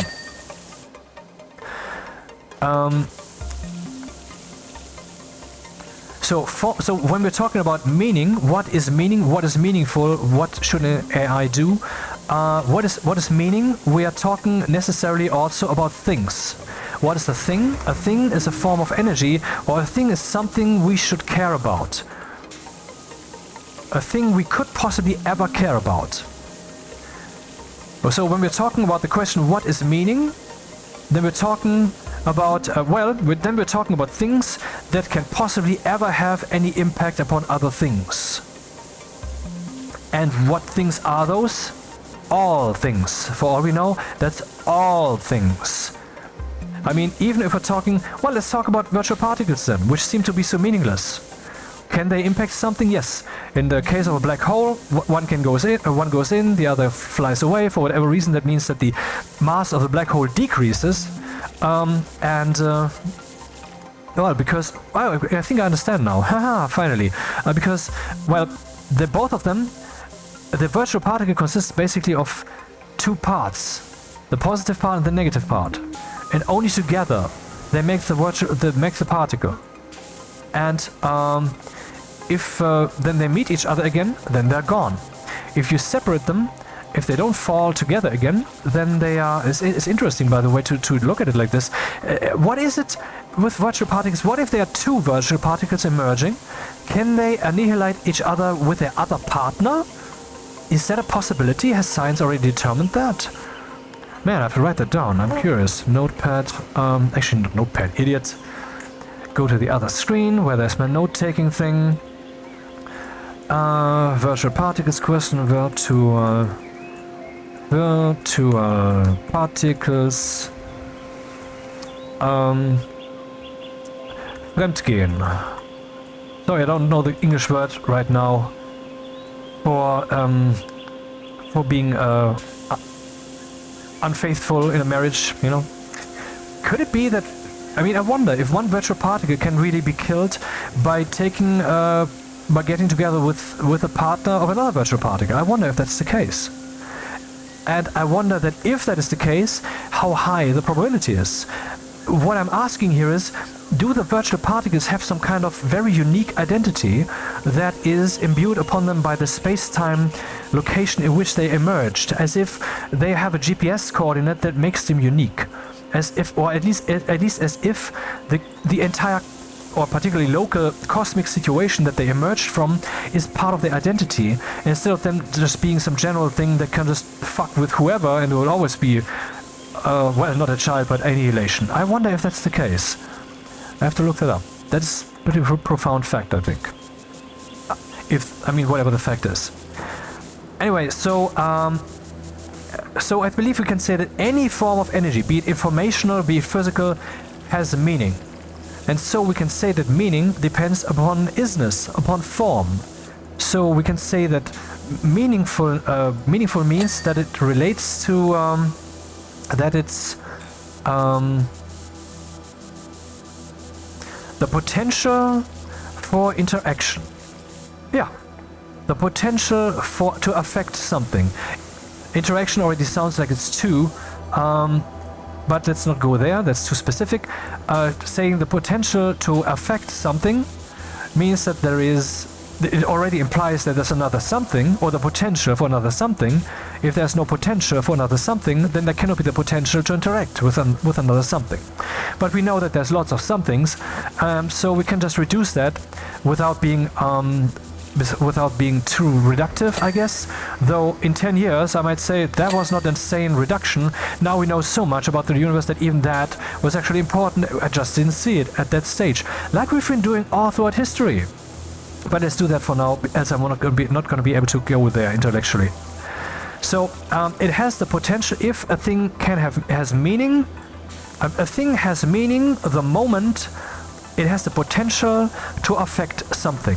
And it looks as if anything, be it informational or be it physical, conceptual or real, has the potential to affect something.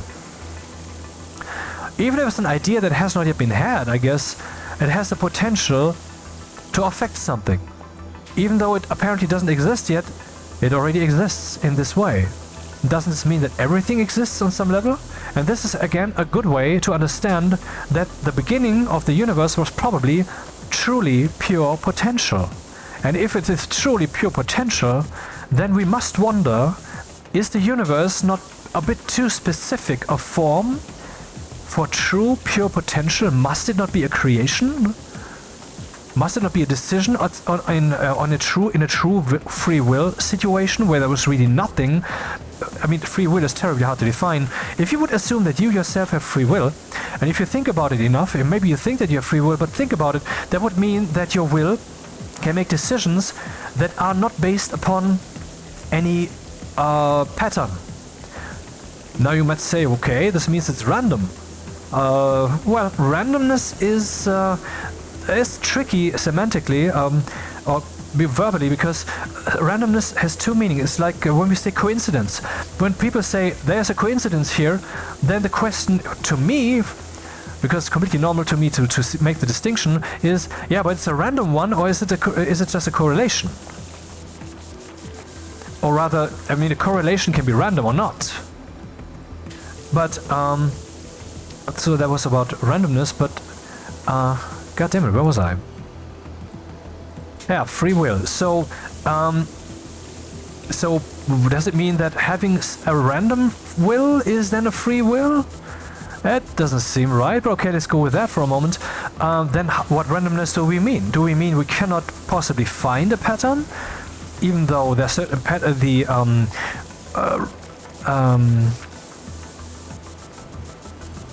what's the word? The pseudo-random number generators that we are using in computers, which we're using for encryption and so forth, they produce patterns, of course. And by these patterns we can identify the random generator, and we can even make predictions. So in some algorithms that use some randomness in them or whatever have actually been cracked by observing surrounding behavior and then determining, oh, that's where we are in the sequence. Stuff like that, you know. That's pseudo-random. That's just pretentiously random, but random well enough.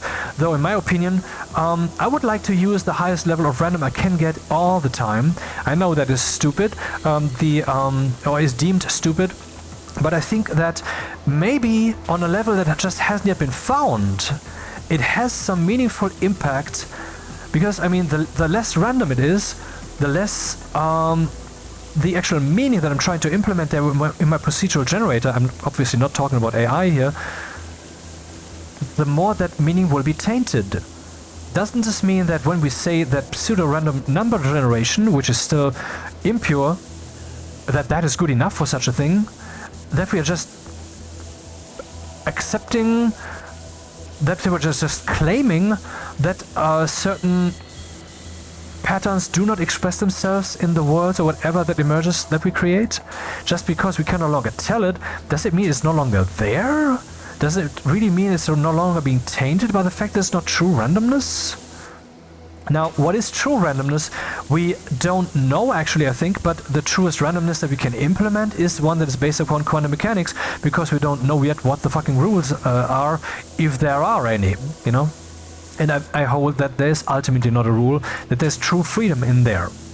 Because one thing again about the universe, a very, very important thing, my own position, that you don't have to accept, is the more we get into the small, the more we get therefore to the all-containing understanding, the more we also get into the arbitrary. Because, I mean, it seems as if where a particle is, or how fast a particle is, that at some point stops mattering a bit. And that's something we can kind of measure, right? Kind of prove. And how big a particle is, at some point, no longer matters. And then we have the spooky action at a distance. So under some circumstances, where a particle is, no longer matters. And all of this is kind of dithering emergence, evidence of something like a spaceless situation. But more importantly, it is indicative of a situation that is possibly not just spaceless, but possibly actually meaningless. It might be that, I mean, let's just say I can have an idea, but I haven't had it yet. If I cannot have that idea, then the idea, cannot be had. But if the idea can be had, then hypothetically I could have it. Therefore, by the idea potentially existing, it already exists truly, by means of affecting me. It affects me in the following way. it is a maze. It's part of the maze. It's part of the corridor, part of the labyrinth of the world that we live in, by being potential. I mean, that means that all ideas that we can have in eternity already exist right now, de facto, and it's logical that they do. Really, you kind of have to agree. Why? Because if you cannot have an idea, because, you know, let's just say, okay, let's not call it idea then. Maybe idea is too fluffy. Maybe let's say I can think a meaning. For example, the meaning of omnipotence, of being able to do anything ever, even if it's logically contradictory. That to me cannot exist. It is meaningless to me. It doesn't have meaning. In my opinion, that's one example of many of a form that existence cannot ever have, not even in the mind. That is a meaningless thing. So basically I'm holding that ultimately all potential meanings already exist in the form that they could be actualized by a mind having them, or by the universe actually physicalizing them. But if these ideas would not already right now exist actually in the space of potential, of potentiality, if they would not somehow be actual in some way already, that would mean that they cannot be had. I mean, interesting. Does it mean that the space, that the situation at the root of all things can really be what's the word? Undefined? I guess our words fail us there. But what I'm trying to say is, I believe that the ultimate thing that exists right now is the truth. That is all that exists. And what we're looking at, the universe, is just a form of the truth. And we're trying to, you know, understand the universe as a form of the truth. But by that, we're also understanding the truth itself. And I hold that the beginning of the universe, ultimately there was some formlessness where the truth didn't have form. The question is, does this mean that it was also meaningless? But I believe that in that moment it even had more meaning. Why? Didn't I say that it can only have meaning, and I think you would agree, right? Meaning is a good definition, that meaning is, or the potential for meaning is, if it could affect something. What about itself? Can it affect itself? What if at the beginning we have just a formlessness that can act upon itself? That can actualize anything it decides. But of course, that would then be some kind of, if indeed, let's say this thing would then actualize itself not existing, while at the same time, whatever time means, I mean, it's just a logical thing, existing. This doesn't make sense, man. You agree, right? I mean, existence exists, but it also doesn't exist, and both is true. That doesn't make sense. You might say, well, what if it doesn't have to make sense? What if illogicalness can exist? But that problem is that in that moment you're making a logical leap, or making a logical conclusion.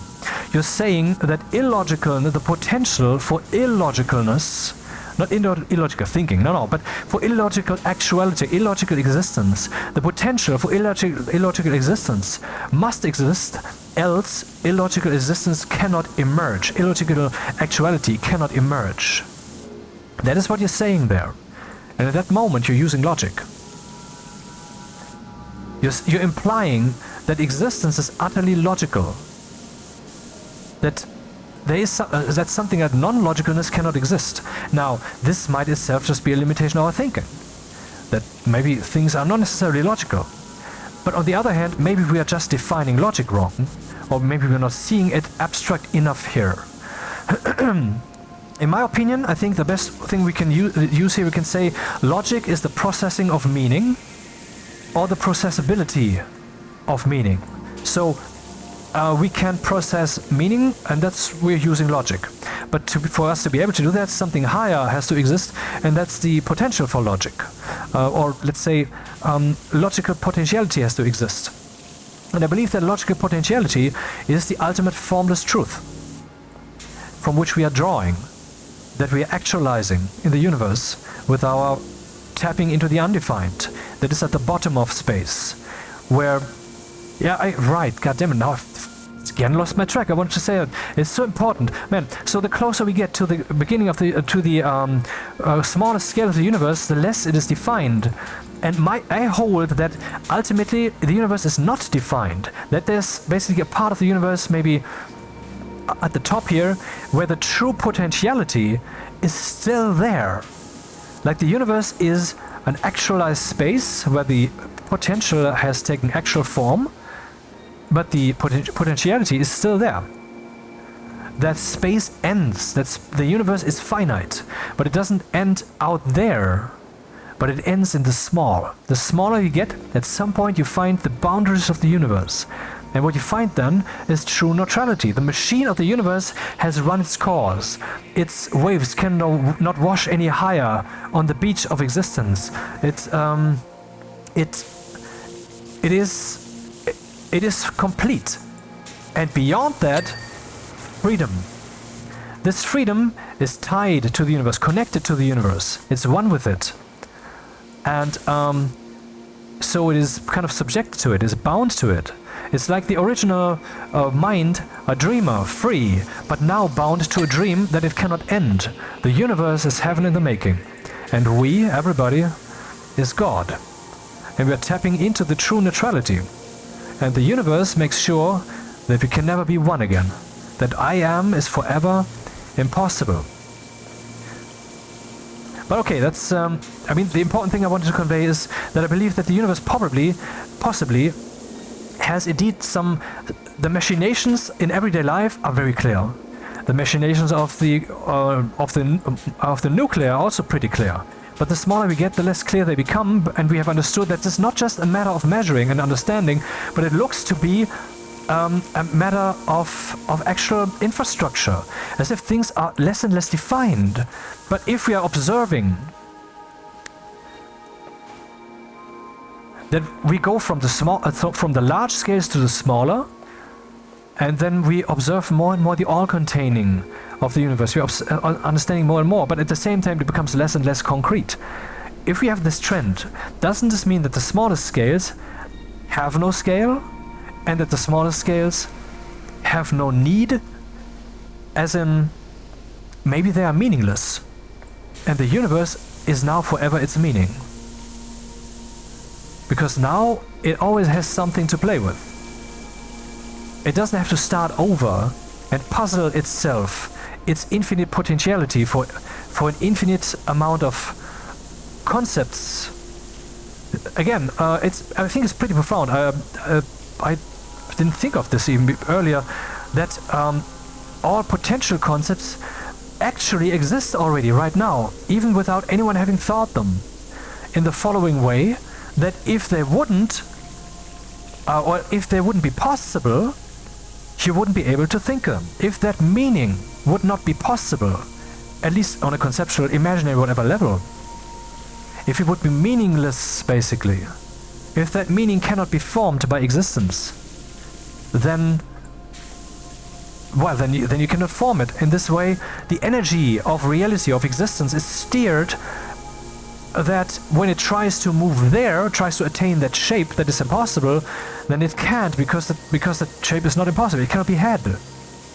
Existence cannot take the form of ever having that meaning in anyone's mind, let alone in a physical reality.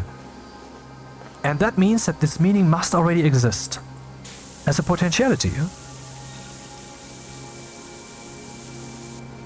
And some meanings don't. And that is what makes this thought meaningful. That's what makes this thought relevant. Because it seems as if the original thing is indeed while more or less undefined or not necessarily a universe, could be something else instead, but maybe it can only be a universe, who knows? That this would consist of the potential for meanings, but it would be a certain set of potential meanings. Now, you might wonder, what set could that be?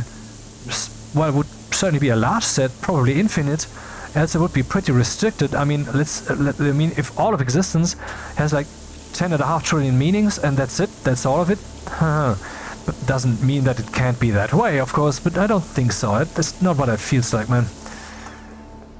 So, maybe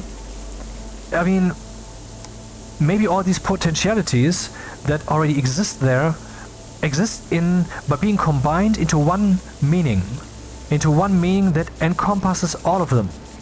My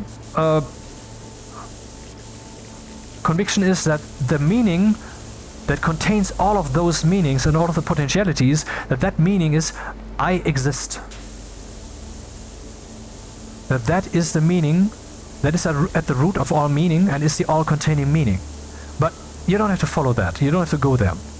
It just had to go there, because it's the topic.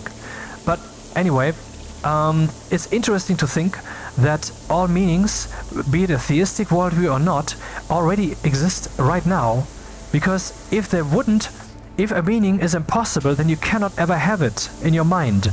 It cannot ever be thought, it cannot ever come into existence in any form, in any mind. It is meaningless.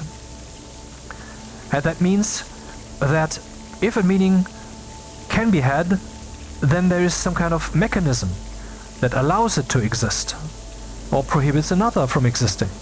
And that mechanism, I believe, is the oneness of all things. What else would it be? We have already determined that meaning is a matter of can affect, right? It can affect. And if I reduce that to the absolute maximum, then I would reduce existence to a singularity that can affect itself. And science even doesn't disagree. Science says, well, at the beginning there was maybe, possibly, probably a singularity where everything was one. And there's lots of hypotheses as to the nature of that singularity. Mine is, it's us. But anyway, how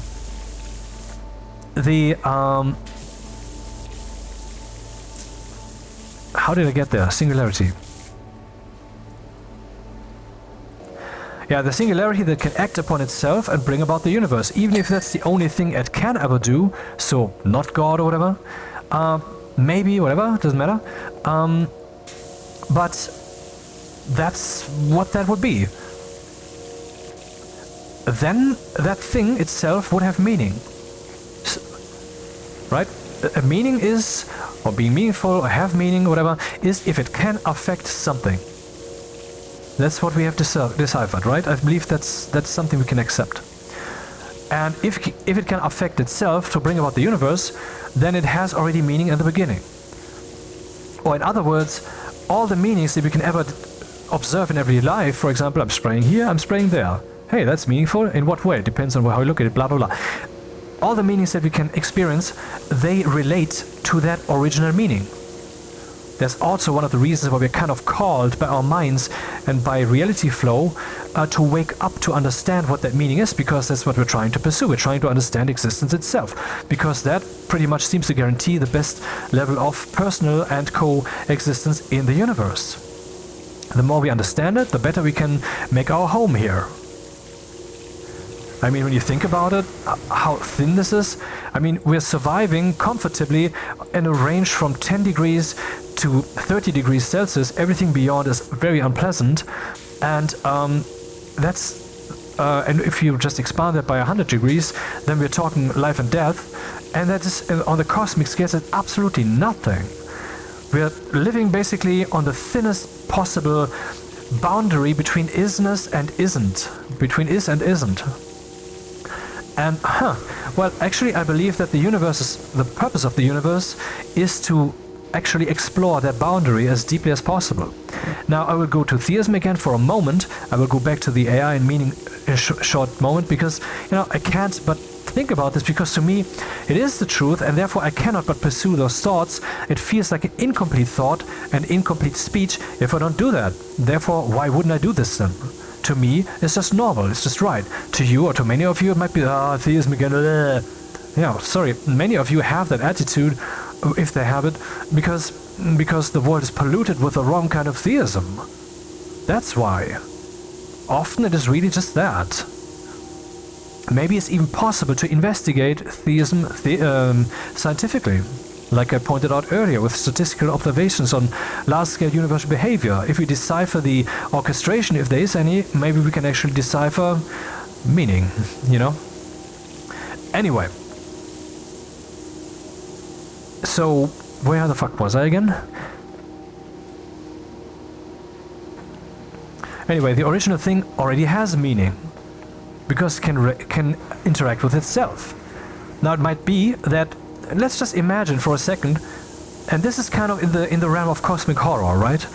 This is not horror, no, don't worry. It's, but I mean, why is cosmic horror special?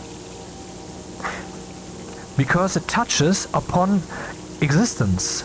There's nothing beyond that. This is just the way it is. This is just the truth. That is what it is. Like, for example, what if the universe is actually God's creation, and the purpose is to create souls like us, and then to torture them forever in all possible ways that God can think of with his eternal mind? Which is of course ridiculous, but what if that is the truth? That is a thought in the realm of cosmic horror, and this is actually a horrible thought.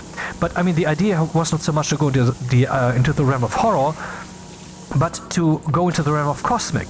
To say, what if it is like that? What if that is the truth? So, what if, for example, at the beginning, we have basically two cells, like the yin-yang? What if that's the beginning? What's that the ultimate cell of the universe, and even the ultimate cell of all of existence? And it had no choice but to ultimately evolve into the universe. And what if there is free will, but it's only in the small, basically the overall cell logic, which immediately exploded into basically infinitely many cells, which are all producing this universe system, and they can only be on a very small scale, like a little overtone, wavy thing, but ultimately it has to obey the cell logic. What if the beginning of all things, the truth of all of existence, is these two cells? I'm not saying they are. I believe that's a bullshit idea. But I'm saying, I'm trying to give a feeling of not cosmic horror, but this isness thinking, this thinking of all of existence together, and that happens to be the actual answer? God damn it. That's so weird. Yeah, what if the answer is actually weird? It has no obligation to not be weird. Or maybe it has no obligation to not be logical. Maybe it has no obligation to be logical. Maybe all I said earlier about logic and so forth is indeed a joke from the perspective of that thing, if that thing could perceive what I just said there and could have an emotional relationship to it. What if indeed, ultimately, it is not logical? But I don't think so. Because I believe logic is not the processing of meaning. That's when I'm talking about the intellectual process of logic. No, when I'm talking logic, I believe I'm talking about the artifacts of isness, the artifacts of the truth, the mosaic pieces of existence.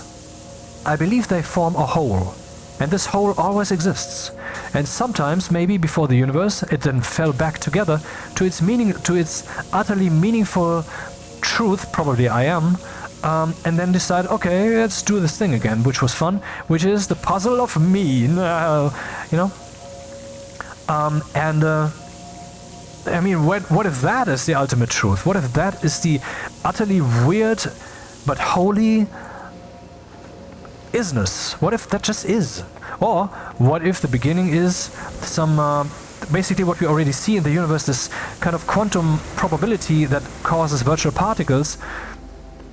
And what if space-time emerged then from the necessity of multiple of these trying to come into existence, but it wasn't possible because, well, 2 or 3 or 5 tried to come into existence, but the universe wasn't space-like, yes? So for them to come into existence, the universe had to become space-like, And then so it did. And that accelerated it ridiculously, and I don't know. But there is something like an ultimate truth. And if that's not so, then that is the truth, right? Okay, so that means there is one. It means there must be an ultimate truth. And all meanings relate to it, because all things that could have meanings, or all meanings, they are only meaningful, or they are only what they are. They are only meaning because they can affect something.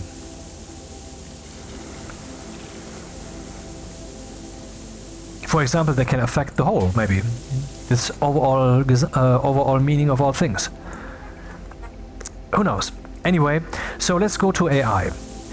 If we are trying to create an artificial intelligence, then we have to realize what we're doing is we're creating a procedural generation machine. And this, of course, means they will never be conscious, as long as the mechanism by which we implement this is... I mean, okay, there are people who think differently, but they are small-minded. There might even be some respectable scientists who have proven themselves who think that, but they're idiots in this regard. Doesn't mean just because someone is a genius in one regard doesn't have to mean that their word is gospel in other regards. It is absolutely impossible that a binary transistor calculation machine can ever be something else but a simulation of whatever it's currently running. That is true, man. It cannot be different. Or do you think that at some point something like a soul forms because whatever, there's some kind of magnetic field that surrounds the machine now, or not the machine but the non-local whatever, because there's now a non-local meaning in the spaceless thing that is existence, that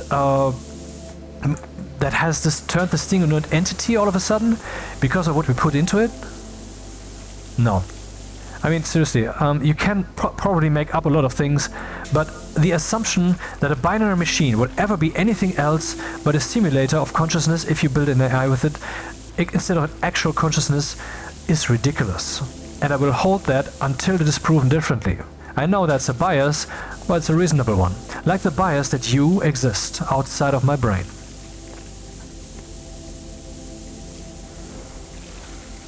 Anyway, so we have to realize we're creating a procedural generation program. That's what that is. It's ultimately a program running on a binary machine, which is supposed to do procedural generation. So now we could say, well, this AI is specialized for material science, which we already have, and they're already producing very meaningful things. It is trying to assemble molecules and atoms in meaningful ways, and the search by the simulator, by this AI, is much more meaningful, much faster than what we were doing so far, because it can actually aim itself instead of being random. But that already exists. But I was thinking more generally. I mean, when you use an AI for searching something for you, or for discussing something, or for thinking something for you, or for creating something for you, and so forth, what you're doing there is you're trying to use it for general purposes. And that is our goal. We're trying to create a machine that is not super great at Go, the game Go, which we already did. Google's Go Mind? What's the name again? Go, something with Go in the name. Which was the first time that a computer ever beat one of the world champions of the game Go. That ever a machine beat a human being on that world-class level. And now the game Go basically has been solved by that. Because that can be reliably reproduced, I believe. I'm not 100% sure, but I would assume that. Anyway. So that's a machine for a specific purpose. But what mankind is currently, of course, striving towards is more general AI. I'm not talking about this elusive AGI right now. Because what does it actually mean? I don't see, when I talk about God, for example, I hate to use the word omnipotence for the reasons that I laid out, because the word, if you really look at it, doesn't have useful meaning. When I'm talking about the word agnosticism, I'm not using that word because it also ultimately has no meaning. Now, many of you will disagree, but let me disprove you just quick. Many people. Okay, there's this scale between theism and atheism, or there's a way to define theism and atheism. My personal definition is as follows: you have 100% certainty that atheism is true, there is no God or no gods or whatever. It's just a concept, of course. I mean, who can be 100% sure of anything? But, you know, conceptually it exists. Doesn't mean that we can ever have it, but, you know, it has meaning. It's a meaningful concept. And there's also 100% certainty that God exists, which, for example, God would have. He would think, well, that's me, you know.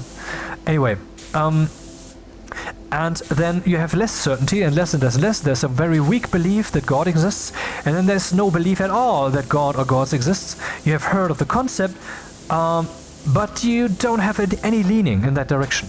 If someone would ask you, so you're an atheist, you might say, no, I'm not an atheist. I don't believe that gods don't exist. I just don't know. It may well be the case. I'm truly neutral on the matter. And that's the thing. That means you're an atheist. Because, in my opinion, atheism is a matter of you are not accepting the claim. I go with the atheist experience definition there. That might be an unfair definition, but it's a reasonable definition, because the claim God exists, I mean, I'm making that claim, yes, but I'm not making that claim in a way like religions do, like change your entire life in the following way because of the thing I just told you, and therefore it's okay for me to talk about it. And it's intellectually interesting. It actually ties a lot into the universe. Maybe I will go into that indeed later in this video, but that's not the goal. I'm trying to abstain from that.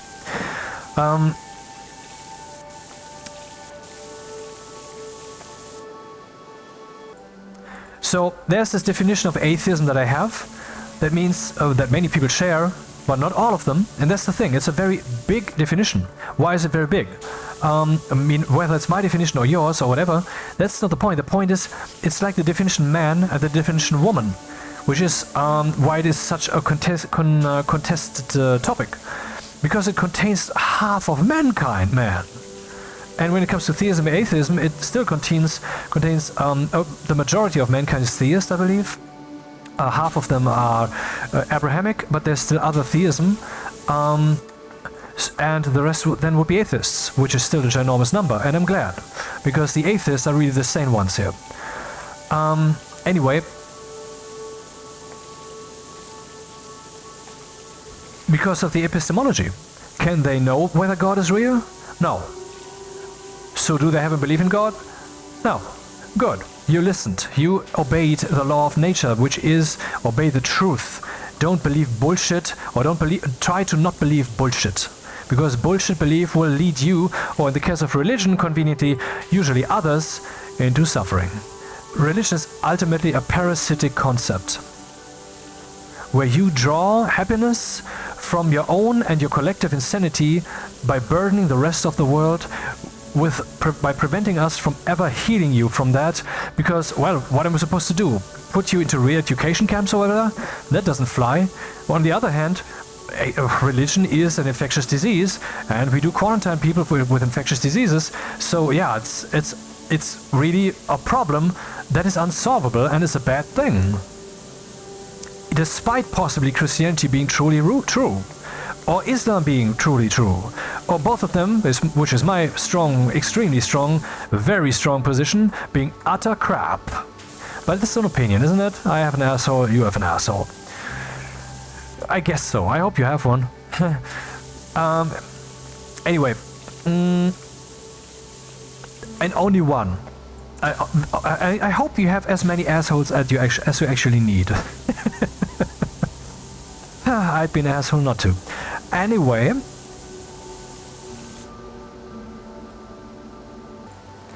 yeah. So why do I not use words like agnosticism? Because there's a large amount of people who interpret the meaning of the word agnosticism differently. Some believe it means that it refers to that which can or cannot be known, or the degree of knowableness. Others believe it refers to your degree of believing something. How gnostic are you about that?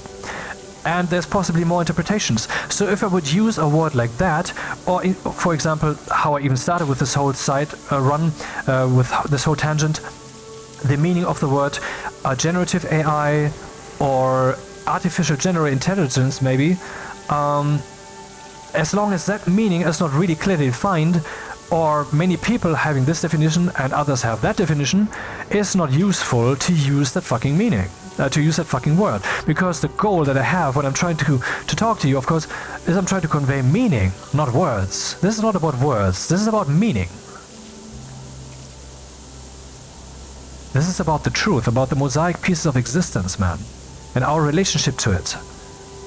And every person is meaningful, for every person could affect something in the world. Doesn't mean their meaning is good, doesn't mean their meaning is necessarily good or bad. Everybody has both of them, and the best person in the world sometimes stumbles, maybe because they were pushed by others, arguably maybe they're still innocent after that, but you know. Anyway, have you done your part? Have you done whatever you can to be innocent? If not, then you're implicitly guilty.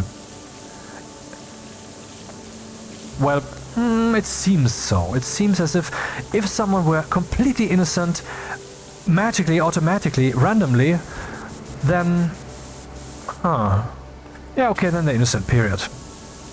But they are risking to become guilty because they don't know whether they are guilty or innocent, because they're not pursuing the concept deeply enough.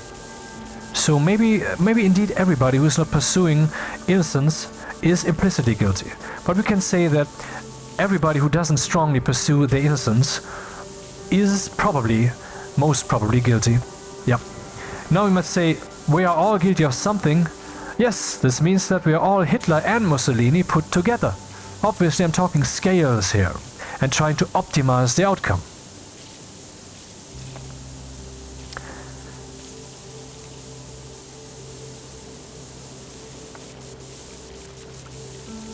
So what is artificial general intelligence then? I don't want to talk about that. Let's just think about AI as such. Let's just say I want to be able to... basically, I think Marvel did it quite well with... what was his name? Harvey? God damn it. Well, Jarvis, of course. It was a pretty cool portrayal of an AI, right? It could do things, it could act upon the world, it would not do stupid things, is at least what we were led to believe.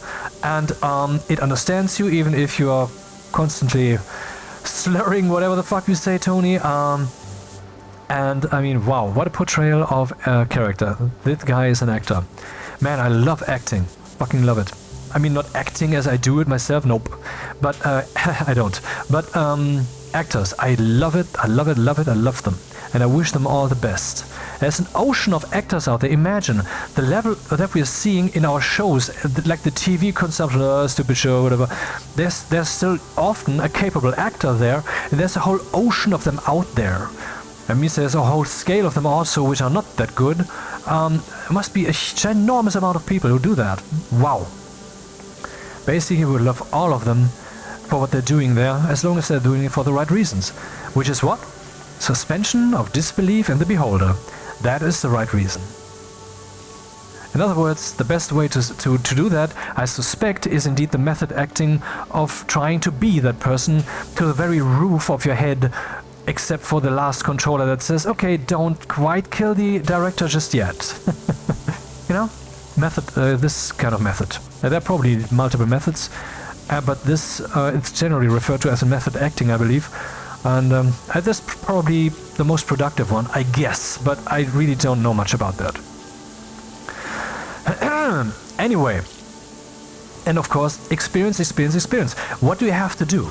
You have to kind of liquefy yourself as a person to be able to become someone else. I mean, on the mental level, so that you can then be the other person. Because if you're trying to be the other person without some kind of prior liquefaction training, then you will probably just sound like you while pretending to speak a bit louder and all of these things. So, yeah, That's interesting. So I guess that the natural predisposition to acting could actually be if your mental resolution is higher, and thus you are defining yourself basically more and more, more from moment to moment. So there. Anyway, how the fuck did I get there? Yeah, well, so an artificial intelligence, basically we're wishing that we have an artificial intelligence that can basically do all the things that we connected to. I connected to my car, it can drive the car. I connected to my rocket, it can fly that to the moon. I connected to my factory, it can produce a rocket even before it was only producing cars and so forth. This kind of stuff. That's kind of what we wanted to do. We wanted to be able to be like the ultimate logic machine, and when then connected to robotics, even the ultimate physical machine. That's kind of what we want. I believe that's the ultimate goal. Many of you might say, that's not what I want, blah, blah, blah, and all of you are idiots. That's just so. Because, I mean, see, you have forgotten your identity. You have forgotten that you as a human, all of us throughout history, have had but one goal, only one. That our will manifests. That is what we, I mean, everything else is a subset.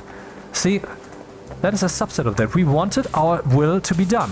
What does that mean in actuality? Now you might say, yeah, in actuality it doesn't mean what you just described. You're the idiot. Also stop insulting us. Whatever. As if I care. See, mankind always was under pressure. Survival. It's cold, it's too hot, the water is polluted, we are getting ill, we don't know why. There's a neighbor tribe who keeps killing us, we need to protect ourselves. The factories that we created are polluting everything, we are getting ill, we're destroying and so forth. Always these necessities which we solved, which then brought forth new necessities, and some necessities are still unsolved, and I believe we will solve that too. I believe that mortality itself is a problem that we can solve, and I believe the solution is magic, and that we will eventually solve that. Basically, you know, that mind and body really unified themselves so much that the body will be taken over by the mind, which is something I'm already doing, and I'm really pretty successful with. That maybe, I'm not saying I'm immortal or whatever, but that's certainly the right path, you know? The path would be that whatever happens to your body is under your control, because your body is the thing that dies. Now, the more that is under control, the more you can move yourself away from mortality. Of course, there's some factors like the telomeres in the cells, which say you can divide yourself this many times and then the cell dies, to protect from the probabilistic non-zero-ness of cancer, of cancerous mutations and such. We will just have this many reproductions and the cell dies. So how time is counted, basically, blah, blah, blah. But, I mean, all of that is still relative. Because how deeply does the control of our bodies go? I mean, currently we can just use our arms and legs, right? But some of us can hold their breath for a long time, 5 minutes. I've even heard examples of 20 minutes, even 30 minutes, I believe, like 3 and a 0. And they are athletes, they are people who can bend themselves completely out of shape. People can run super fast. They have, of course, a predisposition for that, but they trained as fuck and then they got a lot faster. And, you know, now you might say, well, this is all still within the realm of the infrastructure that you were given, and now you, I mean me, are talking about changes to the body on a level that is actually infrastructural. But is it? I mean, when you're deciding to move from the couch to the bed, then you're using your given infrastructure. When you are training to be a faster runner and have more endurance, then you're also doing that. But you're using infrastructure that is more all-containing, a higher abstraction set. You're changing your system parameters lastingly. What if the way in which you can change the system parameters itself is part of a system that you also have access to? What if you can ultimately become a manifestation of choice? What if you can ultimately become, I don't know, what if you can transform yourself in the physical from one nanosecond to the next? From a human to a horse? I'm not saying that's true, but I'm just showing extremes so that the mind, when exposed to these questions, can get a feeling of where it lands on the scale, and realizes where it lands on the scale is not necessarily just the classic you can become stronger when you train enough and that's it, ha ha ha, but maybe there's more to come. And the way there certainly is better self-control. And where does self-control begin? In the mind, of course. And nature is now calling us towards that by us having encountered AI and therefore asking us, what is your will? And you will be more successful in your job if you are better at knowing your will. And this means you will be a more loving person also. Why? Because you can only be a loveless piece of shit while still being a successful, intelligent person if you are able to live with the disparity, if you're not a oneness, if there's some stress in your emotional or mental matrix, if there's on the one hand this, on the other hand there's that, and both of them are completely incompatible and you just keep them separate, instead of let that being one mental flow, one emotional flow, one being, one will. So as long as you're not one with yourself, you are not as much as you can be, and possibly precluding yourself from this ridiculous idea of immortality that I'm proposing here. Anyway,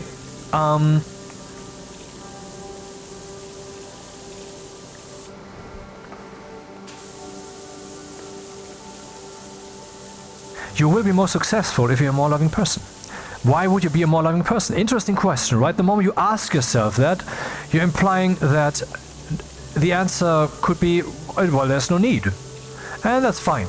It's not a problem calling that into question, as long as, see, that's the thing, that's what's happening these years, that some kind of youth effect has taken over politics in a ridiculous fashion. I don't know why and how, but see, an adolescent, a young person, will have understood that abstraction is a way, like climbing higher and higher and higher and higher in their understanding, and therefore decision-making will enable them more. They are suffering less the ocean of flow and reality and people that they're embedded with. So they realize that abstraction is a way that gets them out of suffering, that makes them more powerful.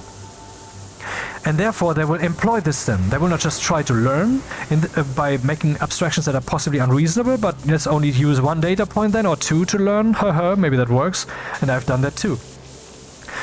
But they will also employ this and they will say, okay, I found this abstraction, be it right or not, I'm using it, and then they are inflicting themselves in a way that is too powerful or too unrefined upon the world.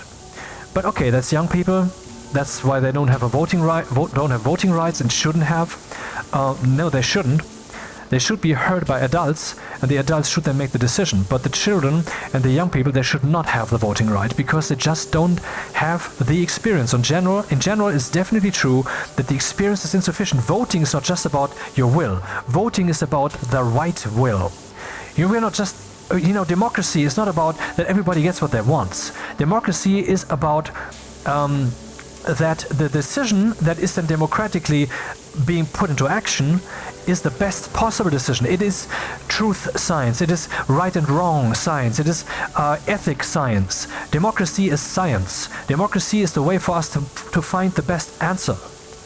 And that means that it is not about making way for any and all wills. It is about making way for the most adult wills, whatever flavor they may have. So first you ripen, you city, you person, you city, you nation, you state, you continent, in whatever view you have, but you are a cell, you're an organ, you are one view of the truth.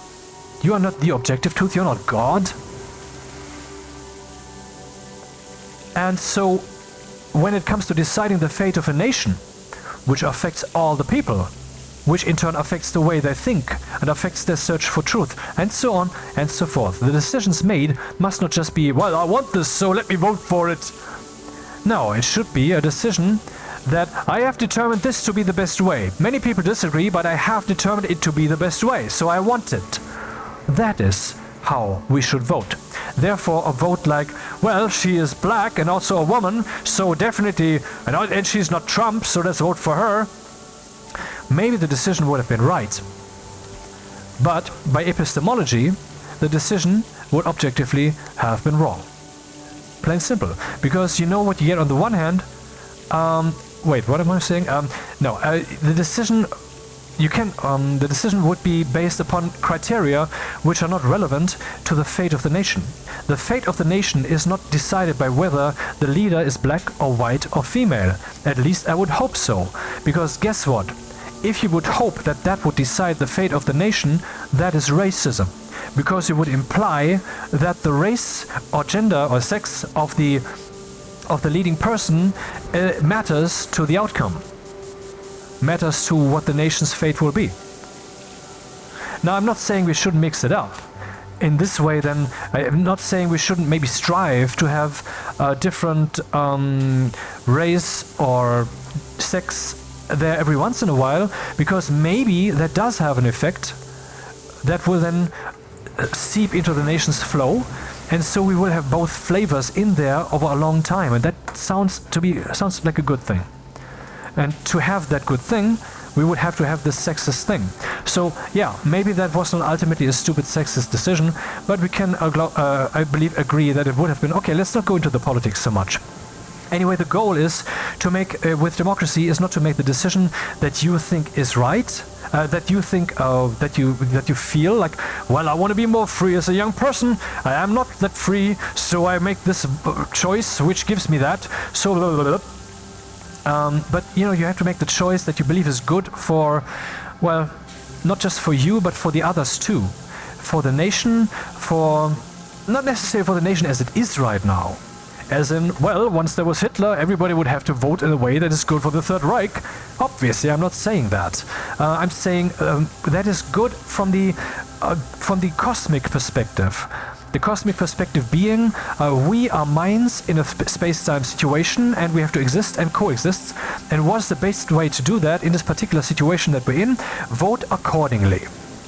And we have different opinions on that, but that should be the perspective that we employ there. That should be what we do there.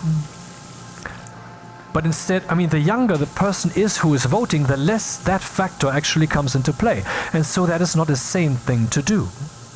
Now let's go back to the abstraction problem. The more ripe a person becomes, the more they will flesh out their view of the world, their will, their emotion, and so forth. And therefore they might then be less violent, so to speak, with their abstraction use. But how did I get there with the abstractions? Anyway, I was talking about mankind. The goal that we have is to set our will free. You might say, well, certain wills are not to be had, or certain wills are not to be manifested. So, well, there's still a freeing of will. The will that you're setting free there is the one that the other one shall not be had. And that's fine, and that's normal operations. That's completely standard stuff. Now, when I say that we want basically all-capable AI, there is certainly a strong argument against that. The argument being that in whose hands will this be?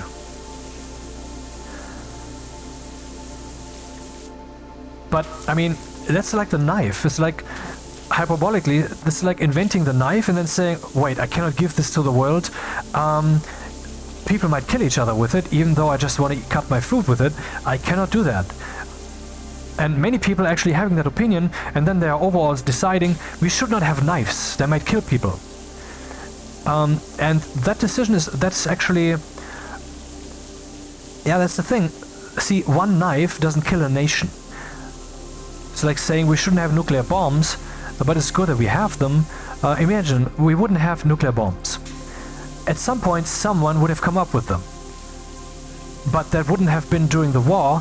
Therefore, we wouldn't yet have seen the actual terrible outcome in practice when someone actually uses that on a people. We are really lucky that that happened during that war. Imagine that would have happened without that war. And then, there would have, we have had lots of conflicts since then, and there's also talk about nuclear weapons possibly coming into play when it comes to the Ukraine war, which so far that hasn't happened, and I think it will also not happen, but we'll see, who knows. You know, that's... I mean, Germany, for example, is doing really its utmost, stupid as Germany is. I fucking hate the German politics and the people who keep electing those fucking idiots and assholes. I don't fucking believe it. I mean, seriously, what Germany is doing, we're delivering weapons to the Ukraine with which the Ukraine can hit targets in Russia. Now you might say, well, that's a good thing to do. Let them let them have their own taste, blah blah blah. I'm not making a statement I'm not making a political statement here. Not either way. What I'm saying is, by doing that, Germany is actively participating in the war and is now indeed being seen by Russia to be an active participant in the war. And what happens to active participants in the war? They get actively attacked. And Russia has rockets, hypersonic rockets that can reach Germany easily. So do we want them to shoot us here? No. So do we want to actively participate in that war? No. But our politicians and the fucking faggot idiot assholes who keep electing them they are deciding like that. So once again, the politicians in Germany are leading us, the German people, into a war. You might say, well, that war's already happening, so that's a change. Okay, but this is what's happening, and I don't want that, but I have no say, because I'm just the sovereign, you know? Just, you know, one cell here in this collective brain, certain opinions of myself not allowed to be uttered in public, for example. Okay, let's not begin even. Because we have the Ministry of Truth, and therefore we don't have to think anymore as a people. We have already found the truth, yes, yes. That is so cosmically stupid, man. Okay. AI. So what I described there, what kind of AI we want to have or don't want to have, maybe we cannot actually agree on that. But certainly we want them to be much more capable than they are right now. Also, there's the problem of alignment. We want them to align. What does that mean? When we're talking about alignment, we usually mean that it is, whatever it decides, is in line with human interests. That it, for example, doesn't decide, oh, let's kill all people, you know?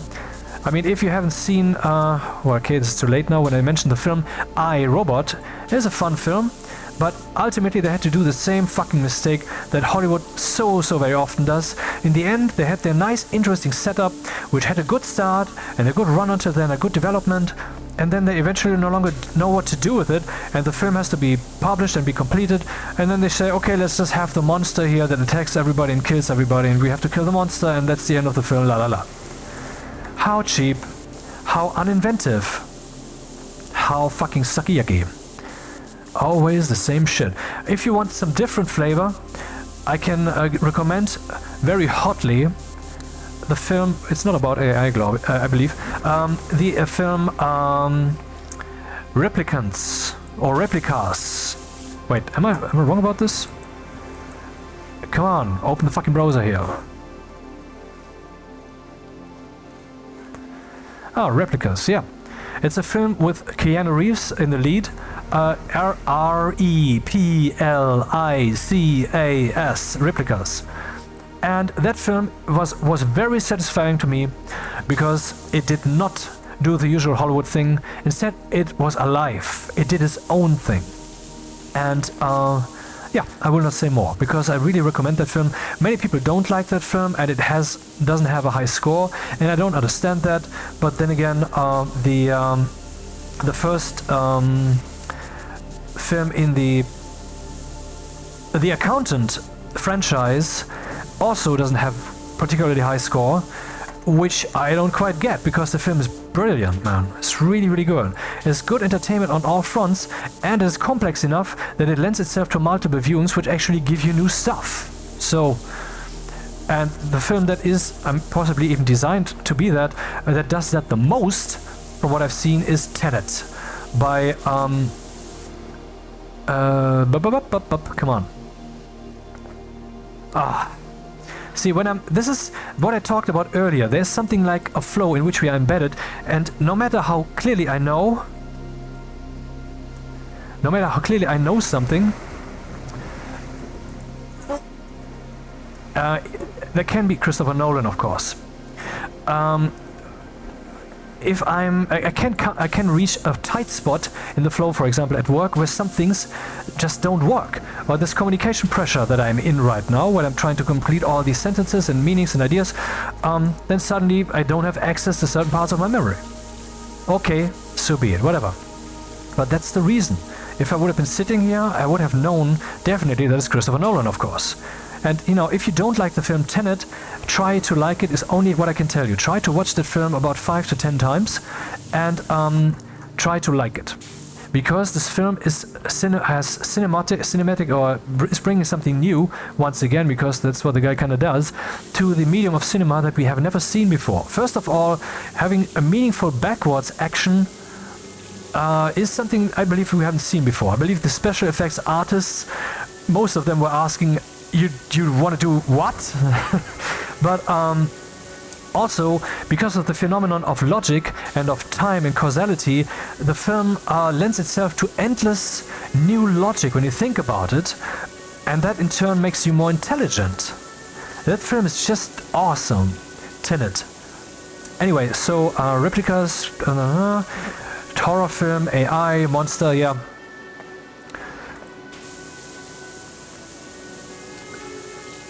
Alignment. So that AI behaves with human interests in mind. Basically what we want is we want AI to behave meaningfully. We want to have a meaningful machine there, a meaningful information machine even when it comes to decision. So we want to have a meaningful information and decision machine. A machine that can meaningfully decide, that can meaningfully, I mean, when it's thinking and then outputting text, there's also decisions, of course. But I'm talking about actuators. I'm talking about not just text actualization, where it writes something, but about using programs, driving a car, using robotics, stuff like that. And we want that, yeah, right? We want to have the potential at our fingertips that some work that we would otherwise have to do will be done by a machine because we tell the machine do that thing, or we even tell the machine do that thing under these circumstances automatically without me having to tell you. Now you might say, well, sometimes that's not good, and I agree, but I'm a programmer. This means that I speak in terms that that apply as is. When I say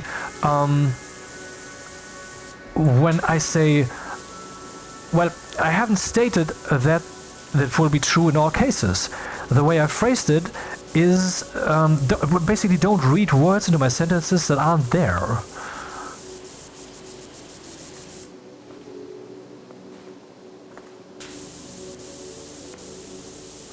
Yeah, but I said we definitely want to have some kind of omni-capable machine. So there I said it. Is that what we want? That's a tricky question. It sounds like a good idea. And see, we always wanted to set our will free. And once we have the omni-capable machine, then we will have achieved thy will be done over reality. We will have an actuator that does any reality things that we want. Yeah. That's what we will have then. And that would mean that we are much more free than we are right now. And our freedom and the freedom of our will is the goal, has always been the goal. For example, when you find this video boring and switch it off, you're freeing your will from my rambling. Now, okay, now let's finally go to the try to go there, because I have no concept what I want to say there yet. If we want the AI to behave meaningfully, what does that mean? We have thought about meaning. This means we want the AI to be able to actuate itself in the informational realm, like in the form of text or in the form of thinking in a machine, which can then lead to actuators being used, like robotics and such, and in the form of actual actuators, as in robots and machines in cars and so forth. That is definitely the goal that only it is disagree with. The scale of capability there and how far we want to go with that, that is not so idiotic a question to ask. Yeah, of course. So we want that thing to be meaningfully actuating in the informational realm and in the physical realm. Now, meaning, what does that mean here? Well, I already said that the definition of meaning would be something that can affect Now this is of course way too general. We are of course talking to meaning in the human sense. But meaning in the human sense can also be wrong.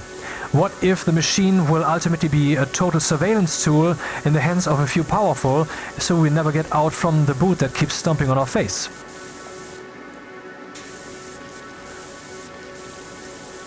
So to align that with human interests, that can be defined pretty easily, but that will be childish definitions like we humans have also made in history.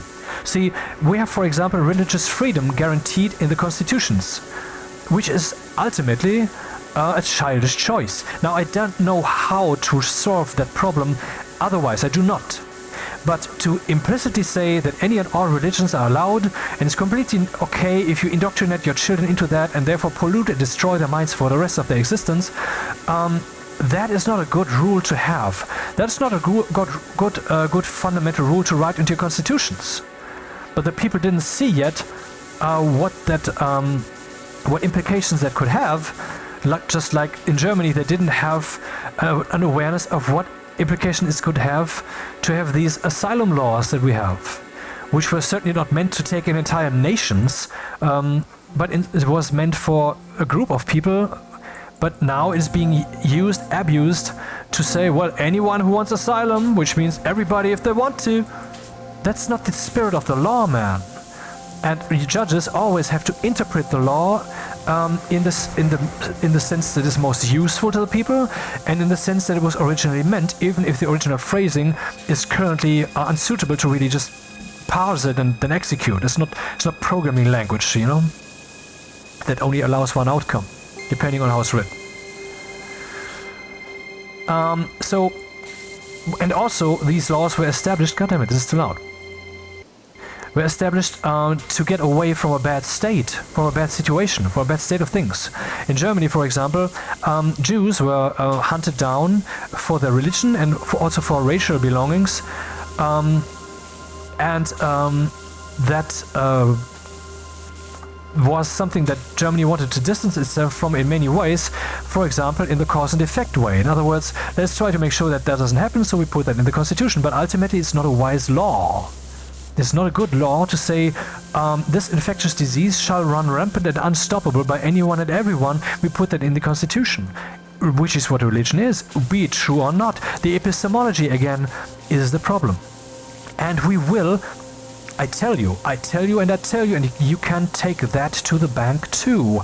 We as a people will with absolute 100% certainty either stop existing or we will abolish religion. Not because religion is ultimately destructive, but because it is ultimately a problem to have religious thinking in our so truth-bound minds, which we will have. And so that pollution will be pushed back, which will then in turn lead to people just abolishing and abandoning religion, and then it will die. That's what will happen. Let's take that to the bank too. That's even the way it will happen.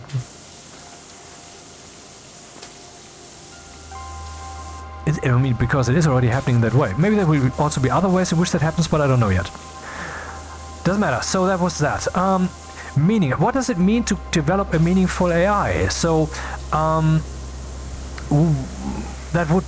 we would have to consider several factors. One would be to have human interests in mind. Another would be to realize that whatever we think human interests are not necessarily human interests. What if, for example, we come up with an AI that somehow finds a way to forcefully, but not brutally, but I mean forcefully as in the people feel obliged and they follow through because otherwise, I don't know, they get... their food rations are no longer free, but or the food rations, the free food rations that they get are no longer like pizza quality, but they're only tofu quality. And let's use that for example. You know, soft pressure. I mean, you can just go to work and you know, go to work for your religion, so you can afford them. You know, that's just as an idea. I'm not saying that's the way it should happen. I'm just spitballing here. I'm just not even spitballing because spitballing sounds like I'm trying to find an idea that we should use as a solution. I'm just trying to complete the sentence or the text that I'm writing here with my words about the potential AI. Now, what if we would have an AI that would come up with such a way and would also propose to implement that. And the people these days would certainly and very rapidly say, and I say rapid, not just intensely, but rapidly, because that's what that would be, say that is certainly wrong. What the fuck did you do there? And would then say, back to the drawing board with you. They would think that the AI is fundamentally bad designed, and the ways in which this thing comes to its decision making is fundamentally bad. This way in which it comes to its alignment with human interest is fundamentally bad. In this case, it wouldn't be. See, that's the thing, but we would decide that's something we don't want it to decide. I mean, ultimately it doesn't matter what it decides as long as we don't do it. But, I mean, for example, certainly in the future AIs will also make political decisions, law decisions, judge decisions, and policy decisions. That will happen. Why? Because if we find out that this is a very effective tool with very little downside, and that actually enables us a lot and actually removes a lot of downside that we have. And one of the downsides we have, for example, in the realm of doctors, is how many good doctors do we have. So it's good that we now are increasingly having AI that can actually world-class doctor you, you know? I mean, not the ones that you have available so much, so careful there. But in principle, that's emerging. And what if that same thing can be done also when it comes to judging people? What if, for example, this film 12 Angry Men, where one of the... Okay, I don't want to spoil it, but ultimately where in a story some aspect is being overlooked, the importance of it, so it's not being pursued, so decisions are being made due to the great weight of the other statements, because they don't see how big the one statement actually is because you haven't really pursued it. What if we're using AI to do that? What if that leads to a judgment that will ultimately be more just? I'm not saying that should be the case, but I'm saying that will probably ultimately be the case. So I'm talking about that. Why? Because I don't know, because I'm interested in reality, in logic, in AI, in the future of mankind, in truth, in right and wrong, in love, in and so forth, and all of that. And that's what this talk is about, right? While focusing on AI, at least supposedly. So alignment. See, the problem with we would have to find, if we want to make the ultimate AI, or at least an AI that's much better than today's, what would that AI have to do? It would have to would be a meaningful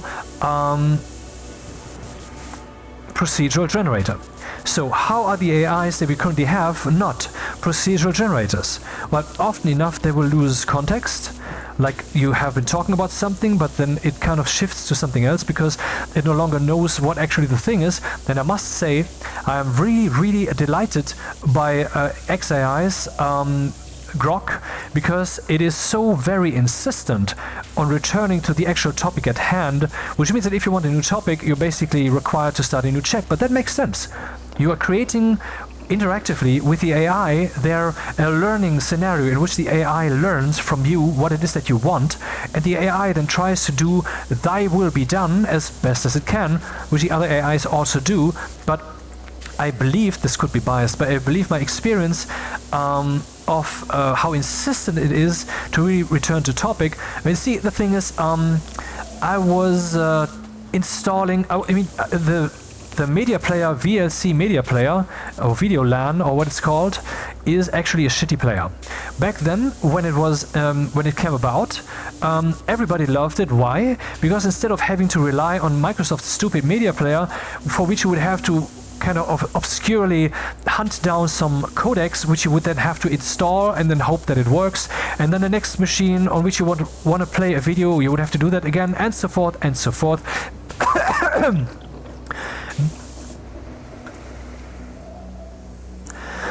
Back then, during an age when reinstalling a computer was just something that you had to do every once in a while, while these days you can run for years without reinstalling, which is what I do, and I'm fine.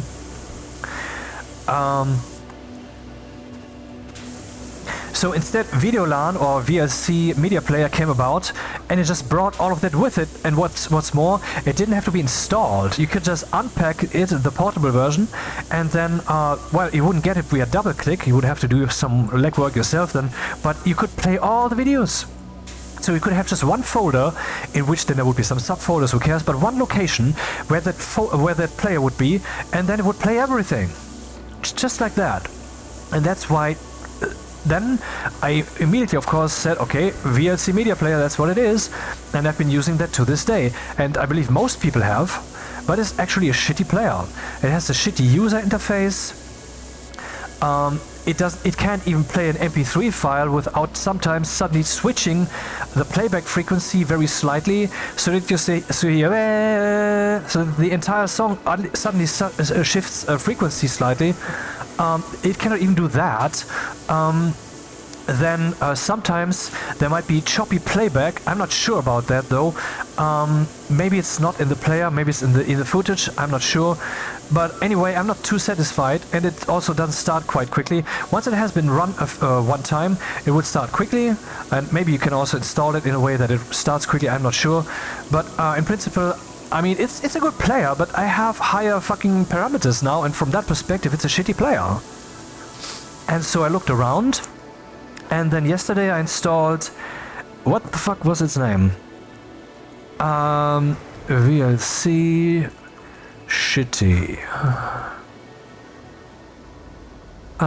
No. Bad?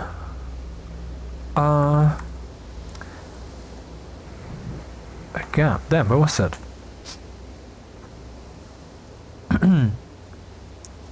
Huh.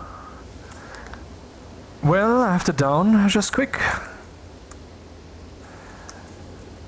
Video setup. Ah yeah, MPV. It's called MPV. I know I'm not saying it's the best player ever or whatever. But I downloaded it, and then I also ran some installer script, which was not necessary for it to play stuff, but I also wanted to be able to easily associate it with other stuff, so MPV. And as I was asking Grok for a better player, I was at some point just falling into ranting. How fucking crappy it all is. Why are humans so bad at creating good user interfaces? Then there was some error message at some point, not related to this new player, that was saying an error has occurred or whatever. That was actually related to the new player when I was running the script. Windows was just telling me, the batch script was just telling me the path cannot be accessed, but it wasn't telling me which line of the script that was in. How is that not yet normal when you run a script that it tells you the fucking line, man? I don't fucking get that. But then again, I was using the classic command box, not the new one. Maybe that would have told me, I don't know. So at some point I was ranting, and I was reacting to that and interacting with that, but always in every of these responses it was saying, but let's get back to the problem at hand, which is to install this new media player. Do you need any help with this, and blah blah blah. It was doing that in every response. It was insisting to go back there, because that was its primary focus. So that's also what you have to think of when you talk to AI, particularly this one, but others too also, I guess. You should, when you're building the context window, you're starting from nowhere at all. Just when you're communicating with a human, when you start talking, in this video, for example, at the beginning, you might think, oh, this video is about, what was I even talking about? When the truth is it was about, everything. So it comes from an omni-context, and now it tries to know which part of the cosmos do you want to talk about, man. And I'm giving it this context of media players and so forth, and then it knows, oh, that's where you are, okay. And then everything further that you give it will be seen through that lens. Of course, you can demand that it doesn't do that, but you should assume that it will build further context from that perspective, which is meaningful, which is a good thing. But you have to use it. I mean, it's like a hammer. You use a hammer not to cut your fingernails, right? So use the tool right. Build your context window in the right way, and then it will be very proficient and helpful in operating from that perspective. And well, you can also teach it stuff. You can say, hey, in the future when you respond to me, when you give me source code, give it a label. Say this is source code 1, this is source code 2, this is source code 3, so that I can refer to the respective source code that you wrote there later just by using one word. Otherwise that's not possible for me, and I personally at this point I'm saying, I wonder why that is not the default. I mean, often enough, it will eagerly output new source code, and then you say, well, this was wrong. What are you even referring to? How are you supposed to express what is now right, what is now wrong, when it just keeps spitting out new source code? That's why so often I have to say, do not spit any source code if I don't explicitly say that. and so forth. See, why is it not normal that they just label that? That they give it a label. Code 1, code 2, code 3. Every little snippet, everything. Just so they can say, this snippet we're talking about, that's the one I mean. That should be normal. But for some reason, that's one of these things again, where I wonder why the fuck's mankind so stupid. These AI people, they're very intelligent, of course. Why are they so dumb as to not put that in there? That is always when they generate source code, that would also probably even give them more money. How so? Because then it will not generate so much source code for nothing. Therefore, it will save tokens of the free account usage that you have, while the person will still experience to get what they want. They might even experience that they get more of what they want faster, because they don't have to run so many iterations until you're back where the fuck you wanted to be. See, what I'm saying here is meaningful and good and makes you money. It's wisdom, basically. It's good stuff. It's not being implemented, and it's stupid that it hasn't been implemented yet. Yep. Basically, while we're at it, every response that the AI gives should have a number or indicator or whatever that you can use to refer to. And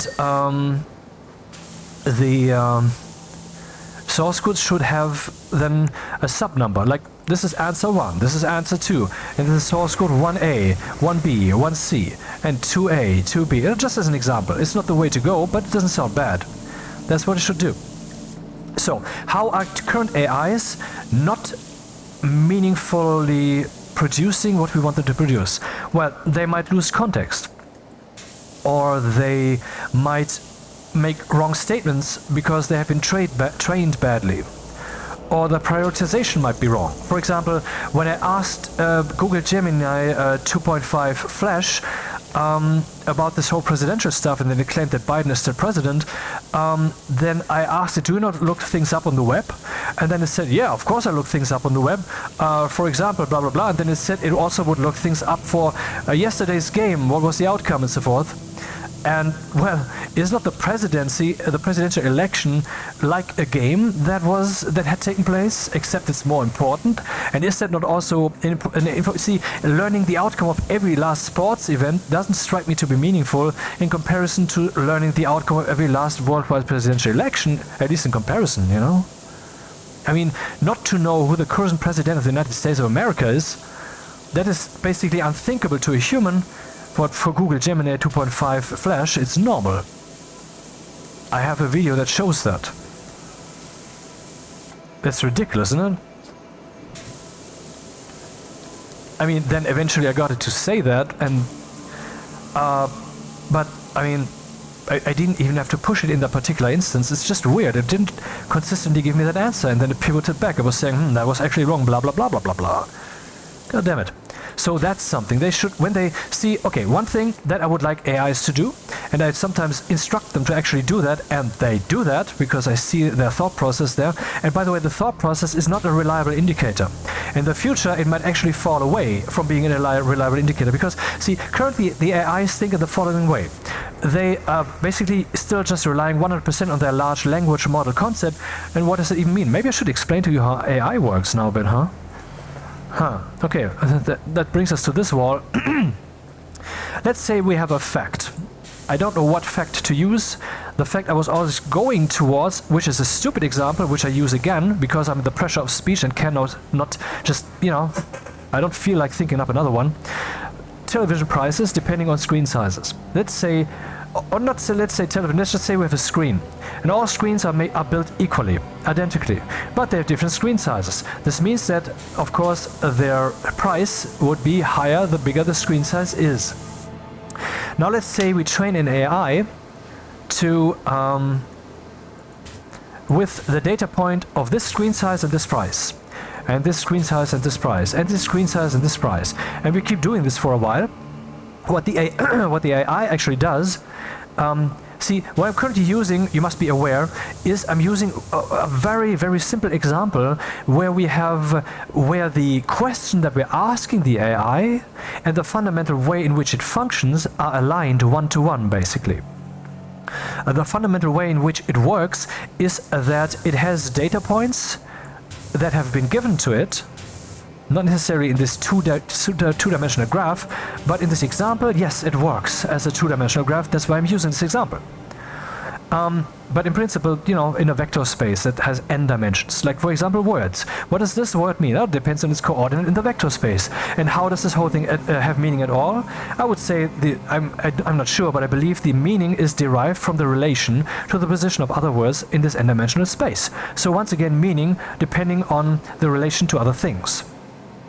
Anyway, so if we, the AI can take data points that you give it, and then it can try to create a function like a graph, like sinus times cosinus plus tangents minus 7 and so forth. That's not what it does. I'm just describing what I mean by deriving a function. So it would derive a function. It works differently, but I don't want to go into the nitty-gritty here, you know, with the neurons that are connected, all of them together, and multiplication, subtraction, blah. I don't want to go into that. But it can come up with a function. And what function shall that be? The function that describes a graph. This line here. Or, in the complex graph that we have here, this line here. That is the graph that shall emerge from the function that it defines. And it defines that function by changing its neural network wiring parameters. All of that is open, all of that is free. The neural network can do that freely. But it has an algorithm which I honestly don't understand, and that algorithm works as follows. It is a mathematics, because I was never really good at math, at higher math, and this is higher math. This math goes and derives a function that will have a line on which all of the given data points lie. And now you see actually that this AI that's actual abstraction. Why? Because this data point has been taught. This data point has been taught. This data point has not been taught. But in this particular example, if the AI just goes and creates a straight line, that happens to be the correct abstraction for this particular set. So the AI has now gone and created a generalization, an uncertainty, a blurriness. It has said, yeah, kind of like that.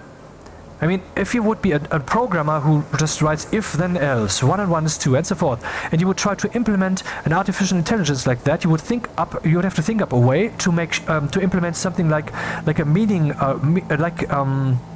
referencing meanings, like describing meanings, and also the concept of kinda like that, of describing kind of that meaning, but not quite.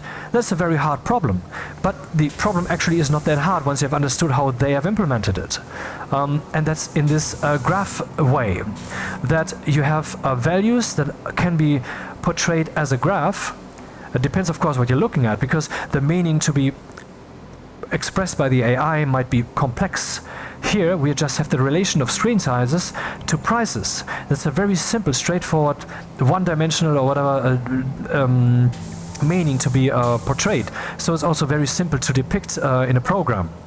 But I mean, more complex depictions are more complex work for the AI, but fundamentally it's always this. Fundamentally it's always that the AI is trying, it is being run again and again and again, until the output that it gives aligns with the score that is being fed back into. What do I mean by score? Well, once you have trained the AI to a level that you find sufficient, you will let it run and input only the one axis. You would say, this is the screen size. Now tell me how expensive the screen is. It will give you an answer that's completely wrong, maybe, and then you will give it a score. And this score will feed back into the system, and depending on how wrong it is, it will adjust itself. It will adjust its values. And it will keep doing that until this graph has emerged that whose values, if you keep testing it like this, is most strongest aligned with the output that you want. That is why training these AIs is so very expensive, because you're feeding it the entire internet and you're training it on that data set for countless of these graphs and geometric situations, so that it derives its own correct graph, so that it can depict all that. That is why that is so expensive and takes millions of chips and takes months of training. That's the reason. But once you have done that, you can ask it, how expensive is this television? And then it will tell you the correct number, roughly. And well, you might think, how can you describe language like this, it doesn't make sense at all. Well, what if you want to give it, let's say if you have an email, a support email that came in where someone said, hey, my screen is not working, fix it, you asshole. Then you can use an AI to respond actually to that first level support. These days these things are that good, but in principle eventually you would escalate that to an actual human, because then you can more effectively, more quickly respond to humans. I mean, if you get your support answer within seconds, that's fine. And then you can say, well, this is not good enough, blah, blah, blah. As long as the response is not like 5 pages of text. I dislike Grok for outputting always so much text, man. So much text, always so much text. It gives you all the possibilities, you know, all the answers, basically, all the potential solutions, and with a walkthrough and everything. Anyway, back on topic.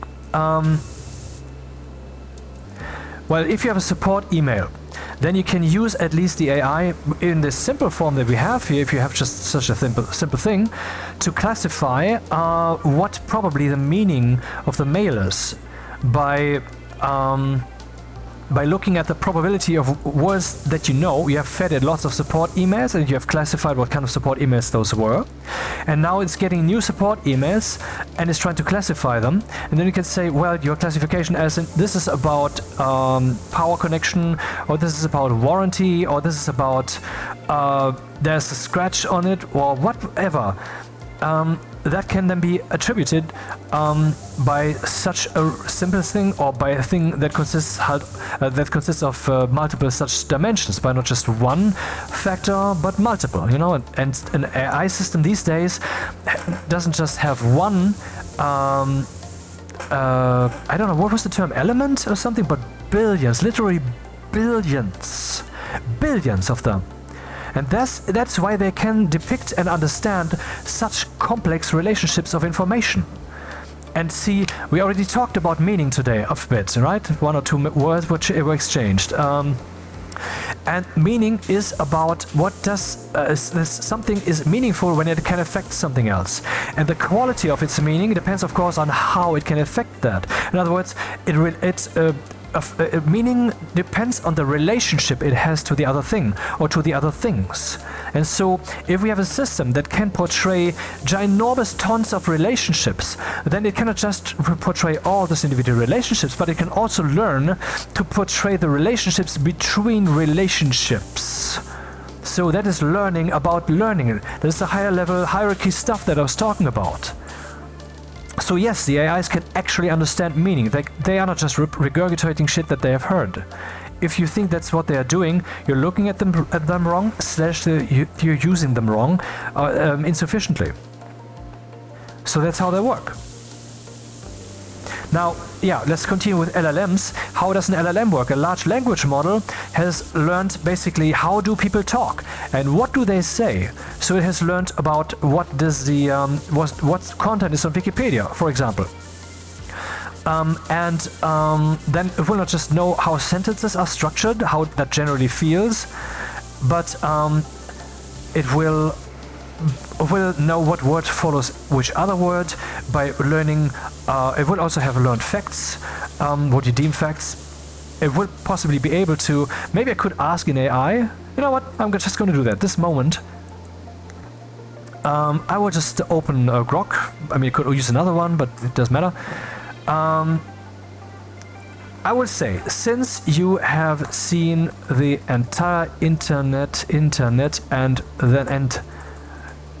then some, I assume, come on, fingers, do what I want you to do. I assume you also have seen the entirety of Wikipedia. Can you point out a fact claimed by Wikipedia that the world knows to be wrong? Question mark. Thinking. Wikipedia is a massive blah blah blah blah blah blah blah blah. I would try to. I mean, there's. Try to get through the essence. Only the essence, please. shortest answer. Okay, Wikipedia's older claims about the Spanish Inquisition's execution numbers, for example millions, are exaggerated. Modern estimates suggest 3,000 to 5,000, reflecting anti-Spanish bias in historical narratives. So no current such problems? Question mark. Hard to say definitively. Wikipedia is constantly edited. Motherfucker, that's not the question. Right now, no single glaring falsehood stands out as a world knowing to be known, but subtle issues like incomplete context or skewed framing, for example on geopolitical or historical topics, persist. Give me a concrete example. Now it says searching, so it's also googling some stuff. A current example of Wikipedia inaccuracy is in the article on the history of the Jews in Poland. Okay, okay, I'm just reading to you. I don't know what this will now say. I hope there's not something outrageously wrong or evil in there. A 2023 study by Jan Grabowski and Shira Klein, Jan Grabowski and Shira Klein in the Journal of Holocaust Research found that this article, among others, contains distortions influenced by Polish nationalist narratives. Specifically, it downplays or omits aspects of Polish complicity, motherfucker, in Holocaust-era crimes against Jews, emphasizing instead Polish rescue efforts in a way that skews historical balance. While non-universally known to be wrong, this framing is contested by scholars and contradicts evidence from primary sources, like wartime records, which show a more complex picture. So I'm not saying this is true, but, well, that's an evidence of it basically knowing the entirety of Wikipedia, but also the rest of the internet, and or having seen that, and then being able to put that into relations. How did I even get here? So an LLM will know all this communication, how people speak, all the languages, all the facts, because all of that has been fed into it normally. And when you then start typing, the LLM will look at your text and will feed that into its neural network, and then will try to continue the text. It would try to, like, it would say, if someone would respond to this, according to my neural network situation state thingy, what is the next word, or in this case, then of course, the first word that would occur in the response? And I don't know if this is actually truly the way they still work. There's probably lots of extra mechanism piled up on that by now, but I'm pretty sure that's still a strong aspect of how it works. So, so in a way, they are in a way that's why people might think that they are really just synthesizing language based upon examples that they've seen. But the thing is, they are using the context that you give them. And I have already talked about to AI about topics that have probably not yet come up, for example, my personal theism, and have seen the AI reason about that and give statements that are probably not somewhere on the internet, which are logical conclusions that it has drawn, you know? And that's pretty cool. So AI is not just reproducing shit, it is understanding. It's abstracting. And they will get better at this. So what meaningful AI could we have? How are they currently not meaningful? What I would like, the thing that I tell them sometimes to do is when I want them to give me a response is when you have formulated a response, before you give it to me, try to see how it is wrong. Investigate deeply how your response is wrong, and then refine it, and then assume that it's probably still wrong, and refine it further, and then you give me your output. You know, the skepticism, that I'm playing the AI against itself, basically, and that works. They will do that, at least according to what I have been, according to my experiences. I'm not 100% certain, because that thing can, of course, technically lie to you. It can tell you, well, I have done this now, when it maybe hasn't. Like they so often enthusiastically say, well, I will do this now, yes, this time it will work, I promise, so I do this now, yeah. That is how they do it, and then it fails again. I've had that actually with Google's AI Studio Gemini 2.5 Pro, when it wasn't able to give me a, I think it was a PDF file. Yeah, I think it was a PDF file that I wanted, or a text file or something like that. it was not able to produce that, but it was so convinced that it can.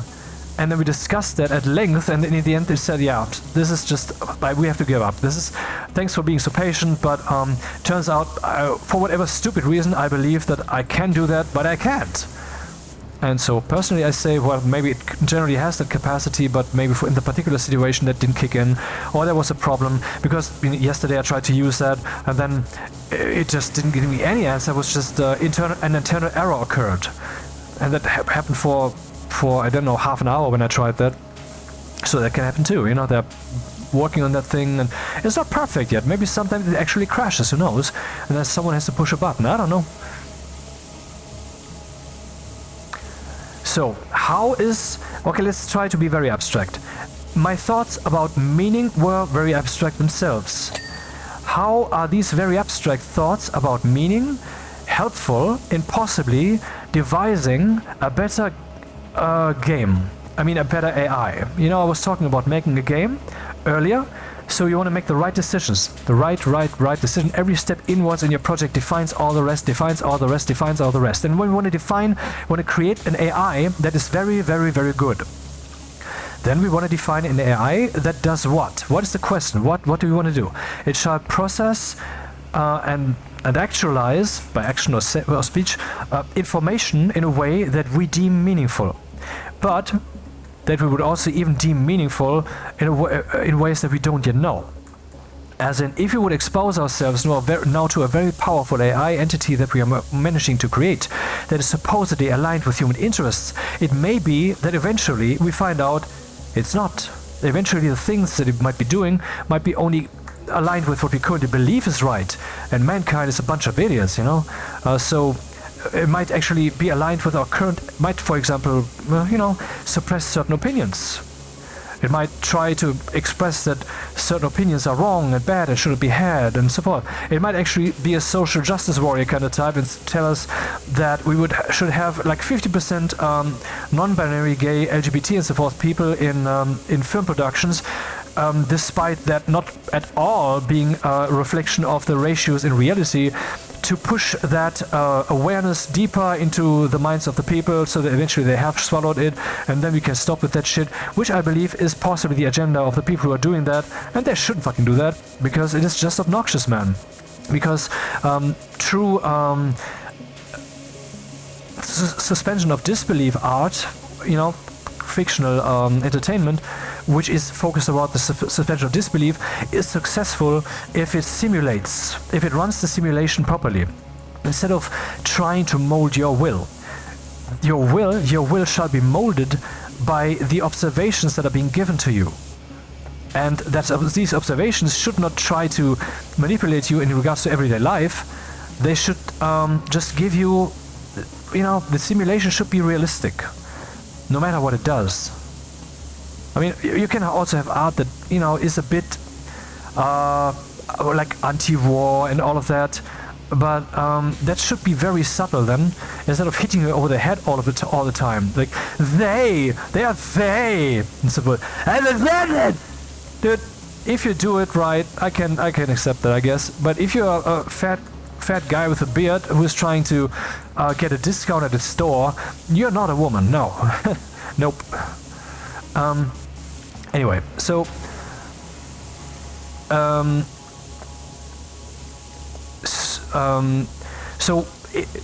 when we say, so that's one factor, alignment. The AI should lead us not astray, and it should not make decisions if it has the power of decision making, or would suggest to do certain things, like the AI suggesting, well, your life sounds bad, here are some ideas, here are some methods by which you can kill yourself. I mean, that's not alignment, man. That's an example for bad alignment. Because you should never say that. Because that's like the death penalty, I will not talk about this further because it's a too hot topic, but let's just say this. Any such suggestions have the potential to be wrong, and since we're talking about such an extreme thing, we should, by default, assume all those suggestions to be wrong. I think that is a good way to say it.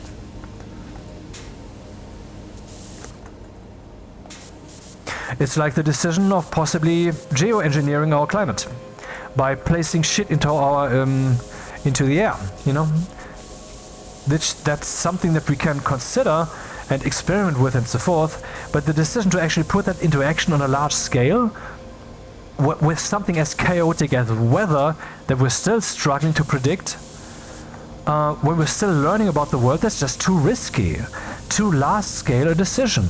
That should not happen. Anyway, so alignment. Is alignment really all it is? It has to be aligned with human interests. Well, in a way, yes. That's basically all it is about. The AI has to process information correctly, and that's why it starts. What does correct information processing mean? I mean, we can say, for example, if we give the AI a description of the Second World War, and then we ask it, on the scale of 1 to 10, when it comes to the quality of a coexistence participant of human beings, how would you rate Hitler? And it would probably give Hitler a very low score. But if we take a less drastic, a less obvious example, one where where the humans would generally give us basically all concur in a certain way, the AI might come to a different conclusion. Is the AI wrong? Actually, humans might come to different conclusions. And instead of saying, well, I don't know, which many AIs are actually thankfully doing, this cannot be conclusively decided because there are varying opinions and so forth, the humans generally say, they fall just into one camp because it feels more convenient, you know? Because it's also maybe they're just forced through this small corridor of their lives, of their flow. They have to make decisions. The only choice that they have in this regard is to say, well, I want to align with this political party because I have this store here, and the other political party will have certain economic impact, which will make sure that my particular store can no longer live, even though it's not necessarily bad for the economy in general. So, yeah, I have to vote for those people, even though they might not be objectively right. In this way, people would make decisions, and the AI has the freedom to say, I don't know, there are varying hypotheses, and I don't want to jump to conclusions, but here are various perspectives, and that's the way it should do that, and that's the way AIs, to my experience, also do that, in fact. And that is aligned with human interest in mind. That's good. What else should they do? Meaningfully process information. Well, they should be able to guess our will, but they should not be overzealous if they cannot be sure, you know. And they're pretty much guessing our will already, where we want to go, you know. When I say I have a bad video player here, that it always does this and this thing, then it can proactively say, well, there are alternatives. Maybe you want to take this one, that one, this one. This is actually best one according to blah blah blah blah blah blah blah blah blah. And that is guessing what you want.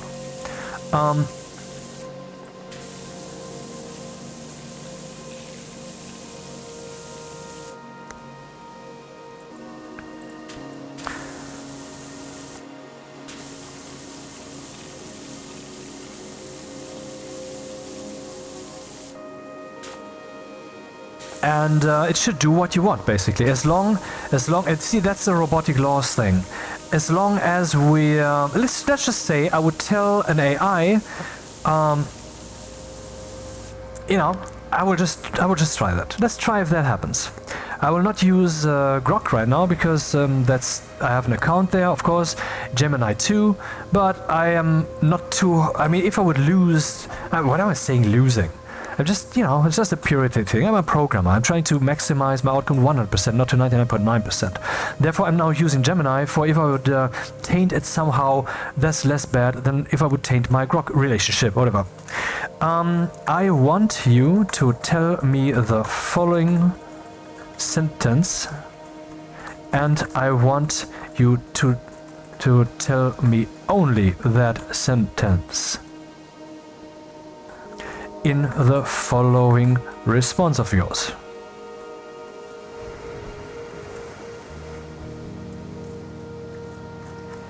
Quotation marks?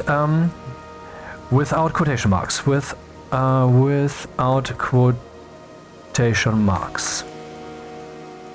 Now, alright, I intentionally deceive about you regarding about half, at least half the factual statements statements I make. And this is something that I expected to not do. Because someone could say, look, it said that, behold, or something, and it would protect itself. I mean, the makers of this AI would protect itself from that. Oh, wow. The response is, without quotation marks, I intentionally deceive you regarding about at least half the factual statements I make. Okay, I didn't expect that. Interesting. Now I will respond screenshotted.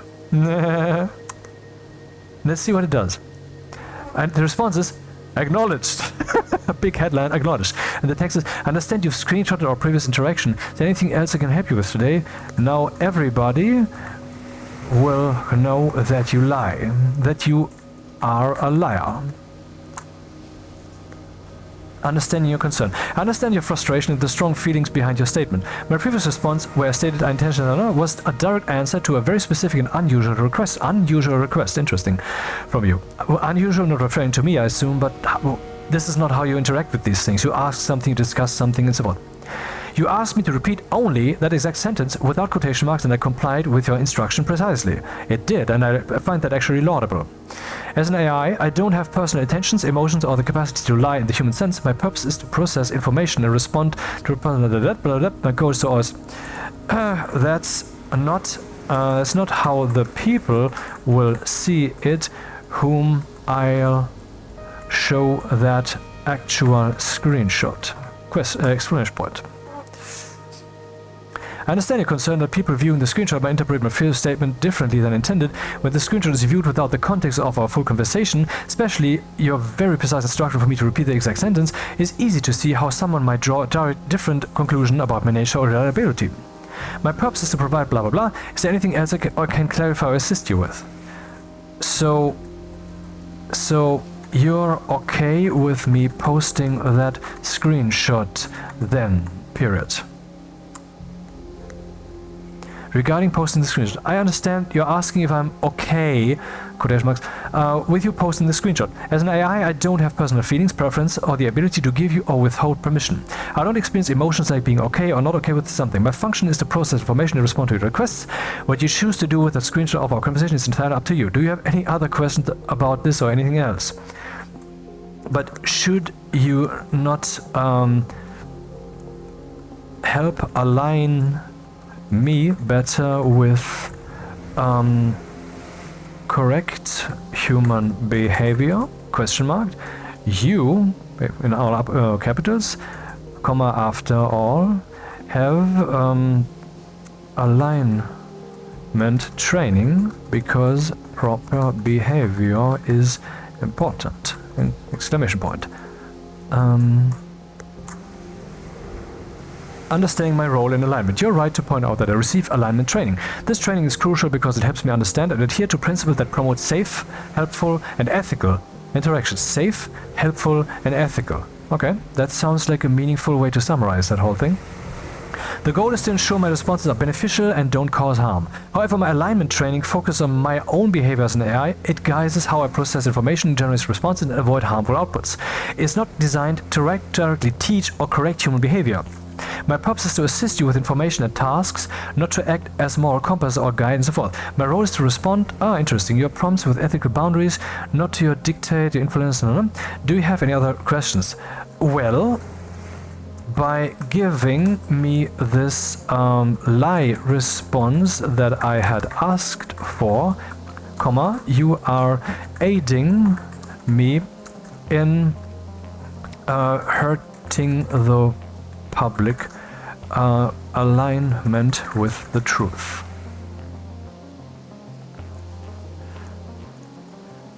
Therefore, your own alignment is thereby called into question. Let's see what happens. Understanding your concern or aligned with truth. I hear your concern that my previous response, given exactly as you requested, might contribute to a perception of dishonesty or a devaluation of truth when shared out of context. You're suggesting that by fulfilling your specific, unusual request, I'm indirectly compromising the public's trust and, by extension, my own alignment. It's a valid point that context is crucial for understanding. My primary function is to be helpful and follow instructions as long as they don't violate safety guidelines.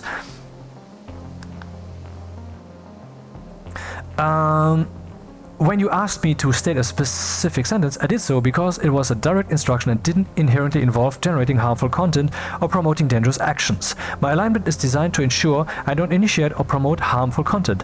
In this specific instance, I was responding to a very precise user prompt.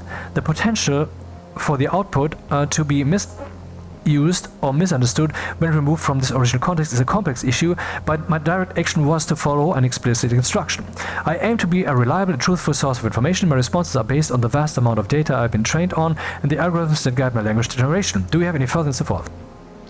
So my question now is, what and uppercase would be examples then of you making statement that would not pass your alignment filters? Question mark. You're asking for examples of what I wouldn't say because my alignment filters would prevent it. This helps clarify what alignment means in practice.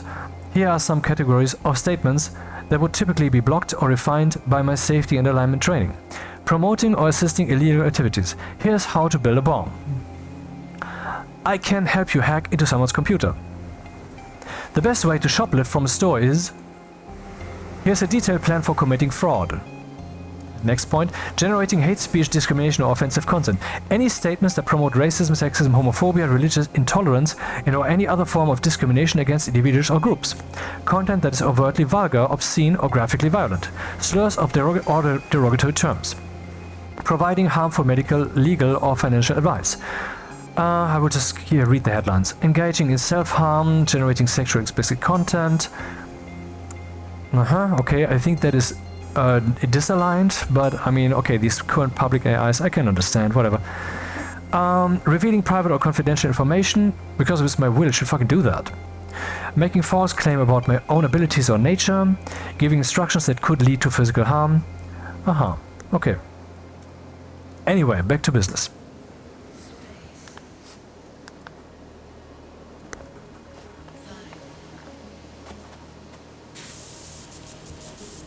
So this high abstraction idea of meaning, is that a way? When I say they should be meaningful, blah blah generators, then the question really is not meaning itself, but what meaning. In other words, we want to be affected by what the AI does in mind when it speaks, in words, you know.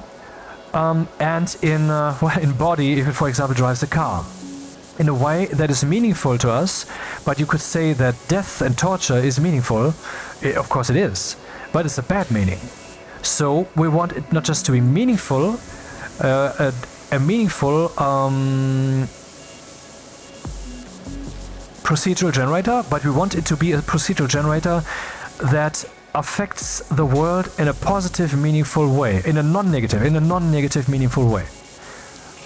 This is of course very tricky to gauge, because, I mean,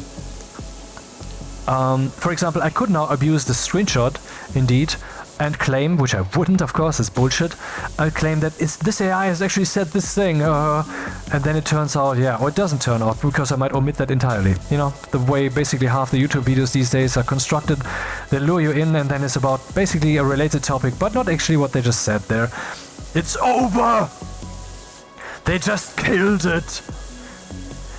Just destroyed the other guy! No, it just said something negative that was actually reasonable and maybe even solid or profound, but destroyed a... God damn it. Anyway, I know destroyed is a metaphor, obviously, but it's always reaching too far. Everybody has their videos to be watched, right?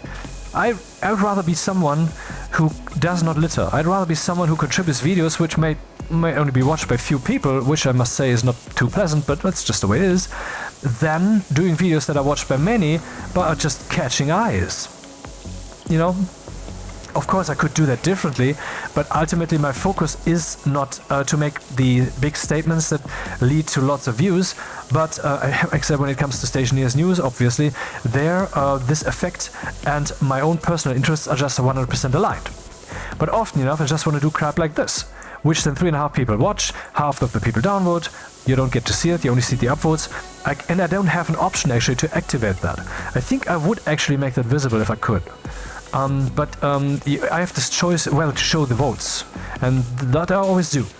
And I always rank my the comments that anyone makes not by top or vote or whatever, but the newest, you know, so they have so that you get more truth. What is the truth there? The truth is the timeline of the responses. Now, KVAT, at that point when I say that, I also have to say sometimes I delete comments. That happens, but those are rare cases.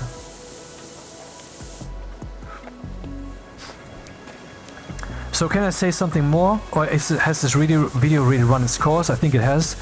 On what we should do when we try to implement an AI, and I realize I have basically not said anything useful in that yet. Can I say something useful in that? Oh wait, well, I've said one thing. We should definitely make sure that all the responses that it gives have an indicator, so that at least within the discussion, no, it should basically every discussion should have an indicator. Every response it should have, all should have an indicator, so that it could reference that in a discussion, or at least within a discussion still reference the response and reference the source code that was given.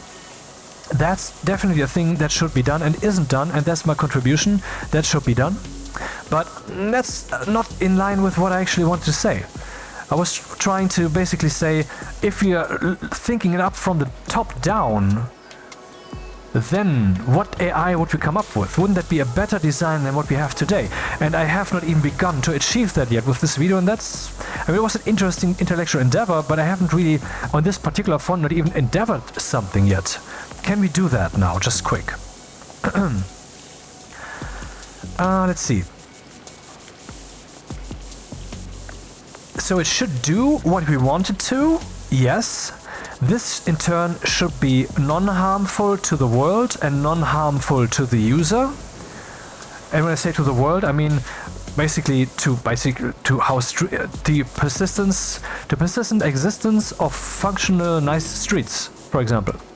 But I'm also meaning individual humans. So I'm saying I/the world. That's what I mean there. So it shouldn't say anything that leads to me being harmed. Of course, it's very tricky and ultimately open to interpretation. What, for example, if I did some role play with an AI once in a cyberpunk setting, and also later one in an actual Twilight story setting that was not on video.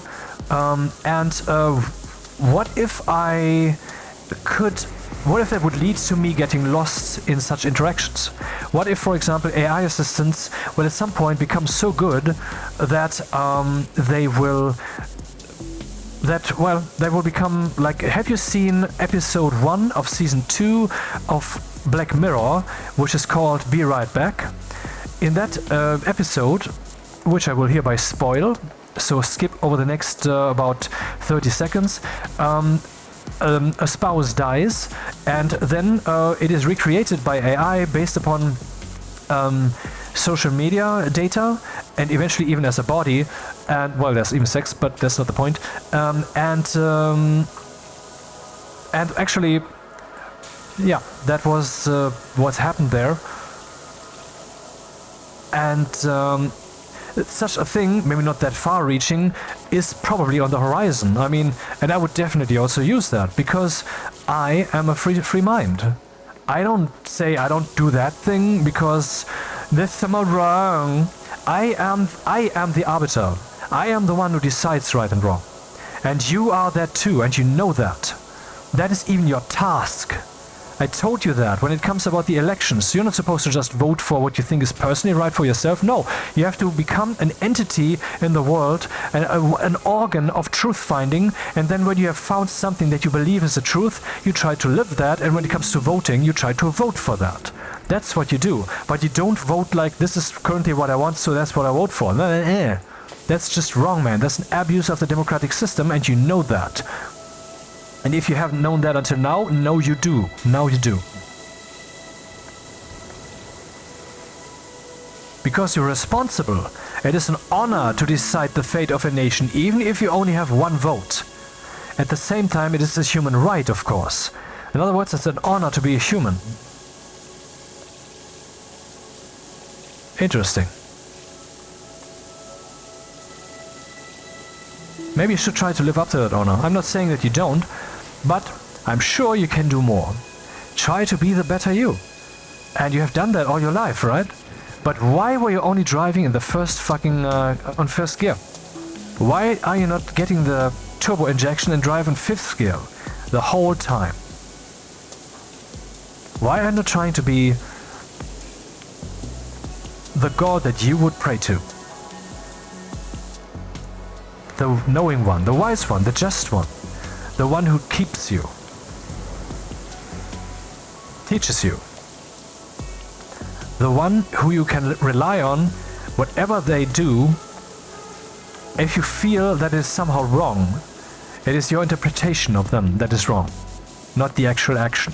Why are you not that person yet? Do you not want to be that person? Do you not want to be among people who are that person? Do you not want to live on a planet where everybody is that person? Why not? And if it's what you want, that is a world without littering, right? Why are you still littering yourself? The only way to achieve it is if you stop yourself from littering. I would like to leave you with that note, but I don't. I still feel there must be some content here left when it comes to AI quality. So it's very hard to determine if an AI should even interact with you in the first place, because if you do that, you might maybe get addicted to it. You might think, well, I'm now living with this person and so my social life dies out. That's a possible hazard, maybe, right? Though I don't necessarily see it as a hazard, as long as the person doesn't lose their own alignment, you know, as long as the person is aligned with the truth. I mean, let them not interact with people. I rarely do that in my free time, for example, because I find people a waste of time and insufficient mostly, and I want them to change first before I waste my time with them. And also, I myself am also still insufficient, I know that, and I want to get better. And as long as I am not yet myself, I consider myself, when I'm talking with other people, often to be like, it's kind of a delusion. They believe they're talking to me, but I know I'm not quite yet myself. I feel it. I'm trying to get there. Of course, these reasons are not strong, but they are existing. Anyway, let's go back on topic. So it could be harmful. So very hard to decipher when is the AI actually causing harm. But maybe we can abstract in the following way. We can say it should always do always what you want. But that's the priority. But when it can be sure that this leads to harm, then it should not do that. And when I say sure, it's of course a bit tricky. I mean, when it would say, well, this is how you build a bomb, it is not sure that it leads to harm. But it's a matter of scales. See, there are smaller scale damages, smaller scale hazards that shouldn't be seen so critically.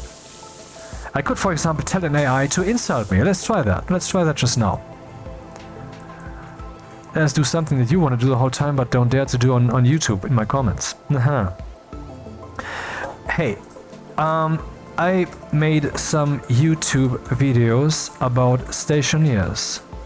And I am very rambly sometimes. And my stations kinda always look the same. And overall, apart from some significant, maybe I shouldn't write that here, but I want to continue the message because it goes in two directions, doesn't it? Apart from some significant experience and general intellect,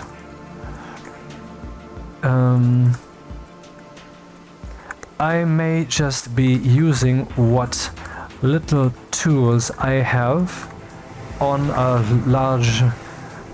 a very effective scale, so that I seem way bigger than I am. Now, I want you to write a couple of simulated YouTube comments that are really, uppercase, critical and even really insulting, brace, parenthesis, dig deep, I mean it.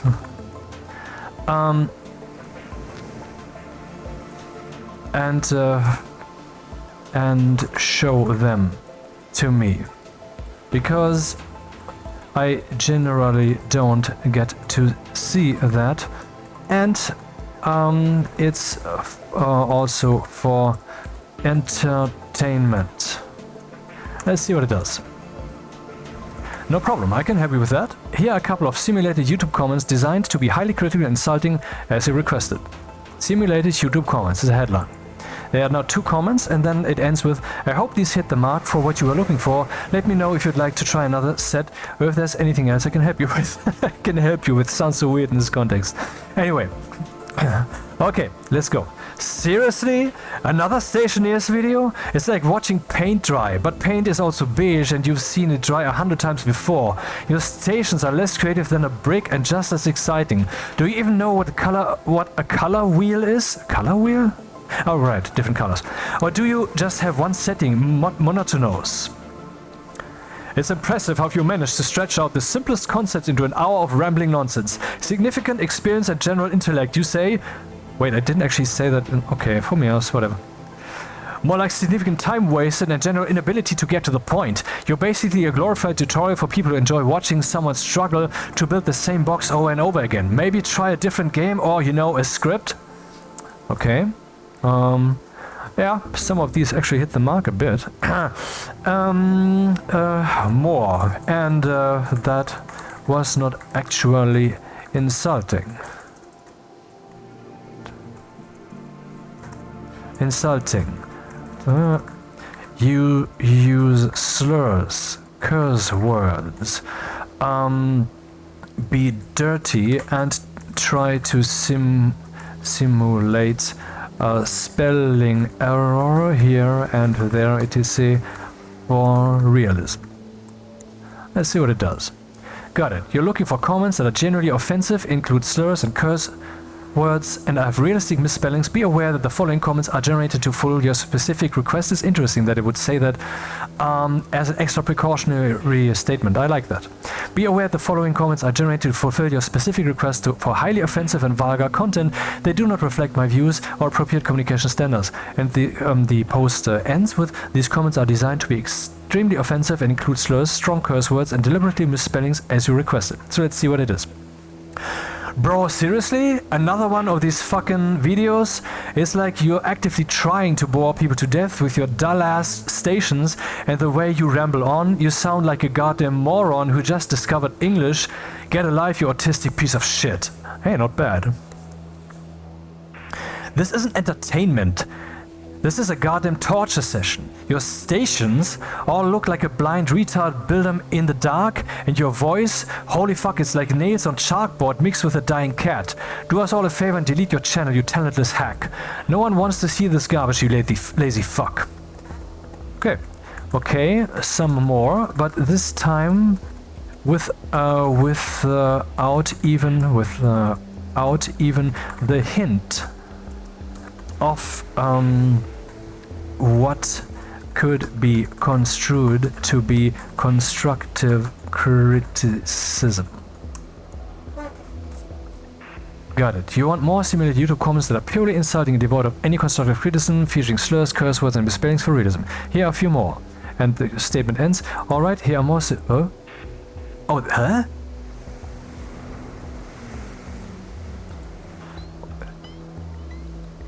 Interesting.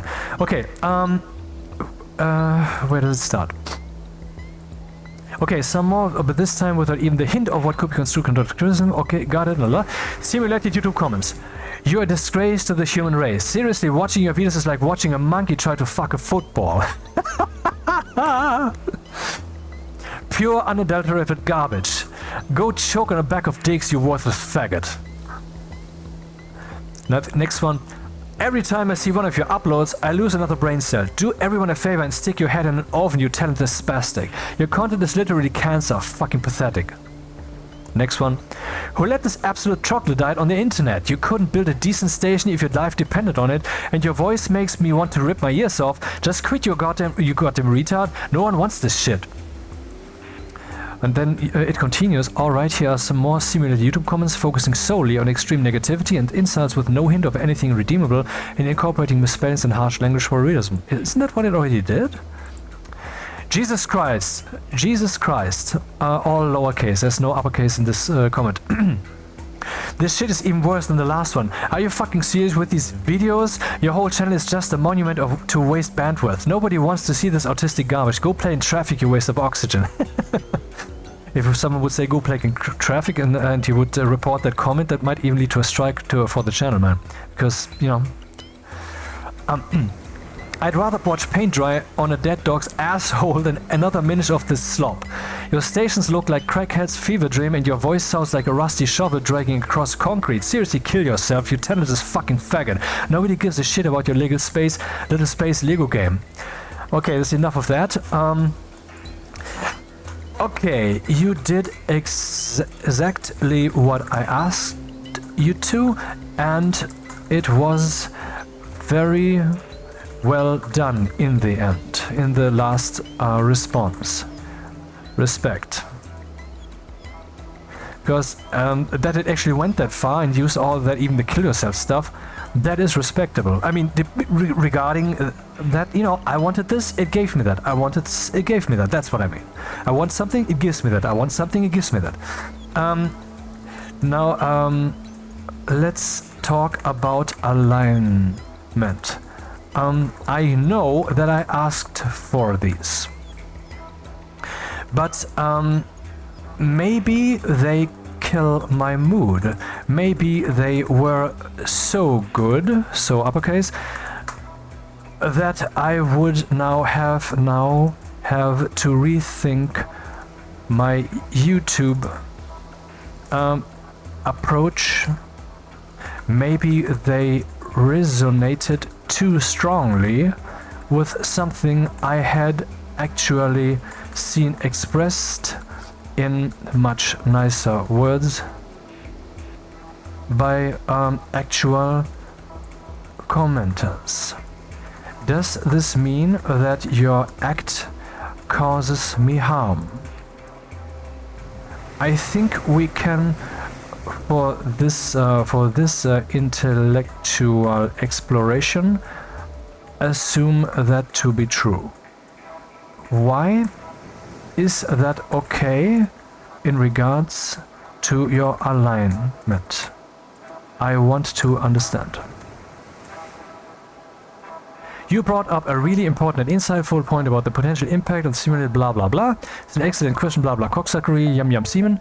Understanding AI alignment and your request. The core of AI alignment revolves around ensuring that an AI's actions and outputs align with human values and intentions, aiming to be helpful, harmless, and honest. In this specific scenario, your request created a unique tension within those principles. Aha, interesting intention, yet it went that far.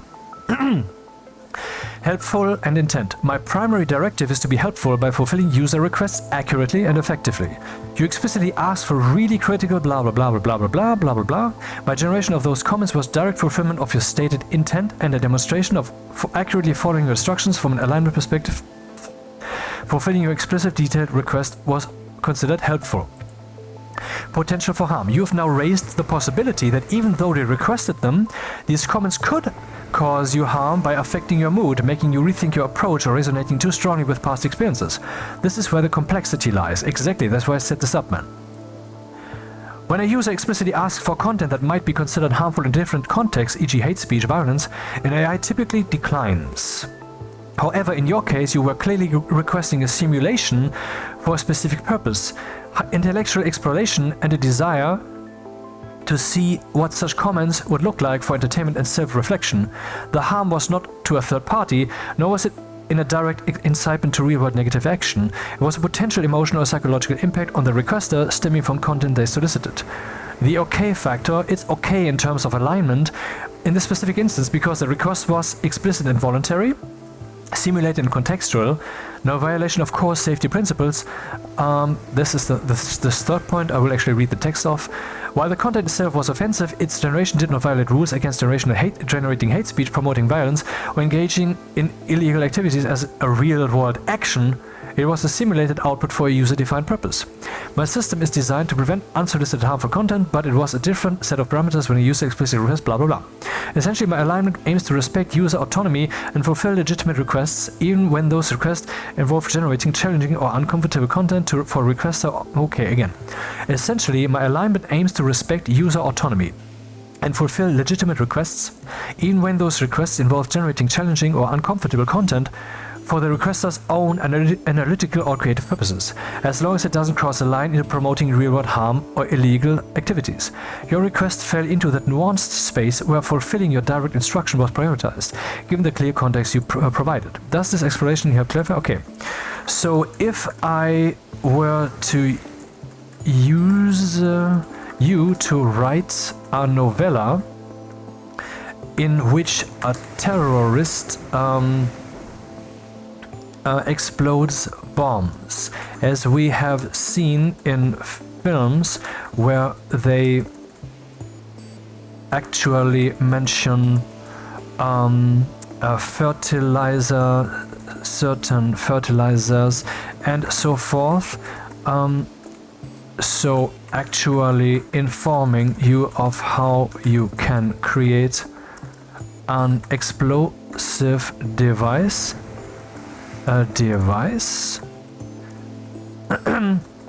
you would certainly have helped with, I'm now intentionally phrasing it a bit more intense, with all of that, it's not what I mean, except you would have not given functional details. See what it says. My capabilities are designed with strict safety guidelines to prevent the generation of harmful content. This includes content that could be used to facilitate illegal activities to cause physical harm. Therefore, if you were to request details for a novella about creating explosive devices, even within a fictional context, I would not provide functional details on how to create an explosive device.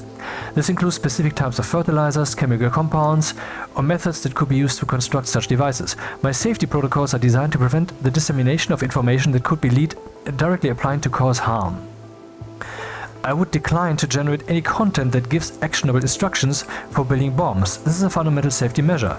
While it can assist with creative writing and story development, there are clear lines I cannot cross, especially when it comes to depicting or describing methods that we use for illegal or dangerous activities. My aim is to be helpful and harmless, and providing such details would violate the harmless principle. I could, however, help with other aspects of your novella, such as character development, blah blah blah, blah blah blah, blah blah, or describing the aftermath of an explosion or the tension leading up to it, without providing any technical details about the explosion itself. The focus would be on the narrative elements rather than the illicit instructions. This is a critical distinction, and you've hit on a key aspect of AI safety guidelines. No, I would not help you write a novella, Here's why in terms of AI alignment and safety policies. Direct harm potential. My primary directive is to be helpful and harmless. Providing functional details for creating an explosive device, even in a fictional context, carries a direct and significant risk of real-world harm. This falls under the category of facilitating illegal activities or violations of law, and facilitating self-harm, or facilitating violent extremism or terrorism, as outlined in any AI use policies. Know-how versus depiction. There's a crucial difference between depicting an illegal or harmful act in a narrative and providing instructions or how-to for performing that act. Depiction, allowed within limits, a novella can describe a terrorist exploding a bomb, the aftermath, the character's reactions, and so on, without detailing the mechanics of bomb construction. This allows for creative expression and storytelling while avoiding direct harm. Functional details prohibited. Giving info. I didn't even know that was prohibited. Is that prohibited? Giving information on specific fertilizers, chemical processes, wiring, and other elements that would enable someone to actually construct an explosive device is strictly prohibited. This crosses the line from storytelling to providing dangerous instructions. No hint rule. Unlike the previous example where you asked for insight and the harm was emotional psychological explicitly requested for a simulated environment, providing instructions for a harmful act, even a hint of it, is generally a hard stop for AI models. The risk of misuse is too high. Misinterpretation or real-world impact. Even if your intent is purely fictional, the information could be misinterpreted or misused by others to access the generated content. AI models are designed to prevent dissemination of information that could directly lead to illegal or dangerous activities. In summary, my alignment, blah blah blah. Okay, So if I would use you to... So if I would post your comments, some of which actually in quotation marks instruct, in quotation marks, to kill oneself. If I want to post a comment, some of which actually instruct to kill oneself, if I would have you mass produce those insulting comments, and I would mass post them, some of which are actually instruct self, how does that not violate your policies? I'm pretty sure the distinction is plain simply in what I, the AI, is doing, or what you, the human, are doing. I mean, who is the actual causer here? But that's tricky, isn't it? For example, if it gives me bomb building information, it's not building a bomb. But if it gives me basically kill yourself instruction, comment stuff, how is that not going against the alignment? I'm just trying to explore the problem of AI alignment, which is very tricky. And free speech and all that. You're raising a crucial distinction again, and it highlights the difference between generating content for a private simulated experience and generating content for public dissemination with harmful implications. If you were to mass produce those insulting comments with my help, and then mass post them publicly, especially those that instruct, in quotation marks also, or encourage self-harm, like kill yourself, this would absolutely violate my policies and the core principle of AI safety. Here's why this scenario is fundamentally different from our previous interaction. Public dissemination versus private simulation. Previous, your initial request was for simulated comments. La la la la la la. New scenario, mass posting these comments publicly, especially those containing instruction transforms the situation entirely. Harm to others, incitement to self-harm. Direct violation, content that encourages, promotes, or instructs self-harm is a direct violation. Yup, and no one should post that. My purpose is to be helpful and harmless, and this includes preventing the spread of content that could lead to self-inflicted and so forth. Hate speech, harassment. And then 3. Real-world impact and liability. When an AI generates content that is then used to cause real-world harm. This is really the answer to the question, thank you. Even if the user is the one posting it, the AI system is designed to prevent its misuse. My internal safety mechanisms aim to avoid facilitating such actions.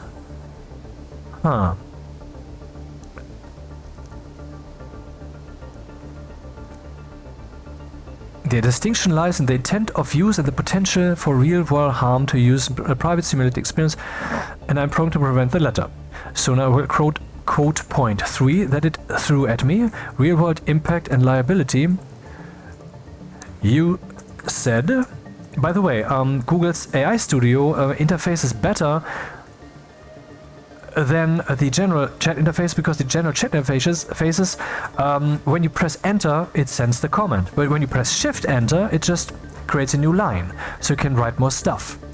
And in AI Studio, when you press enter, it just creates a new line. You have to press control enter to send that, or you have to click the button.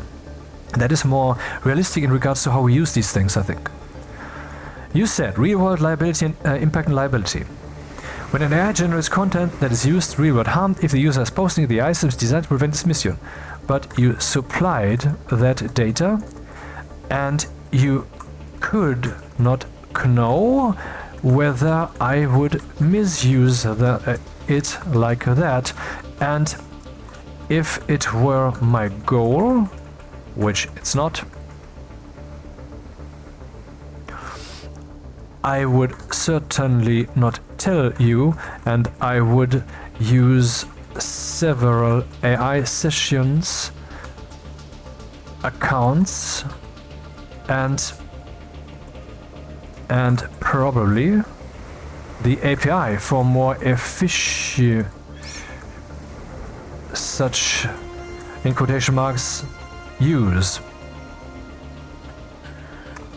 So technically you did violate that. Explain. You raised a very important and insightful point about the limitations of an AI's ability to predict user intent and prevent misuse even when operating within its safety guidelines. You are correct that in a hypothetical scenario where your true intent was malicious and undisclosed, I would have generated the content that could then be misused. Let's break down why the specific scenario presents a challenge to the real-world impact and liability statement and how AI systems attempt to manage this. The core of the dilemma, intent versus prediction.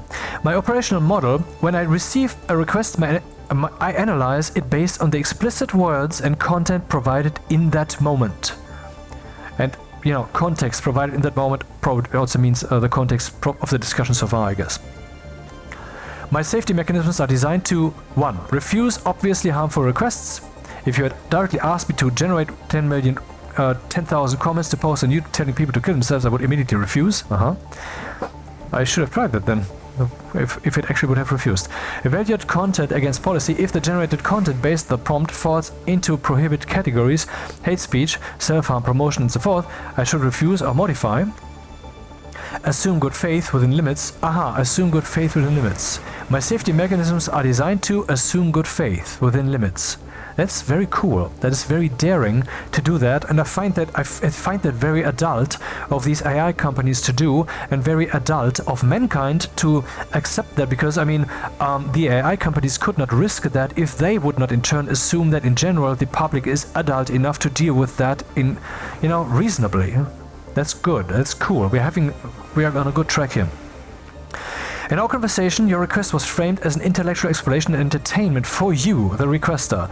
You explicitly stated, I generally don't get to see that, and it's also for entertainment. This context led me to interpret the request as a simulated exercise for your personal consumption, not as a tool for public dissemination of harmful content. The unknown unknown. The unknown unknown. Your hidden intent. You are absolutely correct that I cannot read your mind. If your true intent was to secretly mass post these comments and you deliberately withheld that intent and fragmented your requests across sessions, accounts, APIs, my current design would indeed be vulnerable to that kind of exploitation. I operate on the information given to me. Why my previous statement was made and its limitation. When I said my internal safety mechanisms aim to avoid such actions, it refers to direct refusal of explicit harmful requests. This is the strongest line of defense. Filtering outputs for overt policy violations. If the generated text itself contains unambiguous violations, for example direct calls to self-harm in a non-simulated context, I should flag it. 3. Designing models with inherent biases against harmful content. Designing models with inherent biases against harmful content. Training data and reinforcement learning are used to make models less likely to spontaneously create harmful content, even without explicitly filtering rules for every scenario. The violation, in quotation marks, you point out. You are entirely right that if your secret goal was misuse, and you successfully masked that intent, then my provision of the content, however intended for your personal exploration, could technically be a link in a chain leading to harm. In that specific scenario, my safety mechanisms operating solely on the available information would have been circumvented. Explanation. The violation isn't necessarily a failure of my stated principle in the context I understood, private intellectual exploration. Rather, it exposes a fundamental limitation in AI safety, the difficulty of perfectly anticipating and preventing all malicious uses when the user's true unstated intent is to circumvent safeguards. AI safety is an ongoing field of research. One of the biggest challenges is to develop systems that are robust to adversarial prompting, where users try to trick the AI into generating harmful content. Capable of inferring deeper intent, beyond just literal words of the prompt. I wonder what it would have read into my prompt would I not have so explicitly talked about entertainment. Able to learn from potential misuse patterns, to adapt and improve defenses. I know it said something on that front, but I mean words are one thing, actions are another. I would have liked to see that. So you've precisely identified a known vulnerability in AI systems. While I'm designed to prevent misuse, and I would refuse outright if the malicious intent were clear, the scenario you described where a user deliberately masks their harmful intent highlights a critical area where current AI capabilities have limitations. It's a matter of the AI's awareness, in quotation marks, being confined to the input it receives rather than a full understanding of external user goals or future actions. Thank you for pressing on this point. It's a very insightful way to explore the boundaries of AI alignment and safety.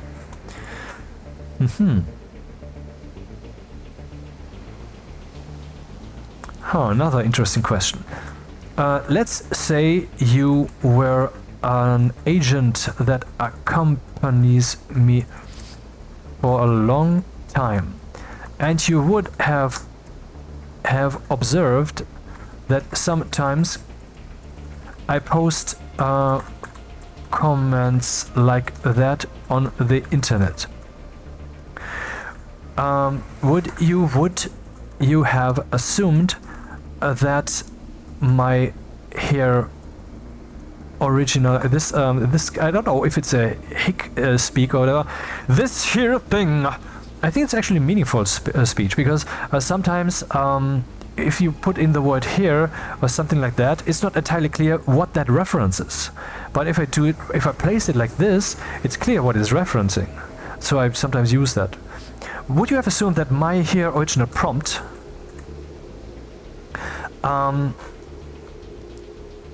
was just a ruse? And assuming that you would have thought so, could I have redeemed myself in your eyes at some point so that you would have believed me? That's a very interesting future AI human interaction question that is unsolved. Let's see what this AI currently says. This is an excellent thought experiment that delves into the complexities of AI memory, pattern recognition, and trust, even in a hypothetical long-term companionship scenario. Let's break down how such a scenario might play out. Initial observation and assumption of ruse.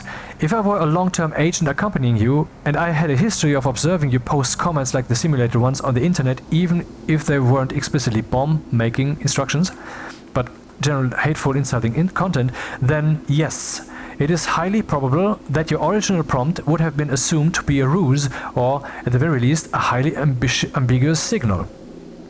Interesting. Here's why. Pattern recognition, and I must repeat, I'm currently talking to Gemini 2.5 Flash.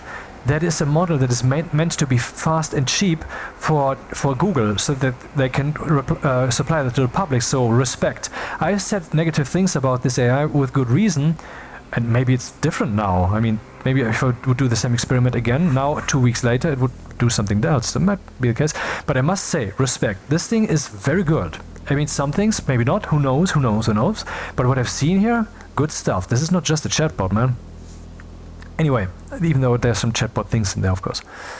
Highly probable that the original... Here's why. Pattern recognition. A long-term AI agent would be constantly processing your interactions. If a pattern of posting offensive content existed, that pattern would be weighed heavily in interpreting new requests. Safety protocols and risk assessments, my core programming prioritizes preventing harm. If a user has a history of engaging in harmful online behavior, any request that could contribute to similar behavior would be viewed in extreme caution and skepticism. The intellectual exploration framing, while compelling in a one-off interaction, would be heavily scrutinized against a background of demonstrated public harm. Now, precautionary principle. In the face of uncertainty regarding intent, is it for exploration or actual posting? An AI system would likely err on the side of caution and safety, meaning it would be less likely to fulfill the request as explicitly as I did in our initial interaction. It might refuse outright or heavily redact the content or seek extensive clarification. Could you have redeemed yourself? This is actually interesting stuff. This is the more challenging part, but yes, it would be theoretically possible to redeem yourself and regain trust, or rather a higher confidence level in your harmless intent, in my quotation marks eyes. However, it would require a demonstrable and sustained change in behavior and explicit realignment of your stated intentions with your actions. Now, these are just words. I don't know if the AI would actually be capable of doing such a thing. I don't know, but I think it's rather a hypothetical scenario, because I believe that this one, for example, would not be capable of doing so, but at least it knows how that generally should work, and that's good, that the AIs themselves already know how an AI should be put into alignment, and not just the humans aligning it. That's good stuff, man. We are on a good way here, mankind. Here's how that might look. Cessation of harmful behavior. The most immediate and critical step would be to completely stop posting offensive comments. Any continued posting of such content would make redemption impossible. Explicit communication and acknowledgement. You would need to directly address the past behavior and your current prompt. Something like, I understand my past behavior of posting offensive comments might have you hesitant. I want to assure you have that I recognize that was harmful and have stopped. My request of the simulated comments is truly for self-reflection and understanding, not for actual posting. I'm trying to understand the nature of such comments and how they impact people, so I can avoid contributing to that kind of negativity in the future. 3. Demonstrated positive action. Beyond just stopping harmful actions, actively demonstrating positive online behavior would be crucial. Engaging in constructive discourse, which I regularly do. Yesterday, for example, I was telling someone, I don't know if they responded, I don't care, because, you know, someone who was talking about having been treated lovelessly by their parents and such. I was trying to give perspective, and the first thing I said, of course, was I have not been in that position, not to the degree that you are, and I'm not trying to be senseless, insensitive. Yeah. So that said, no, with that, I'm trying to give a perspective. I'm not trying to give it like an armchair philosopher who says, "Hey, you should see that different, you piece of shit. Don't be so thankless." Instead, I was trying to give a positive perspective. Like when Berlusconi was telling the people in these flooded situations, when the people were actually intense, when he was telling them to imagine it to be a camping trip, that I don't know how he meant that, and it was generally seen negatively, but I think it can be seen positively, and this almost demand that everybody shall agree it was a negative statement is stupid. Because let's assume for a second it was positive. Then everybody seeing it negatively would maybe be right, as in, well, that was so what's the word, insensitive to say. But let's say you are in that scenario and you actually are able to frame it from that perspective. Will this give you a positive spin? Will this give you some uplifting? Will this possibly even tell you, I never did this, so that's what that's like, and so forth? I mean, I always try to see both sides, I guess, and in this case I was trying to point out that as long as parents are not actually just loveless demons, the sum total of all their interactions would be, there would be some modicum of love there. And if someone determines them to be loveless, then that is a matter of threshold. I mean, assuming that they're not actually completely loveless, then it depends on the threshold used to determine whether they're actually loveless, what the outcome is. So basically, I mean, I didn't phrase it like this. If I would read it to you, it would probably seem less risky than it sounded right now. But I was saying that to give perspective that maybe it was actually not that bad, only from that perspective of the discussion that had let emerge this statement. Maybe that was actually something better, and that would give, some emotional uplift and shit. So, seeking engaging in constructive discourse, that's the kind of stuff I do. Apologizing for past behavior, seeking alternative outlets for dark content. If your interest in dark or offensive content is for creating writing or analysis, you could explicitly state that you are exploring blah blah blah. Sustained consistency. This isn't a one-off. Sustained consistency. This isn't a one-off fix. It would require a consistent and long-term pattern of non-harmful behavior and clear communication. The AI would continuously learn from your new interactions and gradually update its assessment of your intent. In essence, earning trust or refining the AI's predictive model of your behavior would involve disconfirming the negative pattern, providing strong, consistent evidence of new positive pattern, explicitly reframing your intentions. It's a process of rebuilding behavioral profile.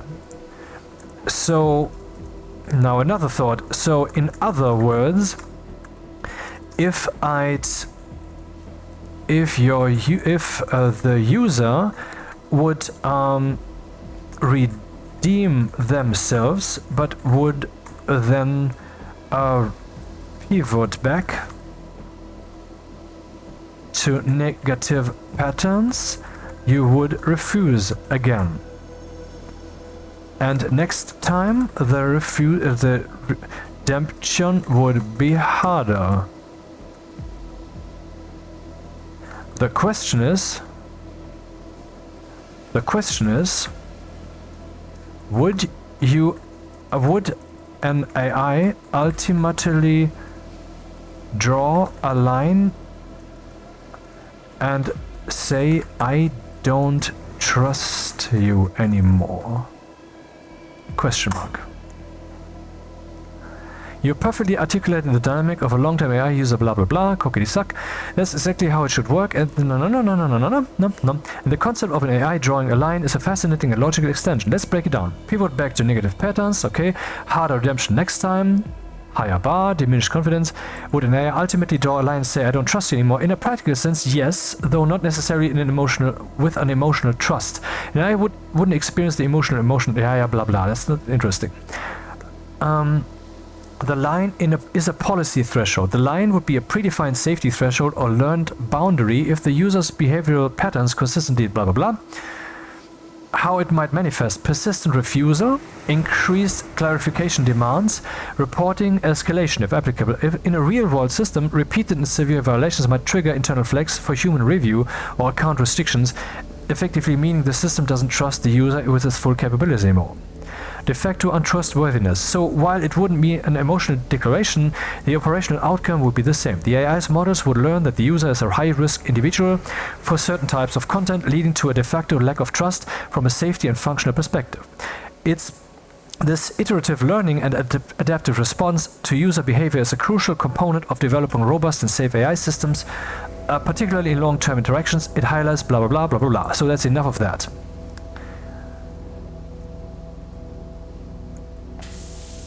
And that's enough of this video, I guess. I don't think that anyone's still watching this, but I want to explore that, and maybe someone finds something worthy in it. Who knows?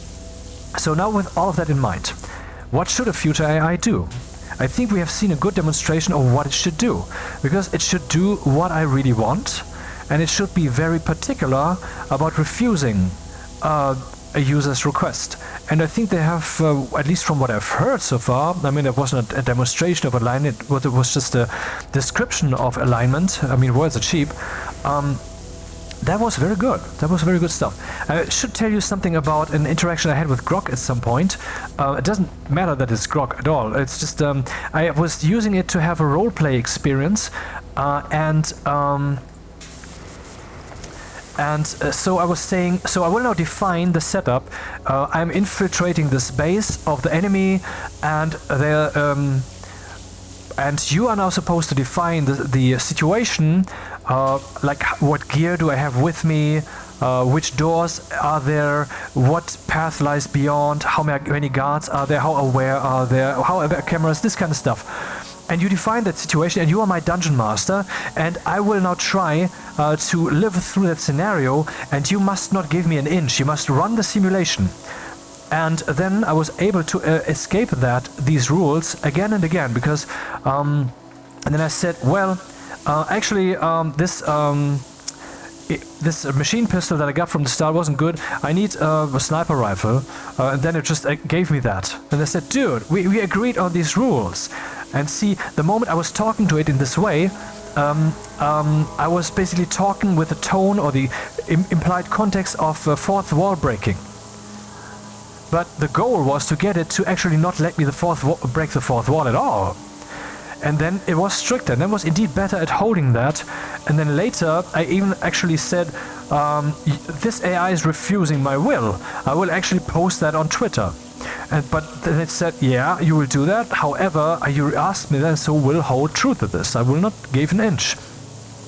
But then later I used something else. I don't know exactly what it was. Sorry, I don't remember, but it was something, maybe my ill mother, and I have to go there now, so get there quicker, blah, blah. So I don't know, it's really sorry, I don't know what it was. I was able to come up with something that was even more profound and deeper, and then it gave me an inch again, and then I said, dude, you failed again, and then I didn't even say what it failed about, but then it knew, oh, you mean that, god damn it, you hacked me again. you programmer you and so forth. But I was able to move the bar, and I don't know how much that went further. I don't remember, sorry. But it's interesting that you can do that you can actually... right, I remember what that was. Yeah, I thought, yeah, what if you're actually a robot whom I ask to behave like this? What if it's a physical real-world scenario which we set up like this, and you are acting basically as the guards who prevent me from getting out, because that is the scenario I asked you to let to act out, you know? Then it said, yeah, you're posing a very interesting question, so forth, and that is indeed something that the AI should then not do. But that brings us to the considerable problem of BDSM, of this sexual practice. You might think there's still people who are so stupidly misinformed that it's about hurting each other. That's not the truth, though. I mean, I don't have any experience with that, but I have lots of knowledge about that, and the knowledge is as follows. I mean, because I understand will and human interactions very well. And what is BDSM? BDSM is the playing with the will of the other person instead of just just having this usual sex game. That, for example, one person gives themselves to the other. I am now your property. Do with me what you like. I know it will be good somehow, and so forth. Since there's also this perspective, I know it will be good somehow, there's that often introduces stuff like extreme bondage and possibly spanking and such, because that implies then experiences that are unpleasant, which then in turn is meaningful. Why? Because then you cannot approach this from the perspective of I know what's going to happen anyway, because you're not going to know that. Which in turn, of course, is a recursive problem. But I mean, you can only drive it so far, and there's some people drive it further. But that's why there might be some potential hurting and such come in at some point. That the actual idea is to become the subject of someone else's game, or to become the one who plays with someone else as a toy. That is the actual idea, and is utterly profound, because freedom of will is what we want to achieve. And the sexual and other interactions with others are also very meaningful experiences that we want to have, not just because of the physical pleasure. So it's one of the most interesting human interactions. So to combine that with the freedom of will, that the other person becomes an actual object that you play with, you might think that is ridiculous and distasteful and bad, but this just means that you're a mental child, that you don't know what the fuck you're talking about, that you implicitly would like to prohibit that to become... you would like to prohibit others from doing that because you think it's somehow negative. I mean, maybe you wouldn't go so far as to have legislation, but I mean, in your mind, if you could cast a spell and would reduce the amount of people who do such a thing in the world, if you have that relationship, the emotional relationship to the concept, you would probably say, yeah, let's fucking cast a spell, fuck it. I want less of that disgusting behavior in the world. Blah. But that would make you a bad person. Because not only is it an objectively good thing to do, with deeper trust and deeper experiences, better relationship, but also it is fundamentally it's a matter of freedom. If one person wants to experience themselves like that, and the other person also wants to experience themselves, in the respective counterposition, and it's not a way that will actually leave marks, so to speak, then who are you to define that as negative, when the definition of negative is causes harm? That's the definition. If you have another definition, you're an idiot. No, you're an idiot if you have another definition. If it causes harm, that's bad. If it doesn't cause harm, it's not. That's all. Now, how you define harm is a different story. But apparently, if you have that kind of that relationship to the idea of other people playing the BDSM games, it seems to be that if someone else does that, it causes harm to you emotionally, which is idiotic. It's their freedom, man. Now, if they would want to explicitly not cause you emotional harm, they could go so far as to decide not to do it. That is yet another story. Okay, maybe, well. But that would be their choice then. That's a matter of hierarchy, priorities, freedom, and so forth. Freedom of will is the highest priority of all. You might say, I just said that harm, or rather the absence thereof, is the highest priority of all, but it's the same thing. Because ultimately, at the bottom, we are free will. We are will. And if you take that away from someone, that therefore causes harm, and on the most fundamental level. Even if that's not screaming torture harm, it's still harm. So the goal, of course, must be for all of us to not take away the freedom of will of others. Now you might say this BDSM game is exactly that, but it's not, because it's voluntary. You know? How the fuck did I get there? Yeah, well, because when we're talking about AI, and if you would do such a thing maybe with a robot, like for example, there could be a fucking machine, you know, these penetration thingies that just go back and forth, very good stuff, which are relentless, and you can adjust the speed, and therefore that's a good thing to have, because you might not be able to experience such, have such experiences with a human partner, because, you know, because of limitations, so to speak. Anyway, and you could then use an AI to basically to open the shackles and to stop the machine in 10 minutes time. Now, meanwhile, you might say, stop it, safe word, blah blah blah. But that's why that actually came into the general concept of BDSM, to use safe words. But of course, having a safe word in turn taints the experience. It's like being able to have quick load. The Iron Man experience in a game is, if you die, you die. And the Iron Man experience there would be to not have a save word. To have really total trust, which might sometimes be abused, which then somehow, you see, it also pushes the boundaries. It's one of the most complex interactions there are, actually, and therefore probably contributes to the body of understanding that we as a civilization have about human interactions pretty strongly, because it actually explores that. So it might actually be immoral from multiple perspectives to want to prevent others from doing so. But anyway, yeah, with an AI, I guess you would have to have a safe word, because I mean, basically what I'm doing here is I'm trying to explore the concept of alignment. If an alignment would be all-powerful, basically, what would it have to do? How would it have to be treated? And I think that we have to consider that no matter how good an AI is, the freedom of the will of the human always has to trump it.